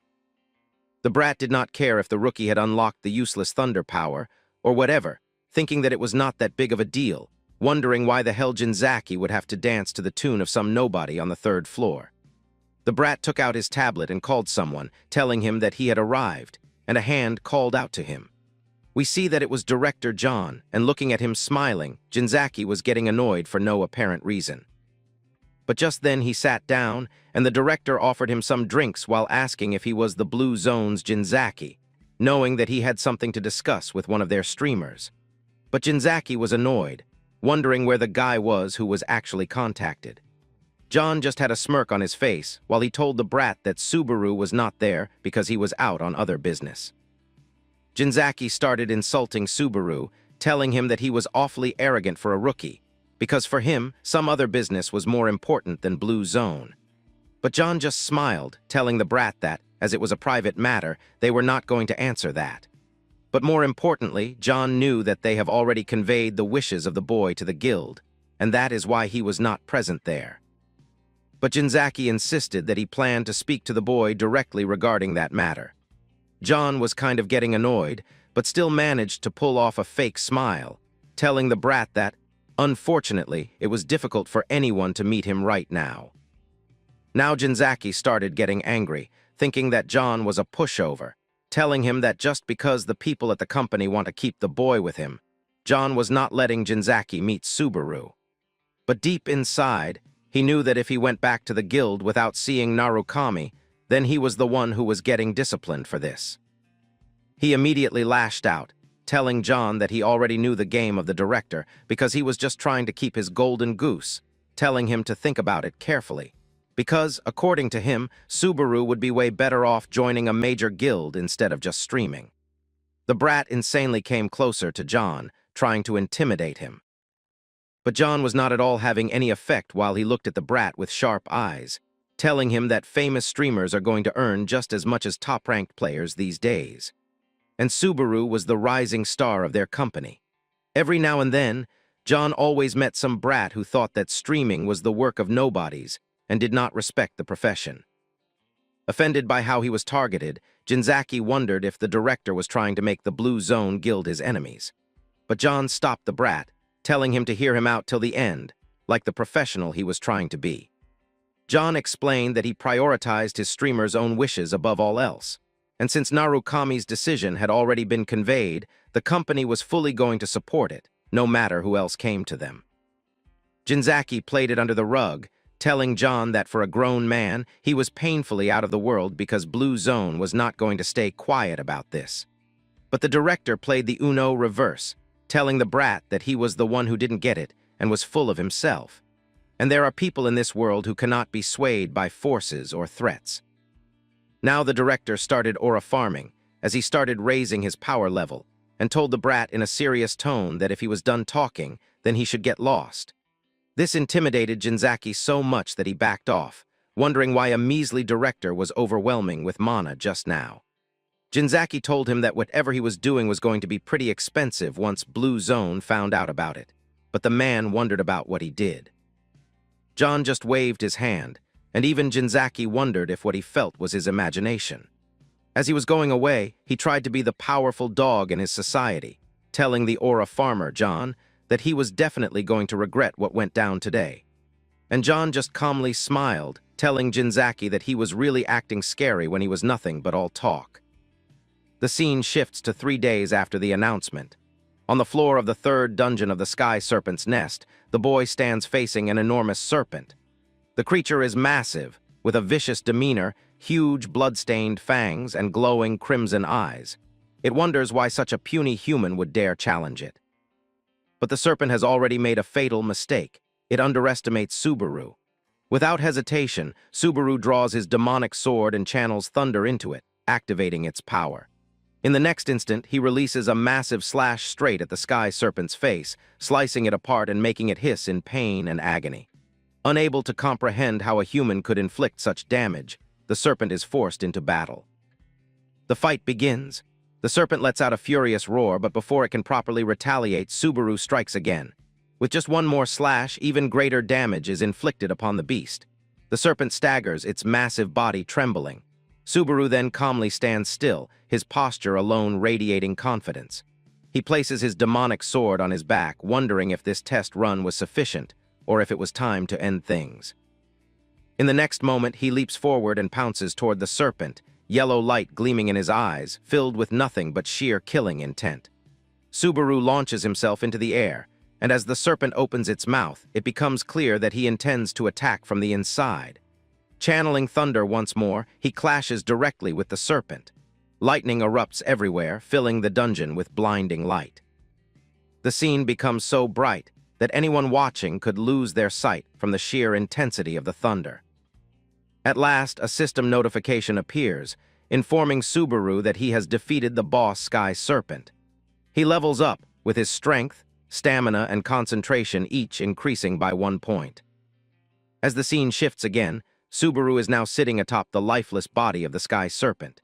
The cave itself looks small in comparison to the creature's massive corpse. His attention is drawn to a shiny object nearby, a Sky Serpent fang, glowing crimson red and resembling a precious gemstone. Subaru wonders if it could sell for around 10,000 credits, recalling that this was its value at least 20 years ago. He sets the fang aside and opens his status window. Subaru is now level 35 with strength, stamina, and mana at 36, speed at 33, and concentration at 30. He can hardly believe it. He has gained 9 levels in just 3 days. Deciding that this is enough, he chooses not to grow greedy. He knows his friend Soya is waiting, and he must focus on avenging his dear friend. Subaru's expression turns serious as he steels his resolve. The scene shifts once more. We now see the cute and elegant Hasuka, wearing a beautiful dress and looking especially radiant today. She waves her hand towards Subaru as he sits down at the cafe. Subaru wonders if something good has happened, noticing the bright smile on her face. Hasuka's expression glistens as she wonders if Subaru has already seen it. Confused, Subaru asks what she means, but Hasuka quickly realizes that he probably hasn't noticed yet. Subaru asks again what she is talking about. Hasuka explains that she means the collaboration video. In typical Subaru fashion, he responds that he was too busy grinding and didn't have time to watch it. Hasuka calms herself and maintains her smile, saying that this is completely fine for Narukami Subaru. Even when he doesn't mean to, His nonchalant nature and his habit of putting training above everything else are exactly what make him who he is. Still, Hasuka notices something different about this Subaru compared to the original. Taking something out of her bag, she asks him to check it. Subaru is slightly shocked as he opens the envelope, and Hasuka explains that it contains the revenue statement from his recent collaboration stream with Hawkeyes. Subaru is stunned to see that he has earned approximately 50,000 credits, far more than he expected from such a small stream. Hasuka then tells him that she could have given this to him at any time, but there is another reason she wanted to see him today. Now intrigued, Subaru listens as Hasuka begins to blush slightly. She explains that she knows someone named Kyog, a gambling enthusiast, and thanks to him, she learned something interesting. Her expression shows clear hesitation, as if she is reluctant to even mention him. Hasuka explains that there is a form of gambling where people bet on who will win and collect payouts. The higher a player's chances of winning, the lower the payout rate, meaning smaller returns, but much more reliable outcomes due to the player's skill. What shocks Subaru is that his current payout rate is 6.1 times. However, there is another player with a rate of just 1.2 times, marking him as the absolute favorite. Curious, Subaru asks who this person is. Hasuka introduces him as Omar, a Blue Zone player who stayed on Floor 3 for 10 straight years, driven purely by an obsession with clearing the Cave of Thunder. Because of this insane fixation, Omar became famous despite being neither a streamer nor a ranker. According to Hasuka, Omar is likely scheming even now, trying to meet Subaru somehow. To Omar, Subaru's declaration of a solo Cave of Thunder challenge on stream was nothing short of spitting on, and laughing at, his 10 years of relentless effort, and even then, how he was unable to clear it. Subaru immediately told Hasuka to put everything else aside, pointing out that she was standing extremely close to him and that it was a rather compromising position. The moment he said that, Hasuka became aware of herself. She blushed from head to toe, quickly turning away and returning to her seat, thoroughly embarrassed. Still, she continued explaining that between the Cave of Thunder challenge, the upcoming tournament, and the next trial, there was a real chance that Subaru might run into Omar. She simply wanted to warn him and tell him to be careful. After the conversation ends, the scene shifts to the 3rd floor of Ortonal. Large, ancient-looking buildings line the streets, and carriages pulled by horses move endlessly along the roads. Inside one such carriage, several people are talking about how tomorrow is finally the day they will meet the bastard who bragged about solo clearing the Cave of Thunder. Inside, we see 2 men, one wielding a spear and the other a sword. The swordsman tells the man sitting beside him that Subaru is only talking nonsense because he doesn't truly understand what kind of place the Cave of Thunder really is. He tells him not to let it get to him. That man is none other than Captain Omar. Omar sits quietly, lost in thought, flipping a gold coin continuously in his hand to counter his anxiety. Calmly, he tells his subordinates that it doesn't bother him. Subaru has a reputation for bragging, after all.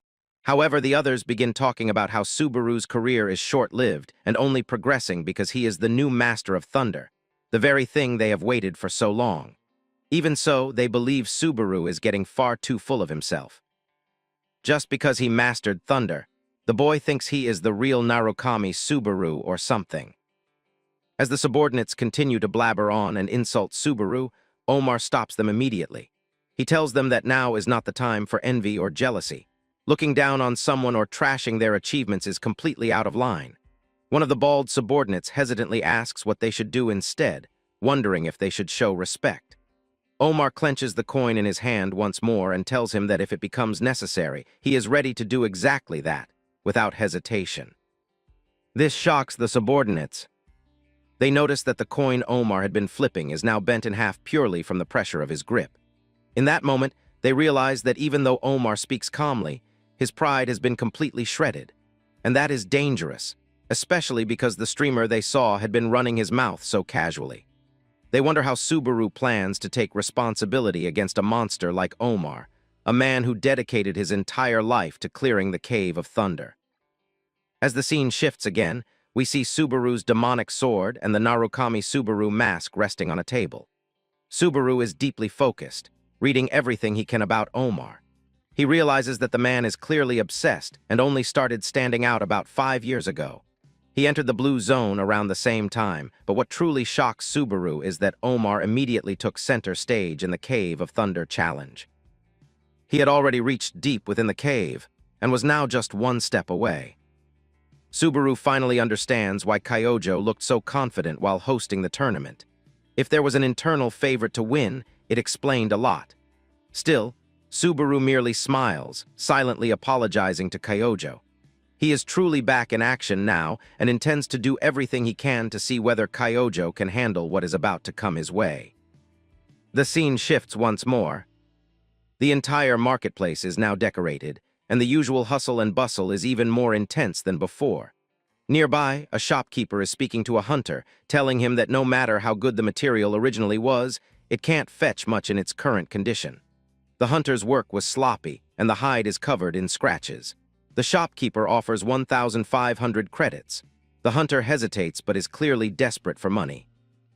The shopkeeper knows this and bluntly tells him to take it or leave it, as that is his final offer. The hunter reluctantly agrees and takes the 1,500 credits. As the shopkeeper rolls up the hide, he thinks to himself that he is incredibly lucky. Red Troll hide self-repairs over time and is extremely valuable, but very few people know this. He takes advantage of that ignorance regularly. Just as he finishes rolling the hide, a red crystal-like fang is suddenly placed on his table by none other than Subaru. The shopkeeper freezes, shocked as he realizes that it is a sky serpent fang. Subaru calmly asks how much he is willing to pay for it. As the shopkeeper inspects the fang, he realizes it is flawless, S+ grade material with almost no damage at all. Still, the man smiles, thinking that the boy has chosen the wrong person to negotiate with. He begins praising the condition, saying how excellent it is and mentioning that the sky fang is usually considered high B to a rank material. He compliments the hunter who managed to obtain it. But then, as usual, he starts circling around his excuses, mentioning a tiny scratch, claiming that the product doesn't quite meet the highest rank, and lamenting how unfortunate Subaru's timing is. He adds that the supply of sky serpent fangs has recently increased, causing demand to drop rapidly. The shopkeeper takes out his tablet, types in 8,000 and shows it to Subaru, saying that since he is in a good mood, he is willing to sweeten the deal. Subaru recalls the prices from 20 years ago and thinks that 8,000 credits isn't too bad. Suddenly, a voice speaks from behind him. With that condition, the Sky Fang is easily worth at least 15,000 credits, because Sky Serpent Fangs are extremely rare and usually sell at the seller's price. Subaru turns around. The shopkeeper pales in fear. Standing there is none other than Omar, walking closer and closer towards Subaru. His gigantic build dominates the space around him, and despite his intimidating presence, Omar is undeniably handsome. He studies Subaru carefully, wondering if the boy before him is truly Narukami Subaru. And in that moment, Subaru realizes the same thing. The man standing in front of him is none other than Omar. The scene shifts to the third-floor cafe once again, where we see both Subaru and Omar Schneider talking to each other. Subaru wanted to get straight to the point, while all the bystanders wondered what Schneider was doing in their small cafe. Subaru had one thing clear in mind, that they were not the kind of buddies who could just chill in a date-like setting like this. On top of that, Subaru did not even like parfaits, while Schneider seemed to be enjoying them a lot, eating cup after cup. Finally, the man spoke about how Subaru had claimed that he was going to clear the Cave of Thunder. Subaru did not see any problem with that and wondered what the issue was. Schneider explained that at first, he had thought Subaru was nothing but a cocky drifter. That was his first impression, because someone who had just climbed up to the third floor suddenly sticking his nose out and claiming he would conquer the Cave of Thunder sounded ridiculous. Subaru asked if Schneider had changed his mind now. The man doubled down, saying that he was still 50% convinced and 50% against it. Because of that, Schneider decided to give Subaru half of his respect, acknowledging that the boy had talent, overflowing talent at that. Still, he could not believe that Subaru was being compared to the real Narukami Subaru. Meanwhile, Subaru kept scanning Schneider again and again. At first, he had thought Schneider was just a weirdo, but now he could see that the man's eyes were completely serious. Subaru immediately asked if Schneider had dragged him to the same cafe again and again just to get a sticker of bravery and a pat on the head. Schneider immediately replied that he had a proposal. Suddenly, the man looked furious, with a blue glow in his eyes and what seemed like killing intent. He told Subaru that he should take back whatever he had blurted out that day about clearing the Cave of Thunder solo, calling it arrogance born of ignorance. Schneider demanded that Subaru start a stream and apologize publicly. Subaru calmly pointed out that this did not sound like much of a proposal. Schneider contradicted him, saying that he was not telling Subaru to do it right now. Instead, he would beat Subaru in the upcoming tournament, and then Subaru would clearly admit his immaturity. That would be the moment when Subaru bowed his head. Sighing at Schneider's childish nature, Subaru agreed. He told the man that if he won, Schneider would hand over everything he knew about the Spirit Cave without leaving anything out. Since Schneider was the one who brought this up, Subaru said that this condition was the bare minimum. Schneider started laughing as he got up from the table and left, telling Subaru that it was no problem at all, because there was no way he was going to lose, certainly not to a boy pretending to be Narukami Subaru. As Schneider walked away, Subaru stood up and started analyzing the situation. He knew that Schneider was an enemy not to be taken lightly, because those 10 years had not been wasted for nothing. The scene shifts to the Azure Sky Entertainment Company building. Hatsuka's friend was watching the stream while checking the notifications, knowing that over 10,000 people were going to attend the tournament because the prize was a relic. That meant the turnout was bound to be insane. He was convinced that if this tournament had existed when he was on the 3rd floor, he would have joined at least once. As he checked the list of contenders, he realized that Subaru was volatile, but the rest were strong as well. Schneider, however, was a proven high-yield investment, even for betting. He was about to click on Schneider and place his bet, knowing that with this many participants, the outcome was basically obvious. Even if the odds were only 1.2x, a pro bettor like him would bet on reliability, not profitability. He was almost about to put all his money in, thinking that gambling was the fastest road to ruin, when he suddenly received a call from Hatsuka. He tapped the receive button without thinking. Startled, he threw the tablet onto the table, making it slam loudly, and told her that she had scared the hell out of him. He wondered if Hatsuka was spying on him, but she did not care and instead asked what he was doing. The man was terrified, wondering how she would have found out that he was betting again. He even thought she might have planted a bug in the office or in his ear. Hatsuka, on the other hand, wondered if the man was crazy. More importantly, she needed to tell him something and asked what he was doing, not in real life, but inside the app where he spent his money. The man was shocked when he heard that Hatsuka herself was planning to place a bet. When she told him that she was going to bet on Narukami Subaru, the man was completely taken aback. He thought Hatsuka was an idiot and wondered if she even understood how precious those credits were. But then we see Hatsuka once again, dressed beautifully, properly showing off all her important features. She wondered if the man was suggesting that Narukami Subaru was going to lose. Hearing that, the man clarified that it was not that Subaru was being underestimated. Instead, they always analyzed fighting styles, strengths, and payout rates before calculating the odds. He explained that Omar Snyder was not someone who belonged on the 3rd floor to begin with, and his strength was far superior. People even said that Snyder had accomplished more on the 3rd floor than the original Subaru ever did. There was no way that a streamer who had only recently arrived could defeat Snyder, who had been grinding for 10 years straight. To him, it sounded like a fantasy wrapped in a fairy tale. As the man continued bickering, Hatsuka simply wanted him to shut up. She asked if he was willing to bet against her for once, staking his entire month's paycheck. The man immediately agreed, but suddenly Hatsuka sensed a serious aura nearby. It was coming from a cloaked individual who had crossed paths with her. Hatsuka turned around and abruptly cut the call, leaving the man in the middle of finalizing the deal. He was confused about who the cloaked person was, why Hatsuka had hung up without a word, and why she had suddenly brought up gambling in the first place. He wondered if something had happened that changed the odds. The scene shifts to the bustling market, where Snyder was walking alongside his subordinate. The minion asked about Subaru, and Snyder replied confidently that the boy was no amateur and knew how to handle himself. Still, the minion suggested that because of this, their captain might actually lose. That irritated Snyder, but he said nothing. He only clenched his teeth and stated that after meeting Subaru in person, he was certain there was no way he would lose. He absolutely could not allow a child to defeat him. Watching from above was the same cloaked individual observing Snyder as he moved through the market. This was none other than Reina, who immediately realized that Snyder's mana was no joke. She thought to herself that she would eventually have to defeat him to obtain the shoes. Confident in her strength, she smiled quietly. The scene then shifts to the day of the tournament. Cheers echoed everywhere as people gathered to watch the fights. Inside the Eternal Coliseum, Subaru was walking slowly toward the main arena. As he opened the gate, he was met with a massive crowd cheering loudly for the contenders. Everyone was thrilled to see Narukami Subaru in person, unable to believe that the streamer everyone was talking about was actually competing. The voting had finally closed, and Subaru ranked second as a potential winner. People began wondering who had taken first place. On the opposite side, another gate opened, and the huge, bulky Omar Snyder entered with a confident aura surrounding him. However, the moment he saw Subaru, he turned his face away. The crowd erupted in cheers for Snyder, many of them beautiful women who dreamed of meeting him at least once in their lifetime, as he was famous for his stamina. The Colosseum roared like a massive sound box as fireworks shot into the sky.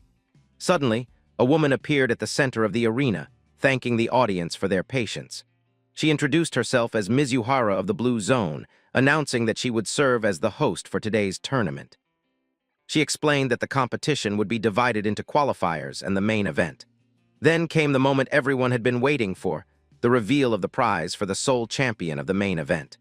It was the shoes once worn by Soya himself, a symbol of the Blue Zone's pride and a legendary relic named Taralia. As the beautiful shoes floated in the air, the crowd erupted in cheers. Mizuhara confirmed that the shoes were real. While Subaru stared at the prize, he whispered to his deceased friend, telling him to wait because he swore he would take those shoes back. In the audience, we see both Hatsuka and the cloaked woman, Reina. Hatsuka blushed deeply, thinking that Narukami Subaru was about to restart his dream. However, when she noticed the cloaked woman again, she realized they had met before. This time, Reina was wearing a Narukami mask, only now it was red, and she was growing angrier with every passing second. After getting inside the field, Narukami Subaru finally started the live stream, and everyone was now cheering for our boy. The live stream started with more than 3,000 viewers at once. Subaru apologized for vanishing without any trace, but the chat told him that they had been looking at him in the stadium while also watching the stream so that they could get both the views. Subaru realized that they were really hyped up and that he could barely keep up with the chat. But then suddenly, some viewers started cheering the boy up and decided to drop 30,000 credits in one go. The boy was even more hyped up, taking out his demonic sword while thanking the audience for the 30,000 credits. Now Mizuho started laughing while announcing the beginning of the tournament, as multiple firecrackers appeared in the sky along with the lady. She opened a green-colored portal, slowly materializing it. Then the whole scene started shifting, as the entire place began terraforming and a green aura surrounded the whole stadium. People were mesmerized and scared at the same time, because it was an ability on another level, which was quite expected of the Blue Zone. Even Subaru realized that this size of magic and skill was not thrown together overnight and required a lot of practice. The entire arena was now changed, and the sky was gleaming green with multiple stars. A notification popped up, telling Subaru that he had finally entered the preliminaries. As the scene shifts, we see the wide area of the stadium, which was completely engulfed in a green-colored sphere. The whole area was now turned into a zone resembling a forest. The rules were announced. If anyone died, they were out. Everyone except oneself was an enemy.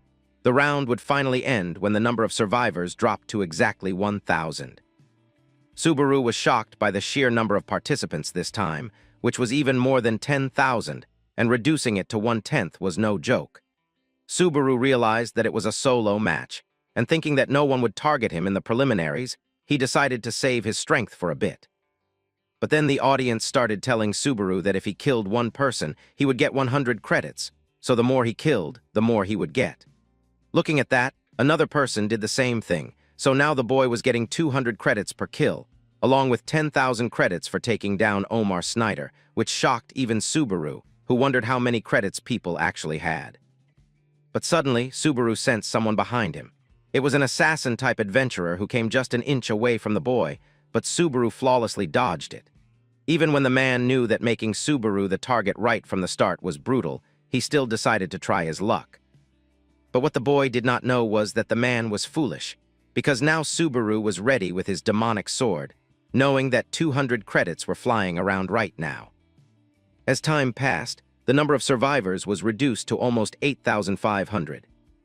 On the other hand, we see Omar Snyder, who was just walking like a giant hero with an overwhelming presence. The man did not care about small fries because he had his eyes on only one man, and that was none other than Narukami Subaru himself. Omar had great determination and was ready to fight till death. But suddenly, he was attacked. Snyder was no joke, immediately dodging at the nick of time and moving aside as he saw that the attacker was an archer trying to ambush him from the bushes. The archer thought the arrow was close and that he could have hit Omar, not knowing his place. But then, from behind, multiple people started appearing. They were all planning to gang up on Omar Snyder, deciding to take down the man to make their name on the whole third floor. Some of them still had some brains left and suggested to the others that this was a bad idea and that they should turn away, because the arrow was deliberately dodged by the man without any effort. But some people were as dumb as their faces, telling the smarter ones to relax, thinking that it was a numbers game, abusing Omar by saying that he was just some guy who had rotted on the third floor for 10 years and that he did not pack a punch. As the scene shifts to Snyder, he was just standing calmly and told the group that the plan itself was not that bad. But the problem was that they had picked the wrong opponent to test it on.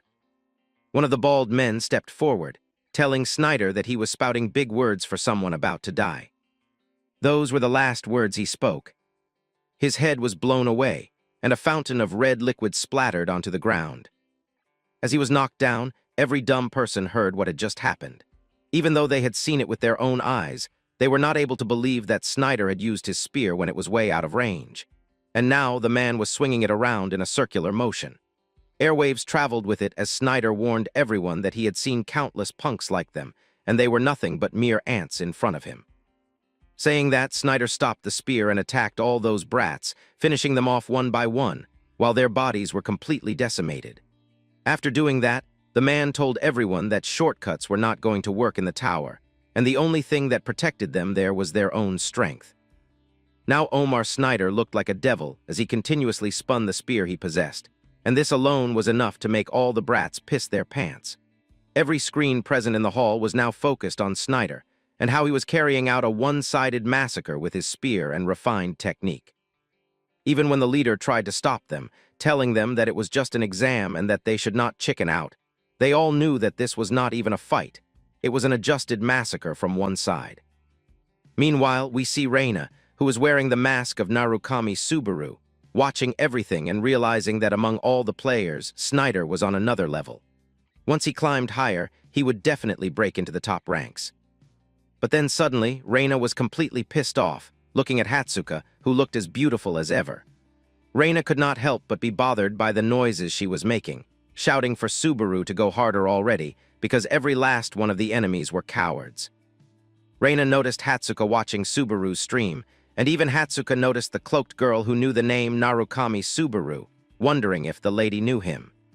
Hatsuka just smiled, thinking that the girl was probably a fan of their boy, and Reina also agreed. Hatsuka started blabbering, just like her usual habit, about how she had been a fan for 20 years and how her name was Hatsuka. But it was all a plan. She also wanted to know the name of the cloaked lady. This put Reina in a fix. As the scene shifts, we see that only 1,342 survivors were remaining, and the match was going to end in a few minutes. Meanwhile, Subaru was walking through the forest once again, wondering what number they were at now. The chat told him that they were at 98.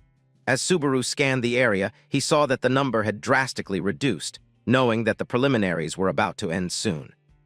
Still, he was as greedy as ever, thinking that 200 credits per head was kind of underwhelming. Even after killing 98 participants, he would not even get 20,000 credits. But just then, he got an idea and decided to announce his location so he could draw more players in and increase his kill count.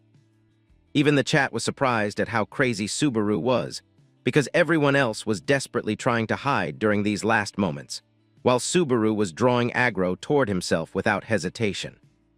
The boy used his demonic sword along with his thunder skill, as black and yellow lightning slashed through the trees. The demonic blade cut through them like a knife through butter, and as the trees fell in a straight line along the slash, it was enough to shake the entire arena. As this happened, Omar Snyder was the first to sense that surge of energy on the other side, and realized that it was none other than Subaru himself.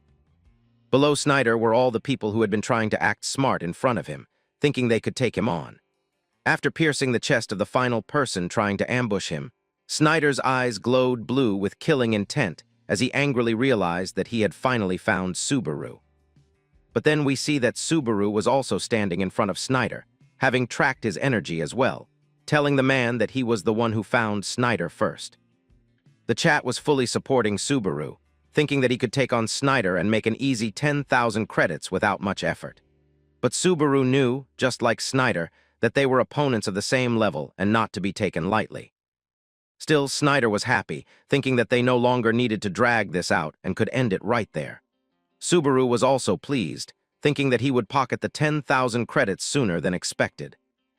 And with that, both Narukami Subaru and Omar Snyder stood facing each other, ready to begin their duel.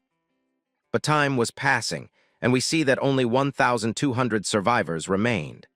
The boy knew that only 200 people were left until the preliminaries would end, so he decided to finish it quickly. But Omar Snyder was not giving Subaru any opening, throwing spears straight at his face, which Subaru managed to dodge at the nick of time. Still, it was really making him sweat as he saw the impact those attacks carried, destroying all the trees standing behind him and clearly showing their destructive power. Subaru realized what would happen if even one of those attacks hit him.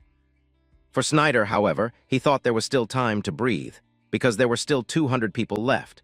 Subaru was analyzing him with every passing second, knowing that this spear attack was not a skill but pure technique. He understood that if he lost track of the tip of the spear, he would be dead in no time. Snyder started spinning the spear like a helicopter once again, and even Subaru found it strange that the spear was casually reaching distances it normally should not. The air pressure from the spear alone was enough to make Subaru feel like he was about to be blown away. He protected himself while managing his stance, barely holding on as another slash came toward him. Subaru immediately activated the demon blade and fed it stamina, enhancing its strength in proportion to the stamina consumed. He also used the greed scale, level 4, to resist the secondary effects of the demon blade, barely managing to counter the slash and deflect it in another direction. As he jumped toward Snyder to attack, Subaru noticed that Snyder was already 2 steps ahead, charging his spear straight toward his chest. Subaru was not ready to give up. He twisted his body to the side and performed a spinning kick aimed at Snyder's face, which Snyder deflected once again before slashing back, trying to overwhelm Subaru. Still, Subaru maintained his posture, clashing Omar's spear with his demonic sword. Continuous stamina was being drained as he kept charging and countering attacks. After one final strike, Snyder was pushed back, giving Subaru a moment to breathe. Snyder stood there without a single hint of exhaustion. Wondering why Subaru was not using his thunder skill, he questioned him. Subaru sighed and told him that using thunder in the preliminaries would be a waste, because the match was going to end anyway. This deeply offended Snyder. He saw that the number of survivors had already dropped to 1,007. Hearing Subaru say that using thunder on him would be a waste made Snyder grit his teeth, his eyes nearly bulging. He wondered if Subaru was deliberately stalling instead of fighting seriously. The two clashed again, but this time Subaru perfectly deflected Snyder's spear, laughing inside his mask and wondering what was wrong with him. Was he really going all out in the preliminaries? Snyder was furious, but the number of survivors continued to drop and finally reached the hundreds, signaling the end of the preliminaries. Once that happened, fighting was no longer allowed. Both Snyder and Subaru calmed down. Snyder smiled and told Subaru to be ready the next time they met. Subaru, on the other hand, felt slightly bitter that he would have to wait longer for the 10,000 credits. A system notification appeared, informing everyone that they were being transferred to the waiting room. As the scene shifted, we see that the waiting room was a virtual space, with multiple notifications floating in front of Subaru. He was informed that each player was given a 30-minute break before the next round. Looking at his own condition, Subaru noticed that his hands were shaking. Deep down, he knew that Snyder was incredibly powerful and that he had nearly been pushed to the edge. If the fight had lasted even a little longer, things could have gone very differently. Subaru then remembered that he was still live streaming. The chat was disappointed about the time limit, but when Subaru checked the viewer count, he saw 11,000 viewers. He remembered what Hatsuka had told him, that 10,000 viewers was the so-called streamer's wall. and once a streamer broke that number even once, they could survive in the industry. Now Subaru had more than 11,000 people constantly watching him. The boy smiled, happy that he had finally captured real attention as a streamer. Even his clash with Snyder had turned into a net positive for him. Still, now that he truly understood Snyder's strength, Subaru wondered how someone at that level had failed to clear the Cave of Thunder. As the scene shifts, we come to the secret hideout of Blue Eyes, where we see Reina's friend, who was getting pissed off because he was bored. He wondered what he was even doing every single day, because his routine consisted of training, eating, and then watching Narukami Subaru's live stream. Even he realized that, for now, Omar Snyder still had the upper hand. He wondered why a guy like Snyder was staying on the third floor anyway, because out of anyone, Snyder should be the one who knows that the lower the floor, the harder it is to close the level gap. The man also knew that if there was one thing Subaru had over Snyder, it was the thunder skill. Of course, if Subaru truly had talent on par with Snyder, a complete comeback could happen once that thunder skill was used. But from what the man could tell, that did not seem to be the case, because he had clearly seen Subaru struggling while fighting Omar. As the scene shifts, we see multiple mission complete notifications, as Subaru was gifted approximately 20,000 credits. He started pressing accept on all of them like a greedy person, knowing that if rich people were giving credits, he would take them, while still being very thankful. Finally, after gaining enough credits, he used 80,000 credits to level up the greed skill to level 5, leaving him with only 16,000 credits remaining. Now the skill had ranked up and could suppress the cell defect of skills or items used by an individual, depending on the skill's rank and level. It could be further enhanced by 160,000 credits. Subaru thought about something, wondering if maybe that skill was usable now. Meanwhile, the audience wondered what Subaru was strategizing, as he had gone completely silent. As the scene shifts again, we see the green arena still glowing, and it was now nighttime. Mizuha looked at Soya's shoes, wondering if it was really true that there was a thief aiming for them. She also had some idea about the thief's true identity. Sadly, someone called out to her. As she turned around, she saw an escort who informed her that reinforcements from the guild headquarters had arrived to support her. Mizuha was shocked, wondering why this was happening again and who was leading them this time. Then the man finally arrived. Mizuha was stunned upon seeing him, wondering what he was doing all the way down on the third floor. The man was none other than Kurakawa, who walked in with style and told Mizuha that the guild master was in a bad mood. Mizuha wondered if this was about Narukami Subaru. Kurakawa corrected her, saying it was about both Subaru and Snyder together. But there was another, even more serious issue. Meanwhile, the scene shifts back to Hatsuka and Reina once again. Reina was shocked, wondering why someone with such immense mana was sitting in a place like this.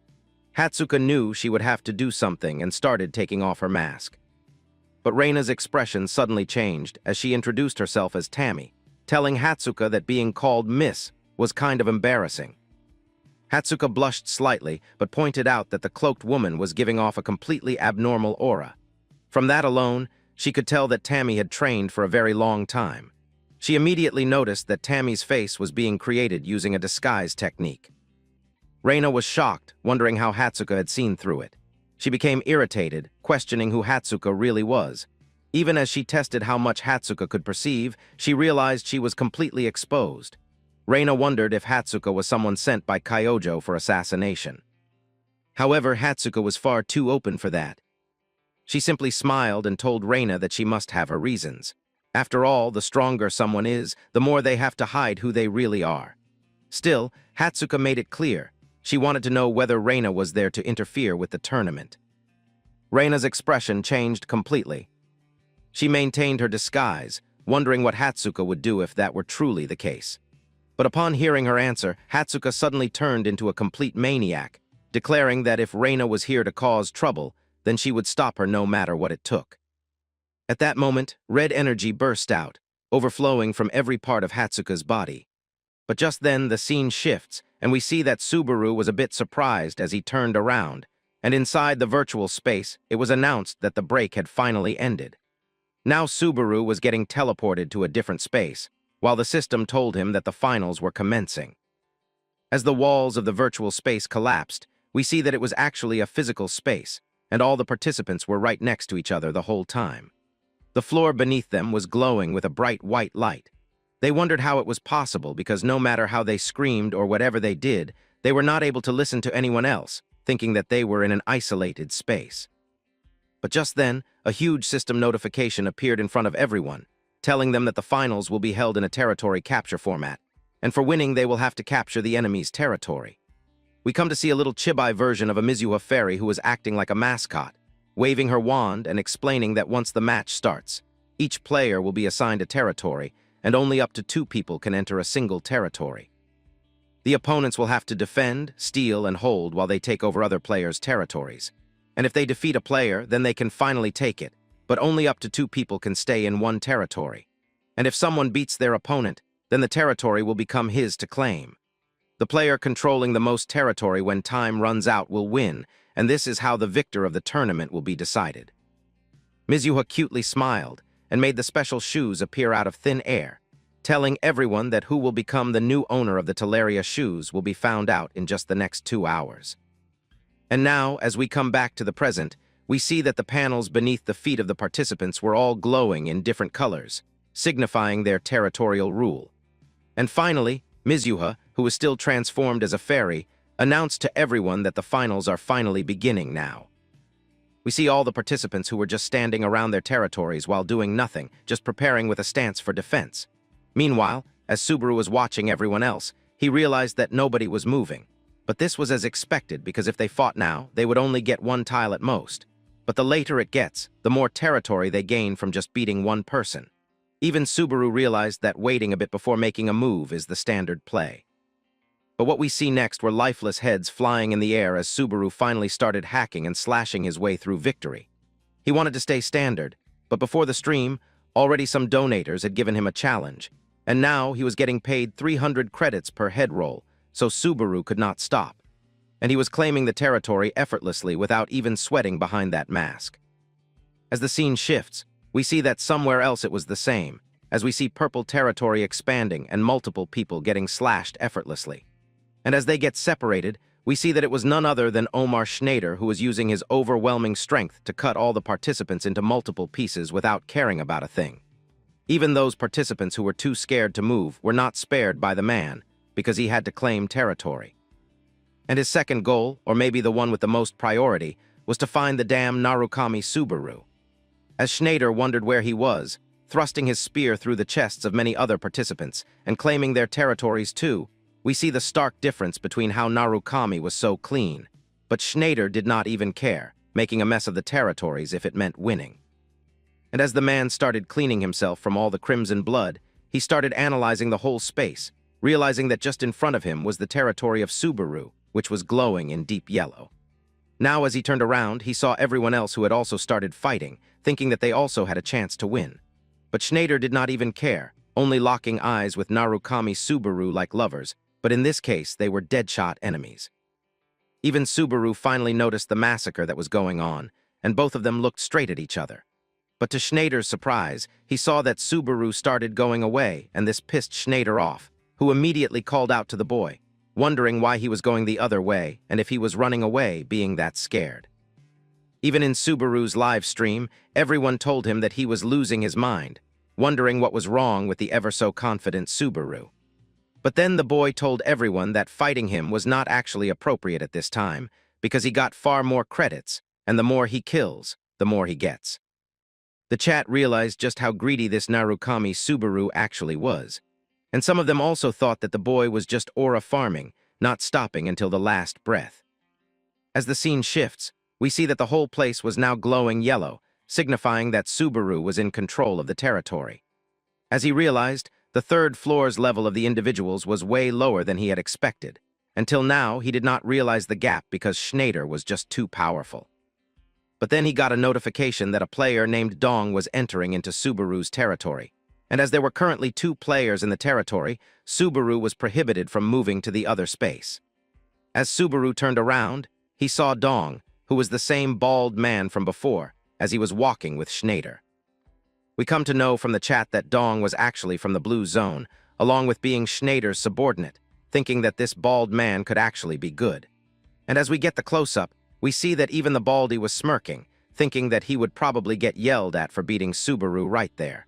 But just hearing the name Blue Zone was enough to annoy Subaru.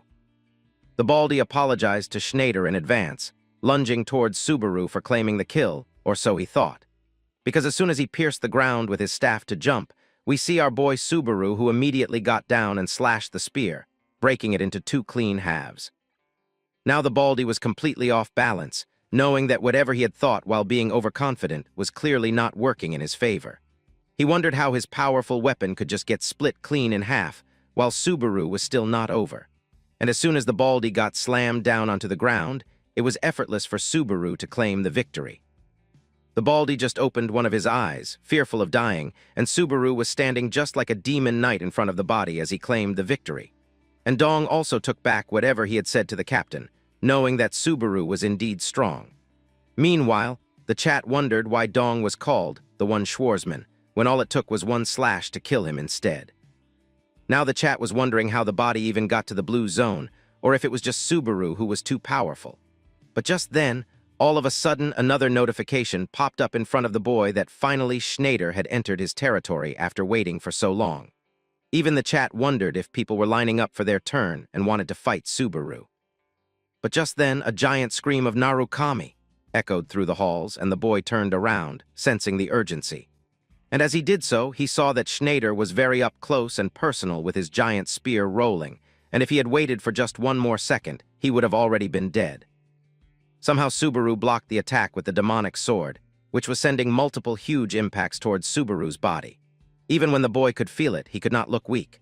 So he continued protecting himself from the full blow, and with that, Schneider removed the staff and started screaming at Subaru, telling him to use thunder already, while he slammed his spear towards Subaru like a frantic being, not caring about whether the boy could even die or not. Schneider even intimidated Subaru, telling him that if he was not going to use thunder, then he would definitely be dead on the next attack. Meanwhile, the chat was going crazy, asking Schneider if he wanted to kill Subaru or if he wanted to keep him alive, because he was not making sense. But as Subaru was being sent over multiple territory boxes, he realized that he had no choice. Finally, the boy put his demon sword inside, and looking at that, Schneider wondered if Subaru was going to run again. But this time, Narukami had different plans, telling Schneider that he was going to give him exactly what he asked for.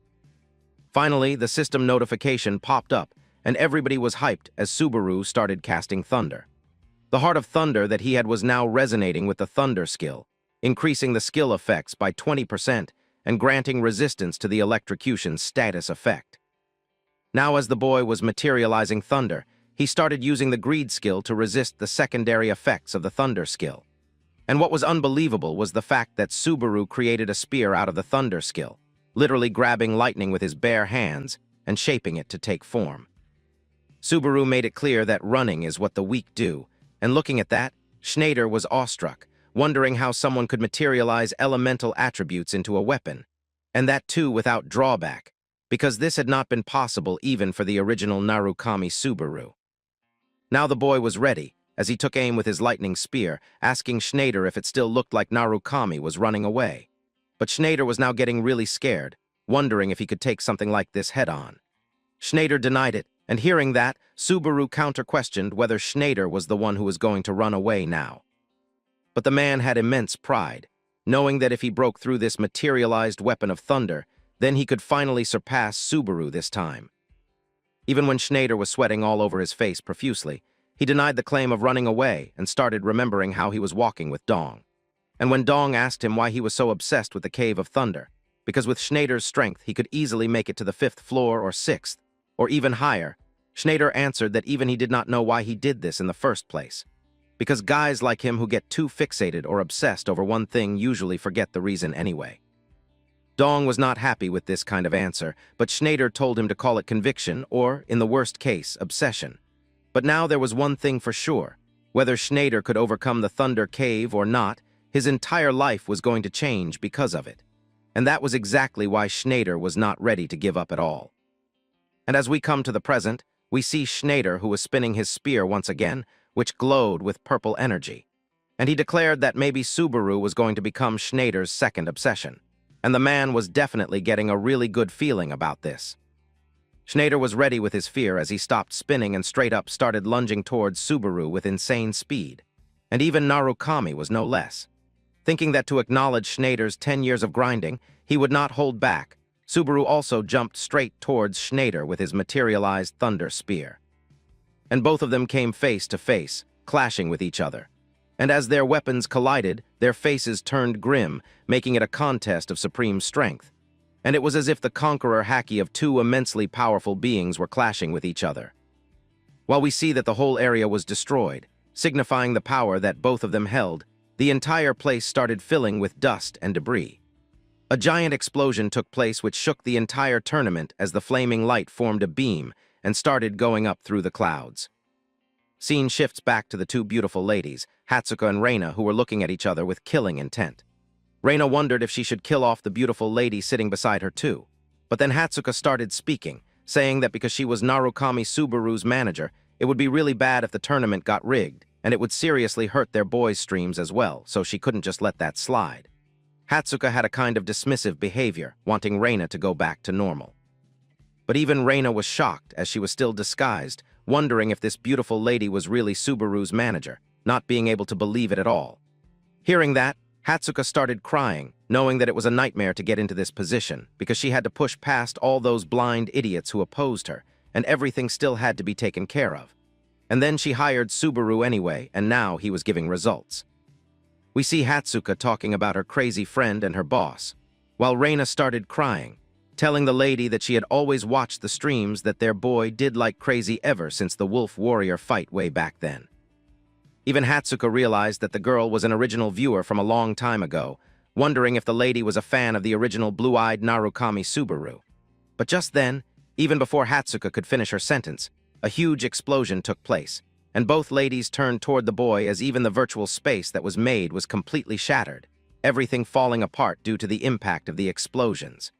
Everyone was watching it through their screens, looking at the rifts appearing. But then Hatsuka immediately looked at her phone once again, making a nervous and terrified face, as she thought that what she was thinking was not possible at all. As the scene shifts, we come to the arena once again where black and yellow lightning was pulsating through the grounds. We see the silhouettes of both Narukami and Schneider facing off, but it was Schneider who was coughing blood from his mouth. We see that his whole chest was gone due to the lightning spear. Even when he tried to deflect it, Schneider was a man of pride, not ready to fall. But still, his whole stomach was gone, and people could see through it as he finally got slammed down onto the ground. Narukami sighed, looking at his opponent whom he respected for his strength. He wanted both of them to meet again soon, calling him Schneider with respect and sincerity. Then the system notification popped up, telling everyone that Subaru had captured a total of 283 territories.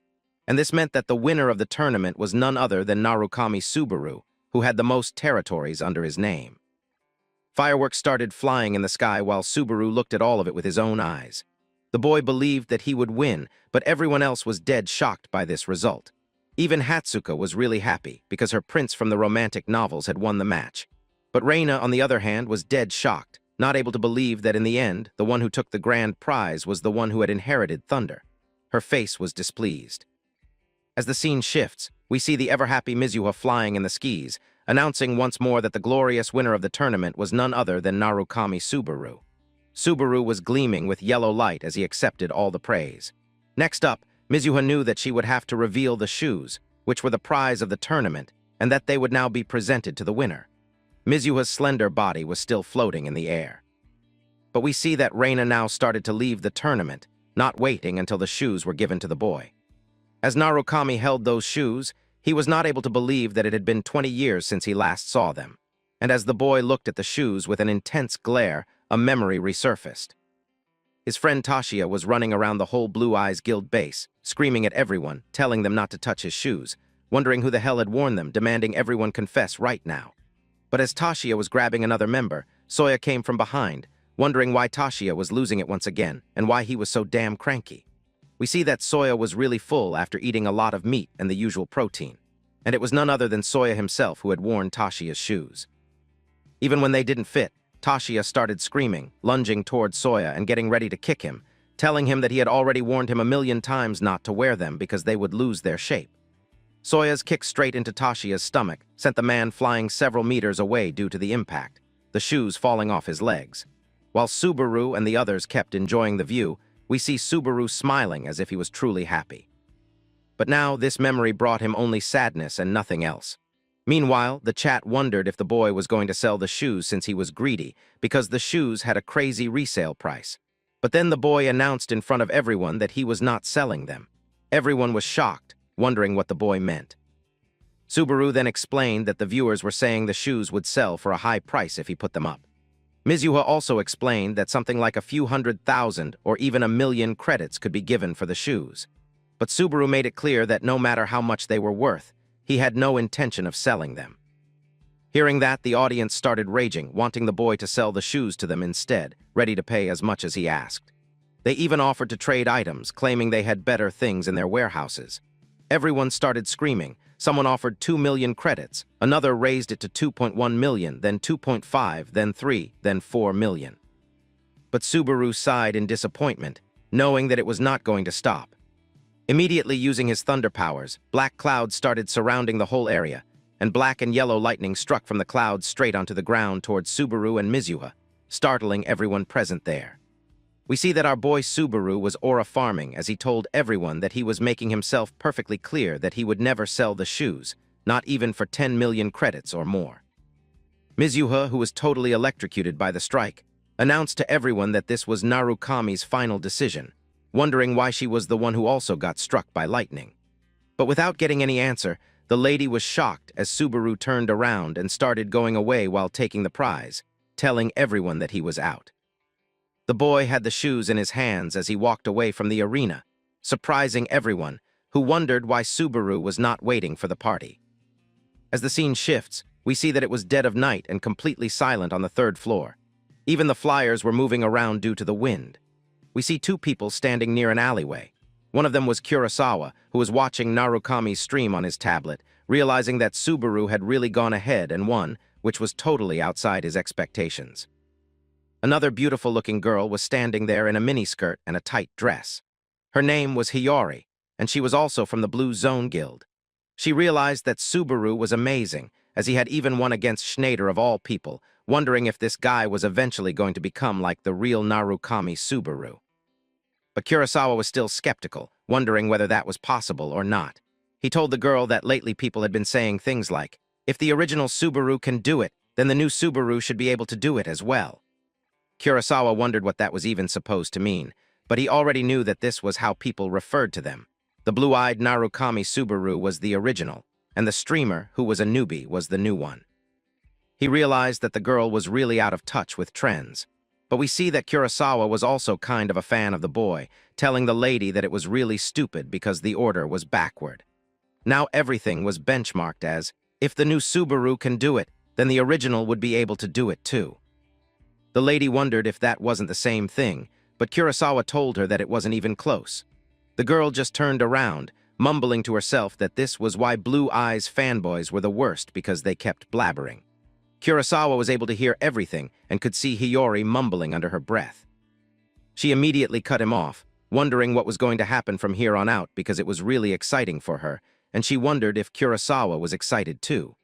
But Kurosawa clearly told her that no matter what happened, they still had the job they were responsible for, and now all they had to do was catch the shoe thief. The man started walking exaggeratedly and left, while Hiyori wondered why such a bulky man was sulking all of a sudden and why he wasn't waiting for her. As they started moving, we see multiple cloaked individuals following them, quiet as shadows behind bodies. As the scene shifts, we see Subaru still holding the shoes in his hands, with live viewers exceeding 11,000. The chat was talking about how the shoes were old school and looked kind of nice, while someone new commented that they would probably sell for a really high price. The regular viewers immediately told him that it was a forbidden topic and not to talk about it. Meanwhile, Subaru kept looking at the shoes, feeling happy that even if things turned out like this, he was glad that he had come into contact with his old friend once again. He slowly mumbled to the chat that thanks to their missions, it didn't hurt his heart quite as much. The audience smiled, telling Subaru not to underestimate the greedy credit monsters. Subaru then opened the status window of the shoes. We learned that they were unique shoes requiring level 30+, increasing movement speed by 25% and jump power by 15%. They also granted Cloud stride twice a day, with 2 remaining uses that reset daily.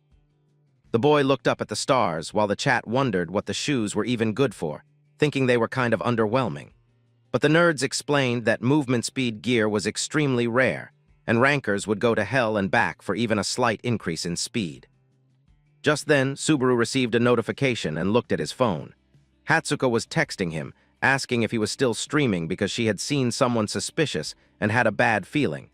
Subaru wondered what was going on as Hatsuko warned him to be careful, saying that someone might be after the prize. As the scene shifts, we see people leaving the arena. Among them, a cloaked individual was walking in the opposite direction, putting her mask on once again. She wondered what she was doing, standing right in front of Tashia's shoes, but now that it had come to this, she had no choice. The woman was ready, filled with killing intent. Thinking that no one must notice, she decided she would slice Narukami's ankles clean off. Completely hidden within the crowd, she moved forward, fully determined.